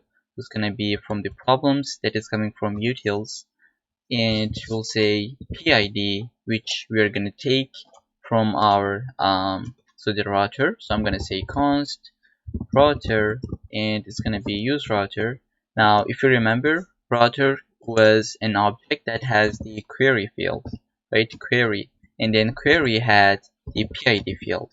So now I just destructure it like this, and this is how you can do multiple destructuring in one line. So we got the PID, now PID as string, and then we would like to just run that handler function, and then we're gonna pass the callback inside. So far we have a TypeScript error, but we're gonna be handling that soon. So now what are we doing here? So we got the user's code and converted it into a function. Now we get it as a callback function, or like just a regular function, but we're gonna pass it as callback function. So here inside the problems, so let's take a look at it. So problems.pid. So far we are in the which problem? Like search a 2D matrix. So we'll come to here. Okay, so it's gonna pass the search a 2D matrix here, and then it will try to run the handler function and pass that callback into it. So it's gonna try to run this handler function, which is this one, right? Search a 3D matrix handler, and it's gonna pass that callback here as a function. And then we will try to run that function for all of our test cases. And if it passes all of them, so if it is equal to the result, so result is equal to answer, then at the end we're gonna return true. But otherwise we're gonna throw an error. So now I'm gonna say if result, right, or like I can say this could be success, because it's gonna be either true or false. Now I'm gonna say if success, then I would like to just say maybe toast.success. So let's just take this and change it. So congrats, and all tests passed. So it's gonna be on the top center and autoclose 3 seconds, theme dark, and set success is gonna be true now that we were getting as a prop. And now after this, so once the set success is true, we are gonna show that confetti, and we don't want it to have like for the so we want to remove that after like 3 or 4 seconds. Now I'm gonna say set timeout after this toast.success, right? I'm gonna say set timeout and just initialize it like this and give it like 4 seconds. And I'm gonna say set success now should be false. So now if we save this and come back to here inside, let's try to solve the 2-sum, and I'm just gonna get the solution from here. So I can just copy this and I'm gonna paste it. Now if we try to run this or submit this, we're gonna get this congratulations message because our test passes. Now let's just do some errors. So this is not gonna be the correct code, and now we're gonna get an error in our console. And as we can see, it says expected values to be strictly deep equal. So basically this is our error. So now we can basically just come to here and say toast.error that error, but I want to just show some a little bit better error message. So I'm gonna say if error, right, error the message, if it starts with, okay, so and just come here and try to copy this portion. So if it starts with this, and I know that it is an assertion error, so the expected value is not equal to the one that we're expecting. So I'm gonna just copy it and paste it. So we got an E here. So if this is the case, then we're gonna say toast dot toast dot error. So we'll say oops, one or more test cases failed, and we're gonna pass our object inside. But first, let's just correct this, and we're gonna pass our object. So it's gonna be position top center, auto close, and theme dark. So otherwise, so this is gonna be also type of any. And now, if this is not our message, in the else case, we're just gonna say toast.error, and it's gonna be here. I'm sorry, so it's gonna be else toast.error, just something went wrong, or maybe the error.message, we can show it here. So error.message. So now let's try to do this, and in this case, if we write the wrong code, we are gonna get an error, and it's gonna say, so didn't we save it? So actually I saved it. Now let's try to do this one more, and try to copy this, paste it inside. So that was the correct code, but now let's try to wrong code. So I think we copied that wrong. So let's just come here and console.log the error again, or like error.message maybe.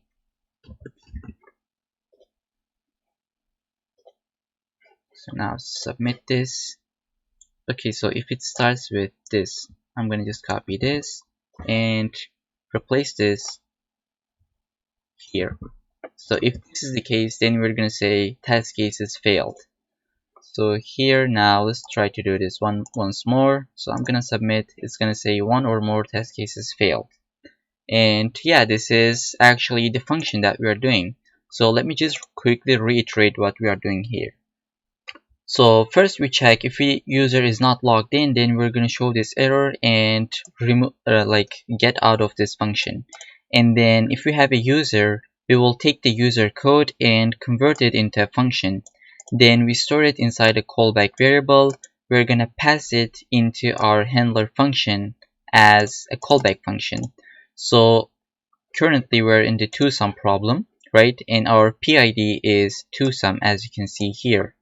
So inside the problems object, we're going to find the toSum, which is going to be this object. And then from here, we'll try to call that handler function. It's going to call this handler toSum. And we pass that callback, and we'll loop through our test cases. And all of them passes successfully, then we're going to return true. Otherwise, we're going to throw an error. And then we're gonna, if we have an error, we're gonna catch it here, and we will show some error notifications. But otherwise, we are gonna show that congrats message.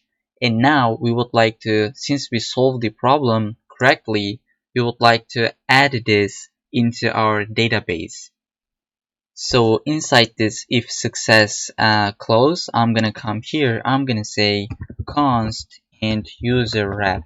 So if you remember in our database, so here inside our users, we had a solved problems array. Now we would like to push it into here.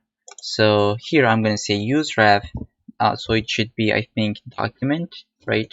So document imported from Firebase, and pass the Firestore inside users collection and our current user. So we got user reference. Now we would like to just update that field, or update that user reference. I'm going to say update the document, import this, and I'm going to pass the user reference with an object. I'm going to say solved problems is going to be array union, right? It's going to add that PID inside to the solved problems array. So save it. Now once we submit this, right here, so I'm going to just, this is the correct code. I'm gonna try to submit this. It's gonna say congrats, all tasks passed. And now if we just refresh this, we are gonna get that check mark because we solved the problem.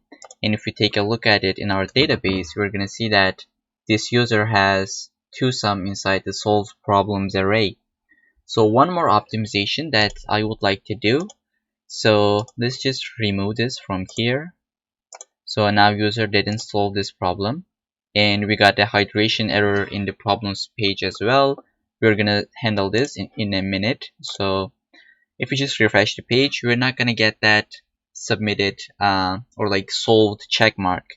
So I wanna get this whenever when I submit this, okay? If I passed, then I immediately want it to have here. I don't want to refresh the page to see that if I solved it or not. So this is kind of a better user experience. And for this, I will come inside the workspace, right? So I'm gonna say const, and I'm gonna say solved. It's gonna be a state solved and set solved. And initially, it's gonna be false.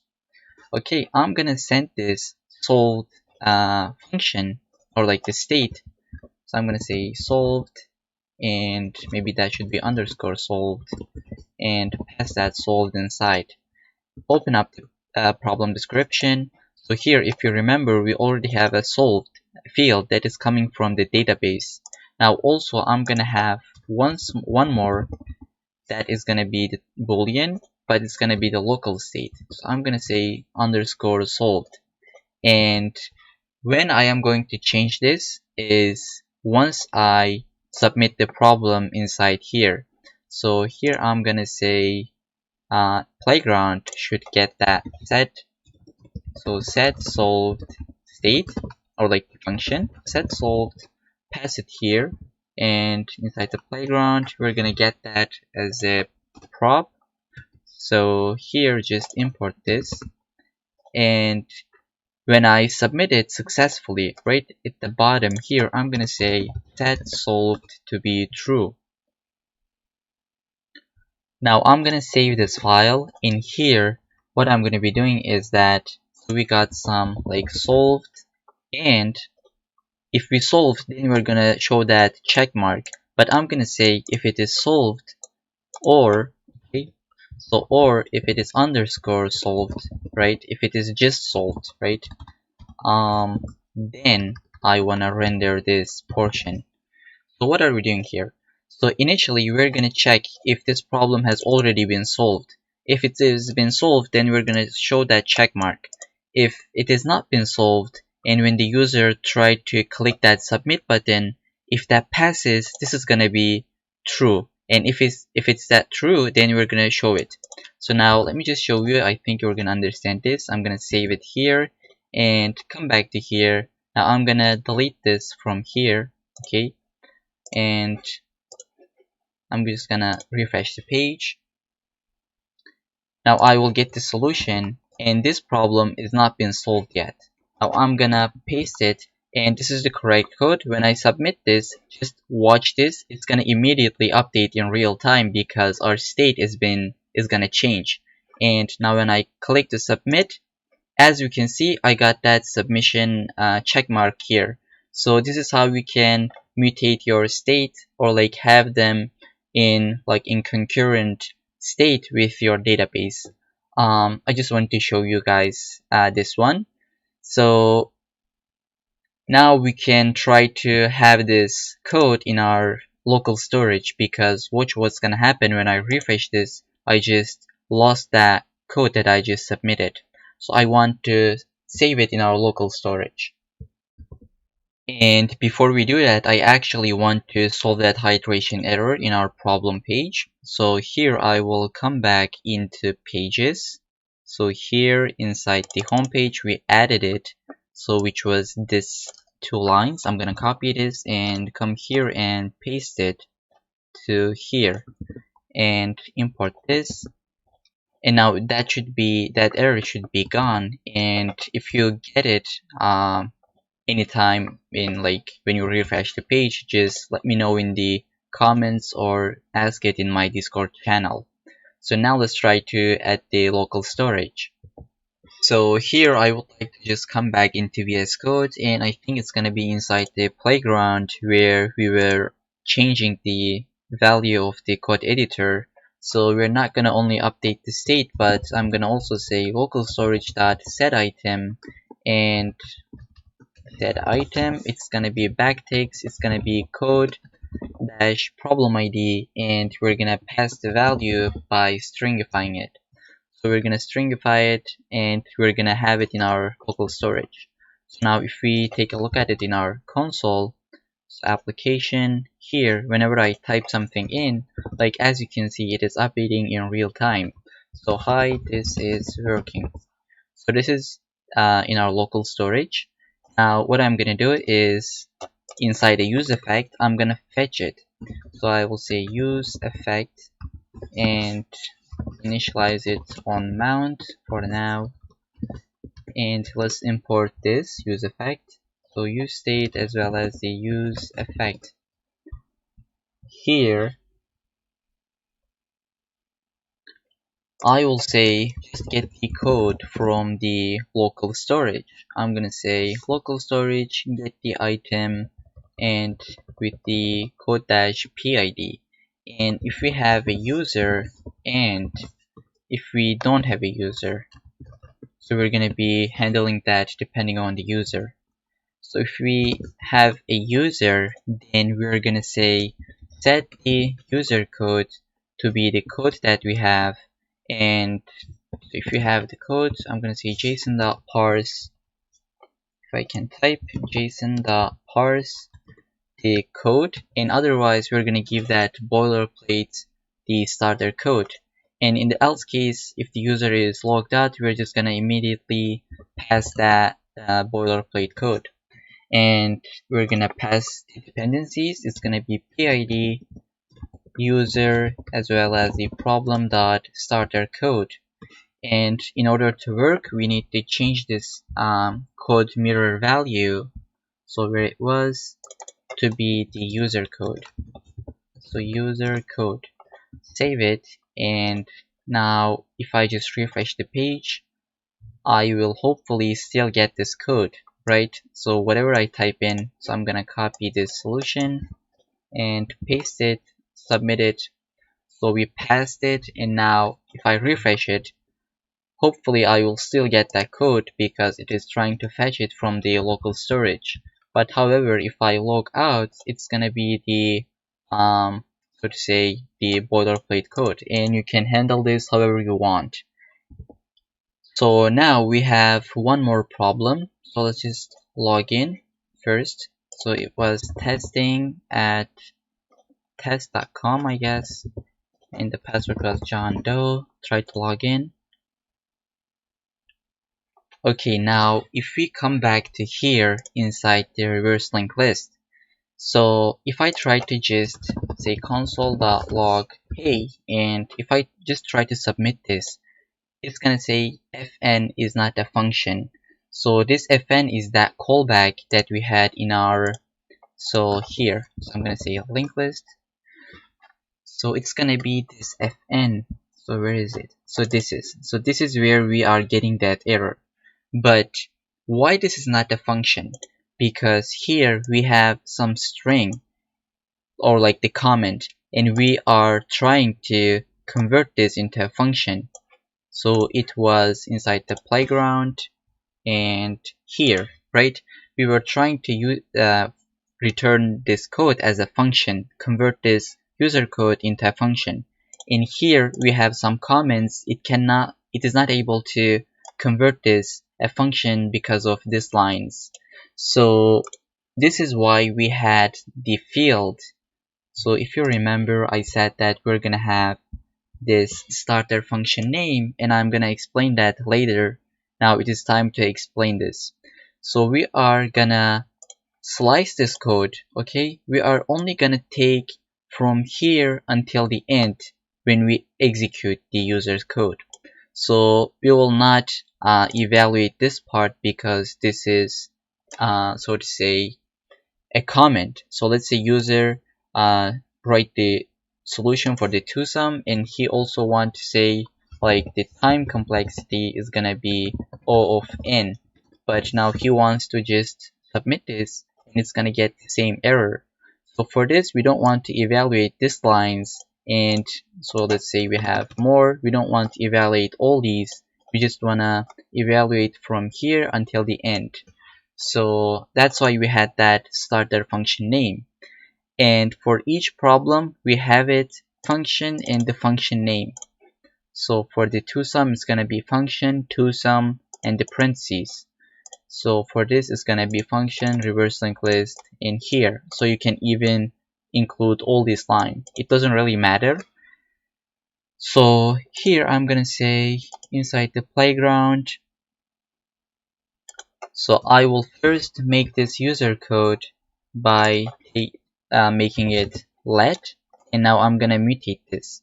I'm gonna say the user code is gonna be equal to user code dot slice, and it's gonna take from like user code dot index of and problem dot starter function name. And now what I'm gonna do is, what is happening here, it only takes from that, starting from here, it tries to evaluate. It doesn't really care about these comments before the actual function. So this is kind of complicated, and I don't know if I explain it in the best way, but this is what it is. Now if we try to save it and let's try to run this function, it's gonna say so this is an error for the reverse linked list, but here if we try to submit here, it is gonna hopefully work.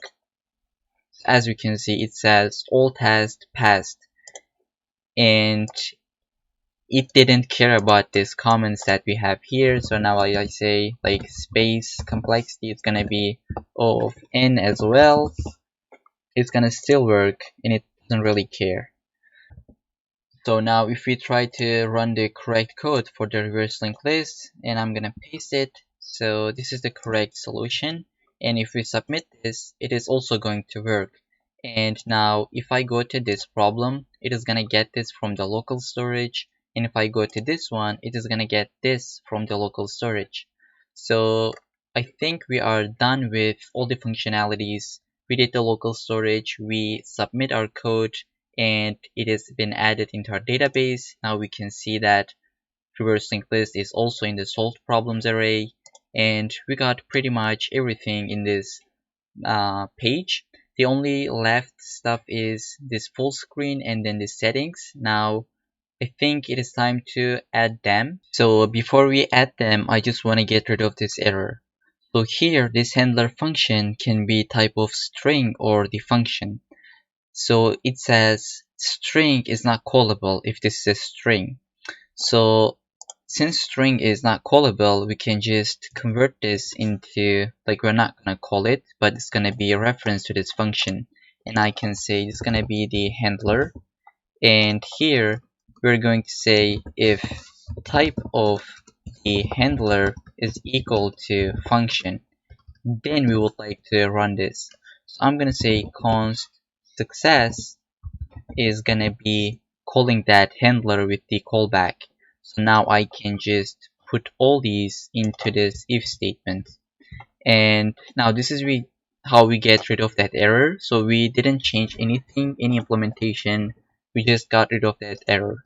So now if I save this, it should work exactly the same that it was working.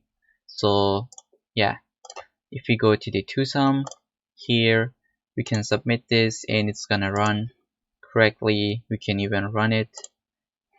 So yeah, this is how it works.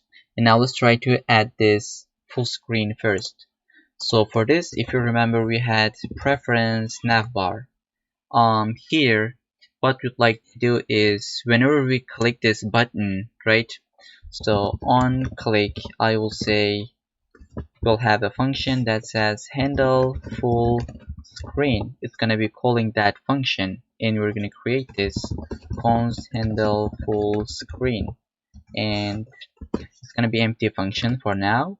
And then here, what we'd like to say is actually if it is not full screen, right? If it is not full screen, then we want to show this icon that we have bottom. And if it is full screen, then we're gonna say AI outline full screen exit, and we're gonna import this. Now we can delete this line and have a state called is full screen. So const is full screen and initially it's gonna be false. Now let's import the useState as well as useEffect, useState and useEffect. So now inside this function, we are going to say if we are in the full screen. So if it is full screen, then we're going to say document.exit full screen. And if we are not in the full screen, then we're going to request for the full screen. So we're going to say document.document element and request full screen. And then we're going to set our state to whatever it was previously to negate it. Okay, so if it was false, then it's going to be true, and it was true, it's going to be false. And now finally inside the use effect, which I'm just gonna paste it.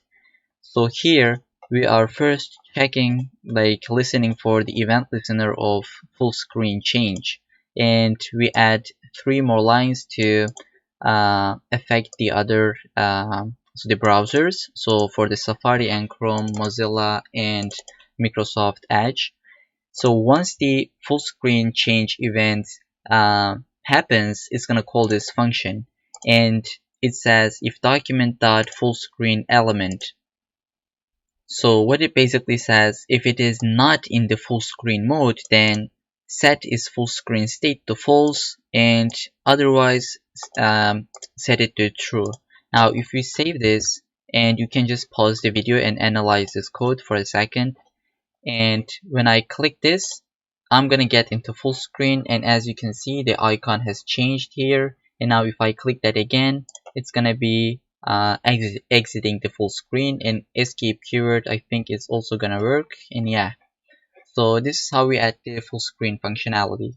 Okay, so now let's try to add this functionality of settings model, and we'll be able to change the font size depending on this drop down.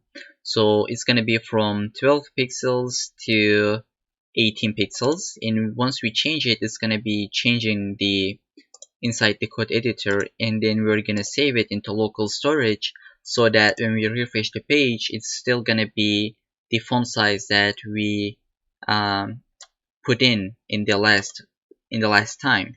So here I will go back into the playground, and I'm gonna create a state. So it's gonna be const settings, and it's gonna be inside an array. So settings, set settings.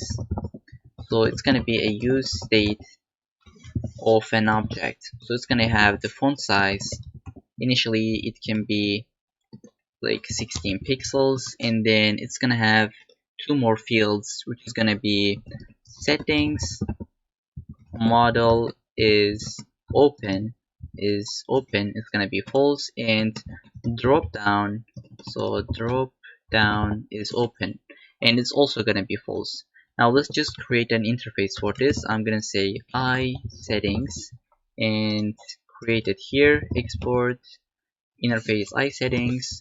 It's gonna have these fields: font size, type of string, settings model is open, type of boolean, and then drop down is open, also boolean. So here settings model is open state, we have it because when you click this, now settings model is open is going to be true, and then when you click this, the drop down also going to be true, and when you click this again, now it's going to be false. It's not going to show us that drop down. And when we close this, the settings model is open state is also going to be false. That's why we have the 2 of them. And now what we would like to do is pass the settings to the preference navbar. So I will come back to here, and I'm gonna say this component is gonna take the settings, and then it's gonna take the set settings function, settings, and then let's go to inside the preference navbar, and here I would like to also say that font size is gonna be settings dot, not set settings, but settings. Oops, why it does this? Okay, now it's gonna take the font size, but it doesn't give me. Did that wrong? So settings. Okay, now it's gonna work, and I'm gonna say settings dot font size. And now I can go to the inside preference navbar. It's gonna take two props, which is gonna be the settings, and it's going to be type of interface settings, and I'm gonna import this, and then it's also gonna have the set settings, which is gonna be the type of dispatch of interface settings, and then I'm gonna say set settings and get these settings. So here what I would like to do now, I'm gonna say at the bottom of our page, I'm gonna say if settings dot if settings model is open, then I would like to show a component which is gonna be that settings model component, which we'll create in a minute. Settings model, and then so it's gonna be just like this. Now let's try to build this component. So for this component, I will actually give you the bare bones of it in a coded way. So let's just go to the inside models. Now I'm gonna say SettingsModal.tsx, and then I'm just gonna paste it, and you can grab it from the GitHub gist in the description below. So if you just save this and then come back to here, import this, save this file, and then save the playground, and inside the localhost, what are we gonna see? So we're gonna see nothing because this initially is false, right? So we say if the settings model is open, then show this. But here, the setting model is open field is gonna be false. Now if we make this true, then we should be able to see that in our localhost. And yeah, this is what we'd like to see for now. And what is happening here, let me just quickly walk you through. So first, what do we have here? So I'm not going to explain the HTML and CSS part, but rather I'm going to explain the logic. So here we're going to have an overlay, which is going to be that background that you can see that is around this model. And then we have the settings header with a close button, which is going to be this part. And then we have a little bit of description and then the drop down menu. So this drop down is open, we have it as true. Now if I say that it's gonna be false, it is not gonna show this portion. So save this. Now it's not gonna show me that, but if it was true, it's gonna show. And then we have an array of editor font sizes.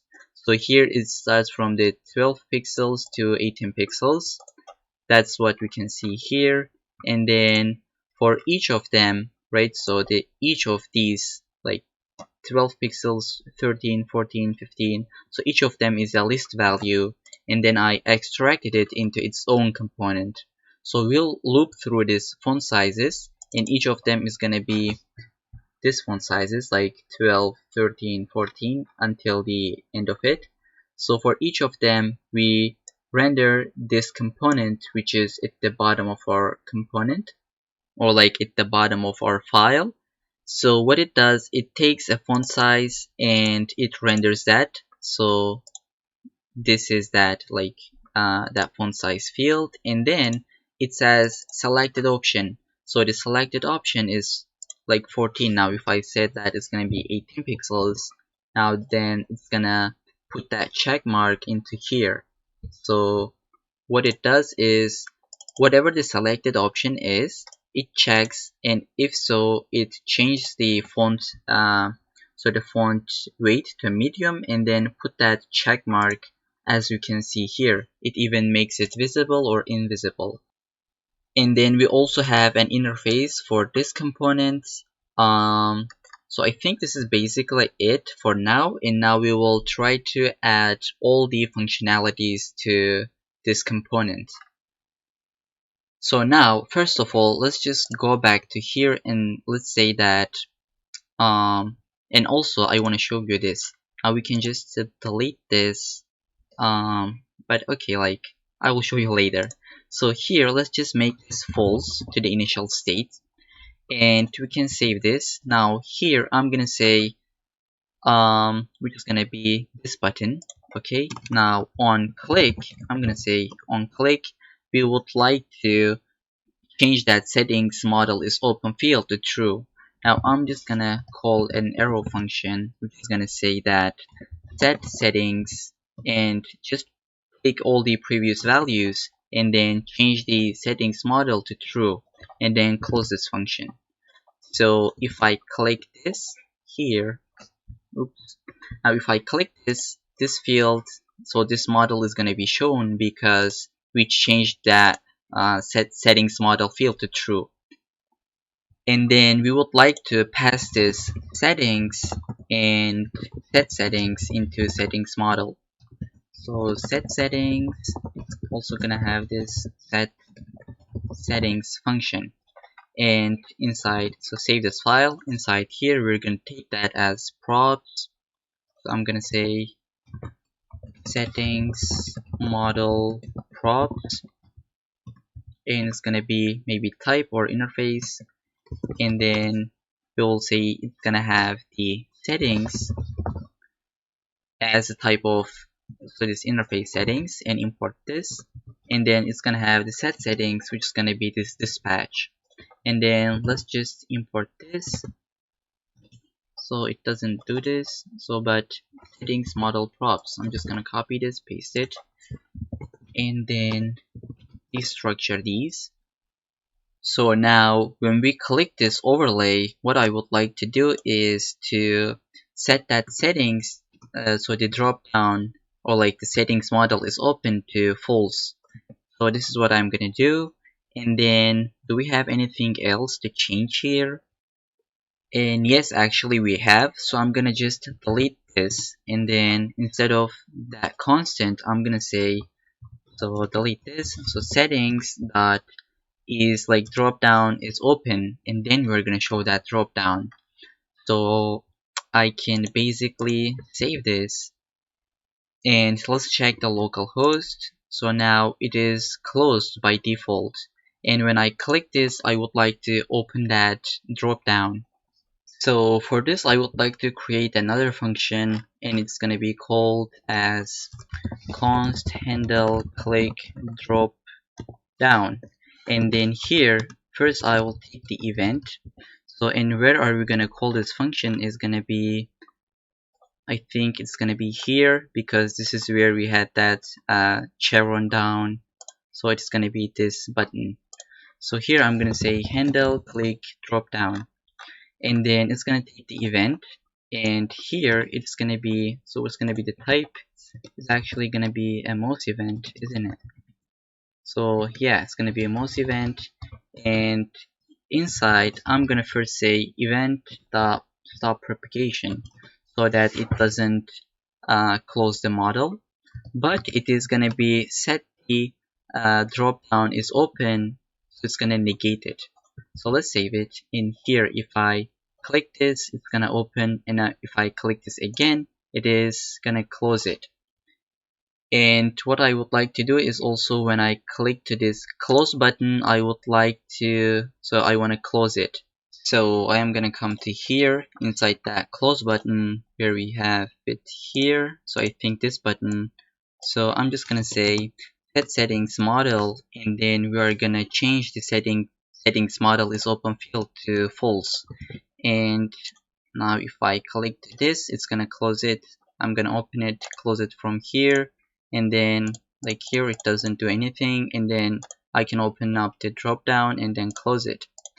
So now I would like to so what I would like to do now is to create a local storage hook. So whatever value I choose here, it is gonna put it into the local storage, and then when we refresh the page, it is gonna fetch it from there.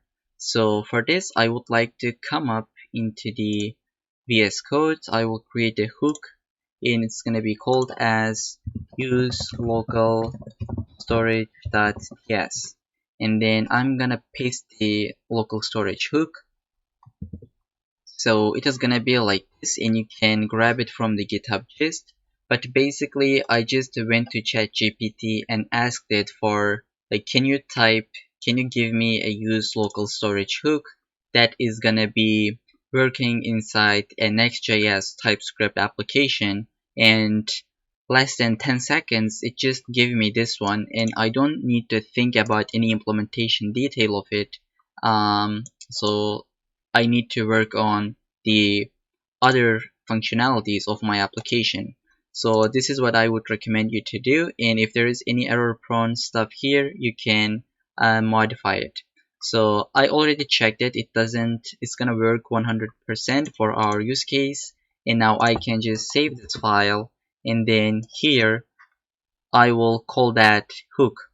So I'm gonna say use local storage, and then I will give the first one is gonna be the key, and then the second parameter is gonna be the initial value.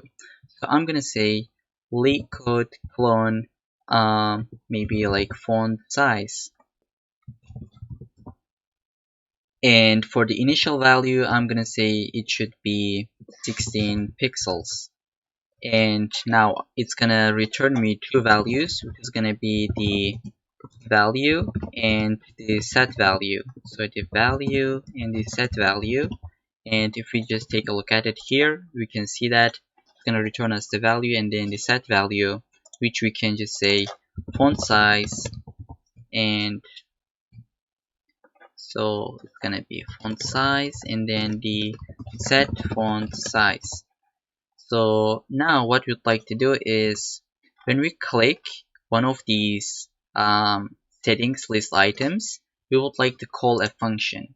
So I'm gonna say here it's gonna take a prop, it's gonna be handle font size, or like handle font size change, and I'm gonna do some stuff here.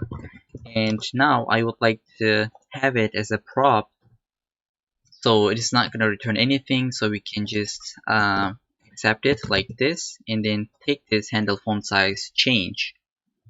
So when we click to this font size, it's gonna have this font size, and then what it's gonna do is to say set font size, and it's also gonna change the settings. So set settings, and then it's only gonna change the font size field. So we could just take all the settings and then say font size is gonna be that font size we are taking, and now we need to change this here, which is gonna taking a parameter. It's gonna be font size type of string. So whenever we click one of these font sizes on click, we're gonna call our function. So handle font size change, and it's gonna take the font size. Now what is going on here? So let's take a look at it here. So when we click that, it is gonna, so like we're in the 12 pixels right now, and if we click the, let's say 16 pixels, it's gonna update here, because so like what's going on here? We click the 16 pixels, we run this function, and we pass the 16 pixels into this function. And what it does was to change the value from the local storage, as well as it changed this set settings state to have that 16 pixels font size. And we're using these settings inside the code mirror, if you remember that we had here. So we are using it from here. That's why it changes the code editor font size. But if we refresh the page, it is not going to be that default value. So not from the local storage actually, because we didn't use it here. So we also need to use that local storage value from this hook.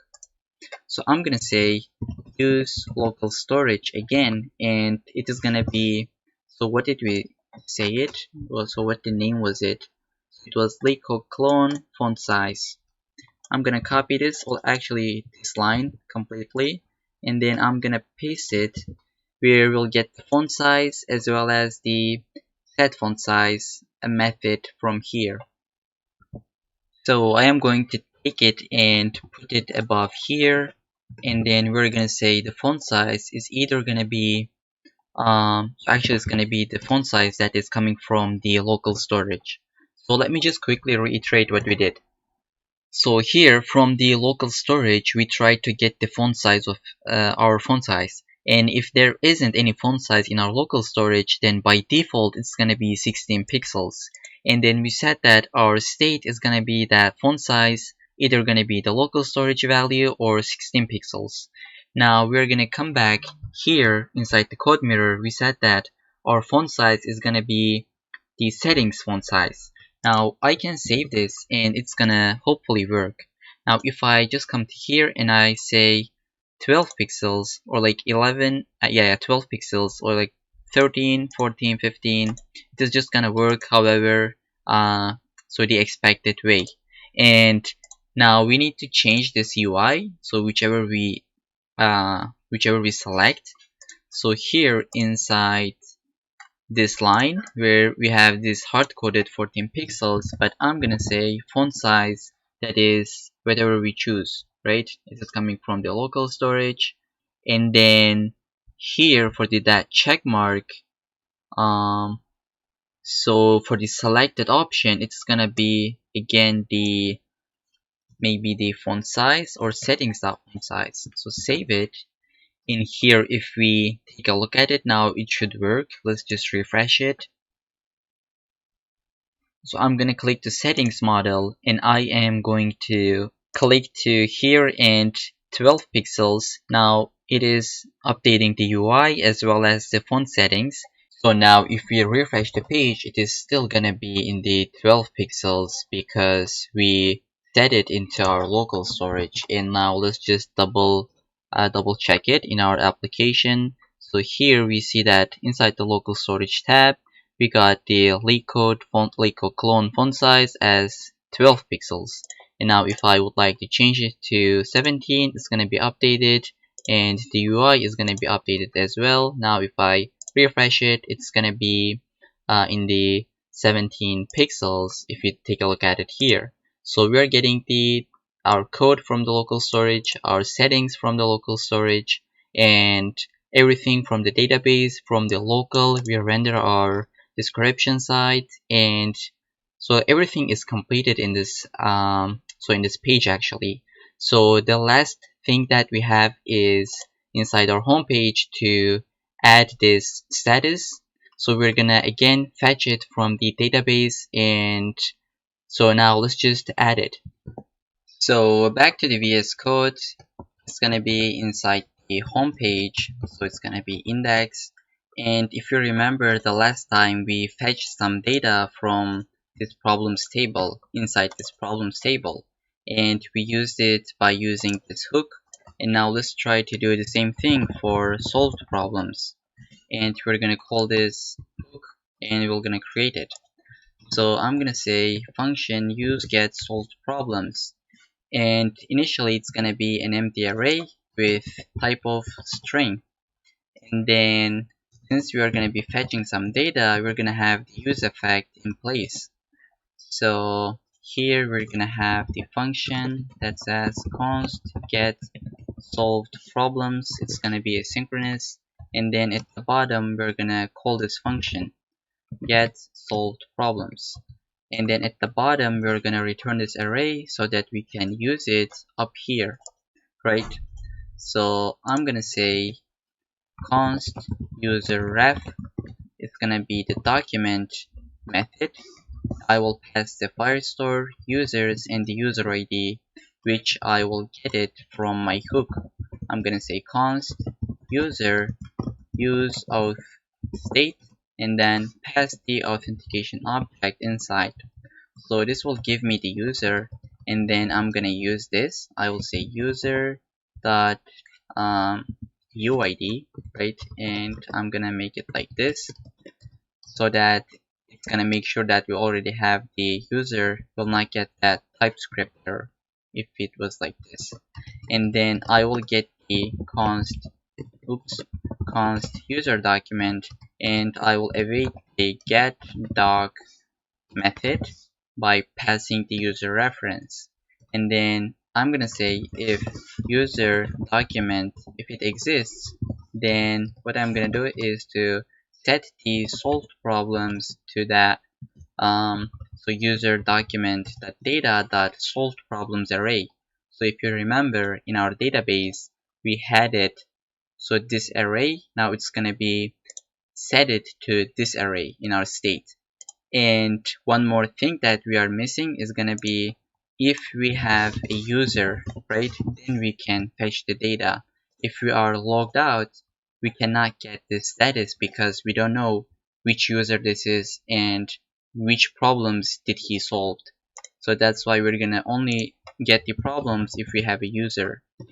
And now I think I can save this, and what it says, it's kind of weird, but like we have this function and maybe we're missing some curly braces. Oh, now it's working. Okay, so here let's just try to console.log this solve problems, console.log the solve problems, and here we're gonna get that same array that we have in our database. So we have the twosome and reverse linked list. So this is what we have.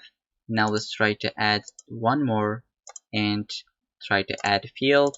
It's gonna be jump game, and then add it. So here refresh it, and hopefully we're gonna have 3 values now, and we got the jump game as well. Now let's update the UI, and here we have that check mark. I'm gonna cut it for a second, and I'm gonna say solve problems includes that problem ID. Then I want to just render this check mark, and then now I can save this, and here hopefully it's gonna work. Now if I remove this, it is gonna update the UI as well. And one more thing that we are missing is that when we log out, that should update the UI by removing these check icons. So for this, I'm gonna come here and I'll say if the user is logged out, then we just wanna set this array to an empty array. So now that should be gone. And let's try to test it out again. Log in. And now I'm gonna log out and it's gonna immediately update the UI.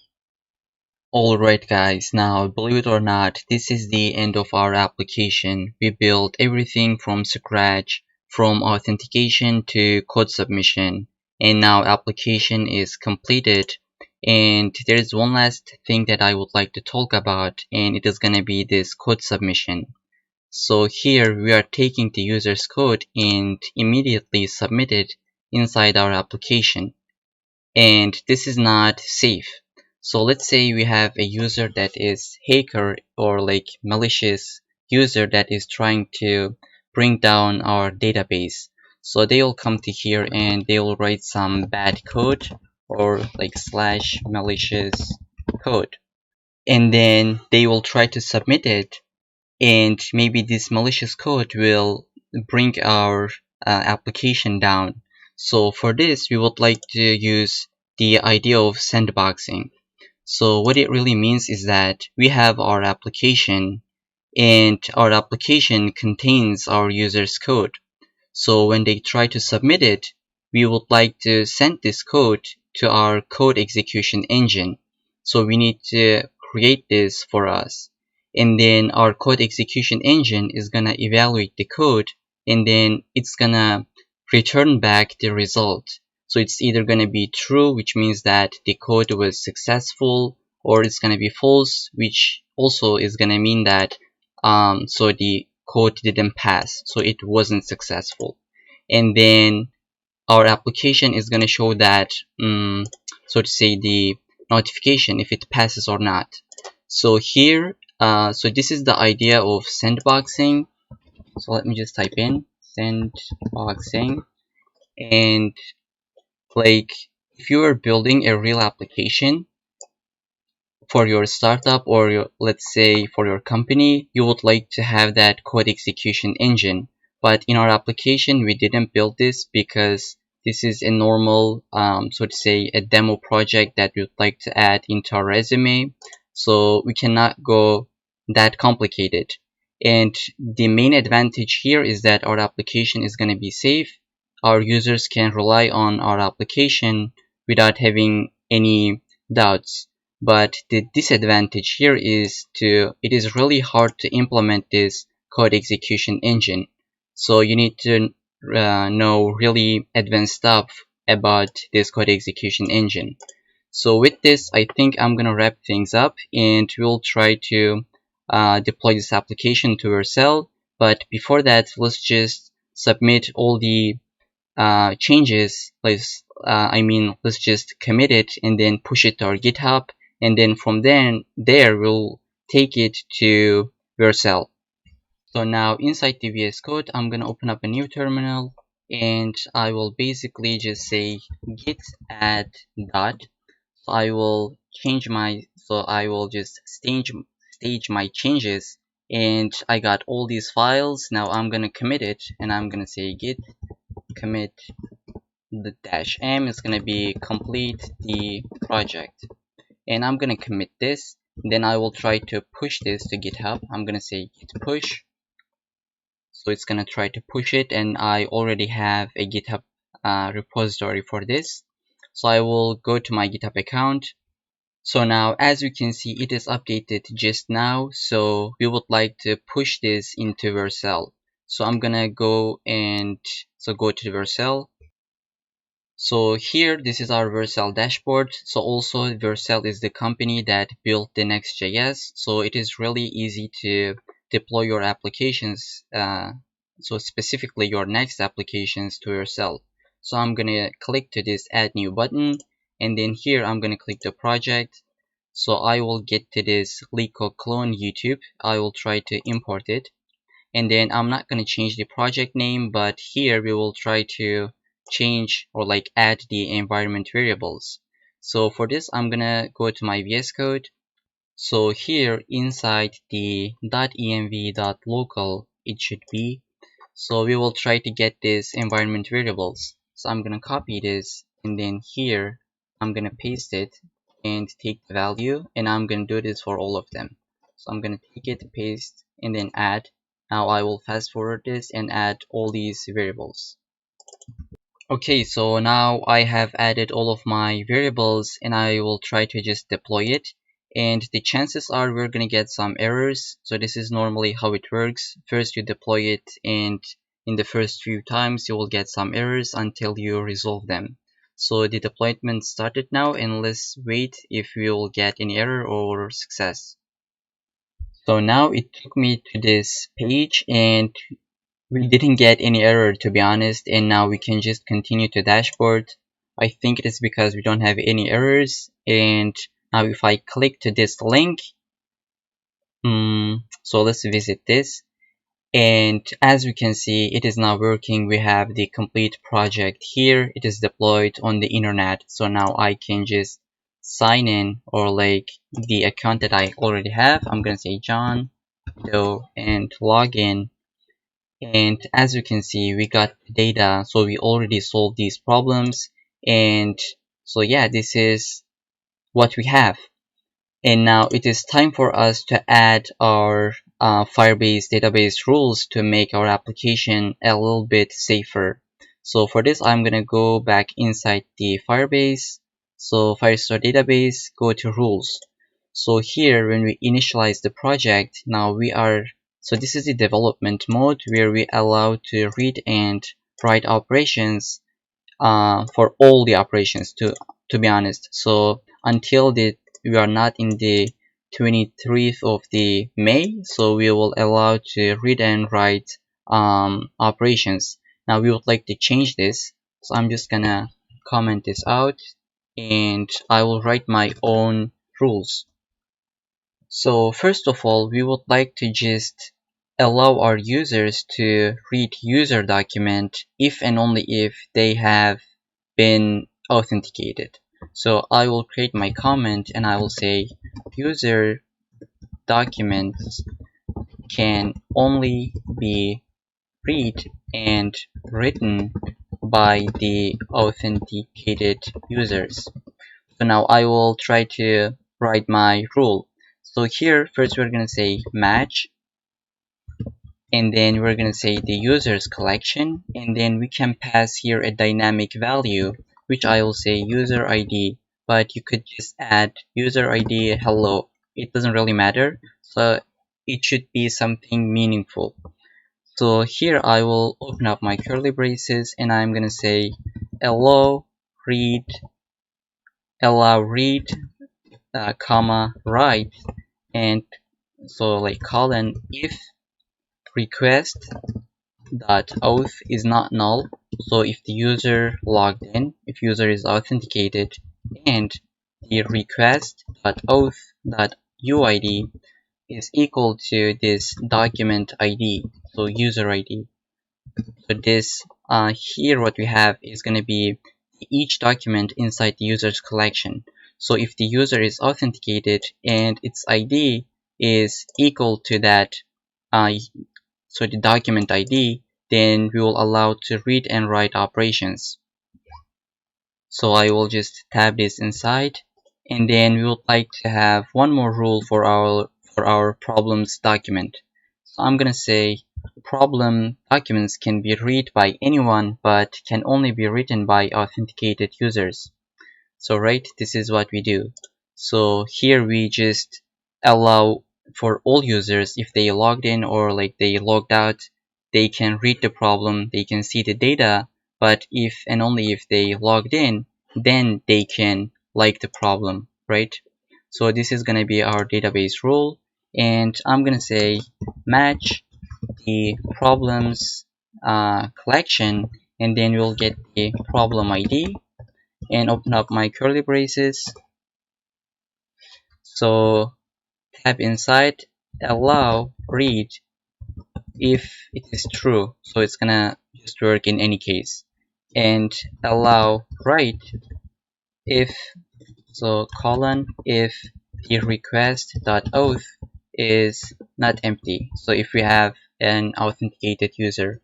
So I don't really want to get really advanced with these rules. You can read the documentation, you can do, like, you can add a lot more into here, but so this is the basic idea. You just use the match keywords and your collection, and then like a dynamic value for your documents. So now I will just publish this. So now it's been published, and changes can take up to 1 or 2 minutes. And then, so if we just take a look at it here, so it's been published. Now it's going to take effect in our application. And inside this vercel dashboard, we got 3 different domains, and I think I like this one the most. So we have the GitHub repository name and then .vercel.app. So yeah, this is the end of the tutorial, to be honest. And now you can add a lot more stuff into this application. You can expand this problem list, or you can, and just feel free to add your solutions, by the way, into the solution tab, where when we click them, you will get to my YouTube channel, but put your YouTube video IDs into that solution that I showed you in the previous sections. So maybe you could add like the user profile page, where when you go to that user profile page, you will see all the problems that the user solved, and like the problem submission history, which problems did they like, they disliked, and maybe you can add a comment section to each problem where users can add their own solutions with the explanations. So really a lot more stuff, infinite amount of so like the possibilities you can add into this project. And if you do that, just let me know in the comments, and I would like to see your versions. So as always, if you like this content, the project, and it helped you, just feel free to like and subscribe. It really supports the channel a lot. And if you have any problems, any bugs, any stuff that is not working, or you would like to just learn it from me or our Discord server, just click the link in the description below. You can join to other developers who already built this project, and you can learn from them, and then I will also be there to help you out. So with all this, I really thank you for watching this tutorial, and hopefully I will see you in the next project.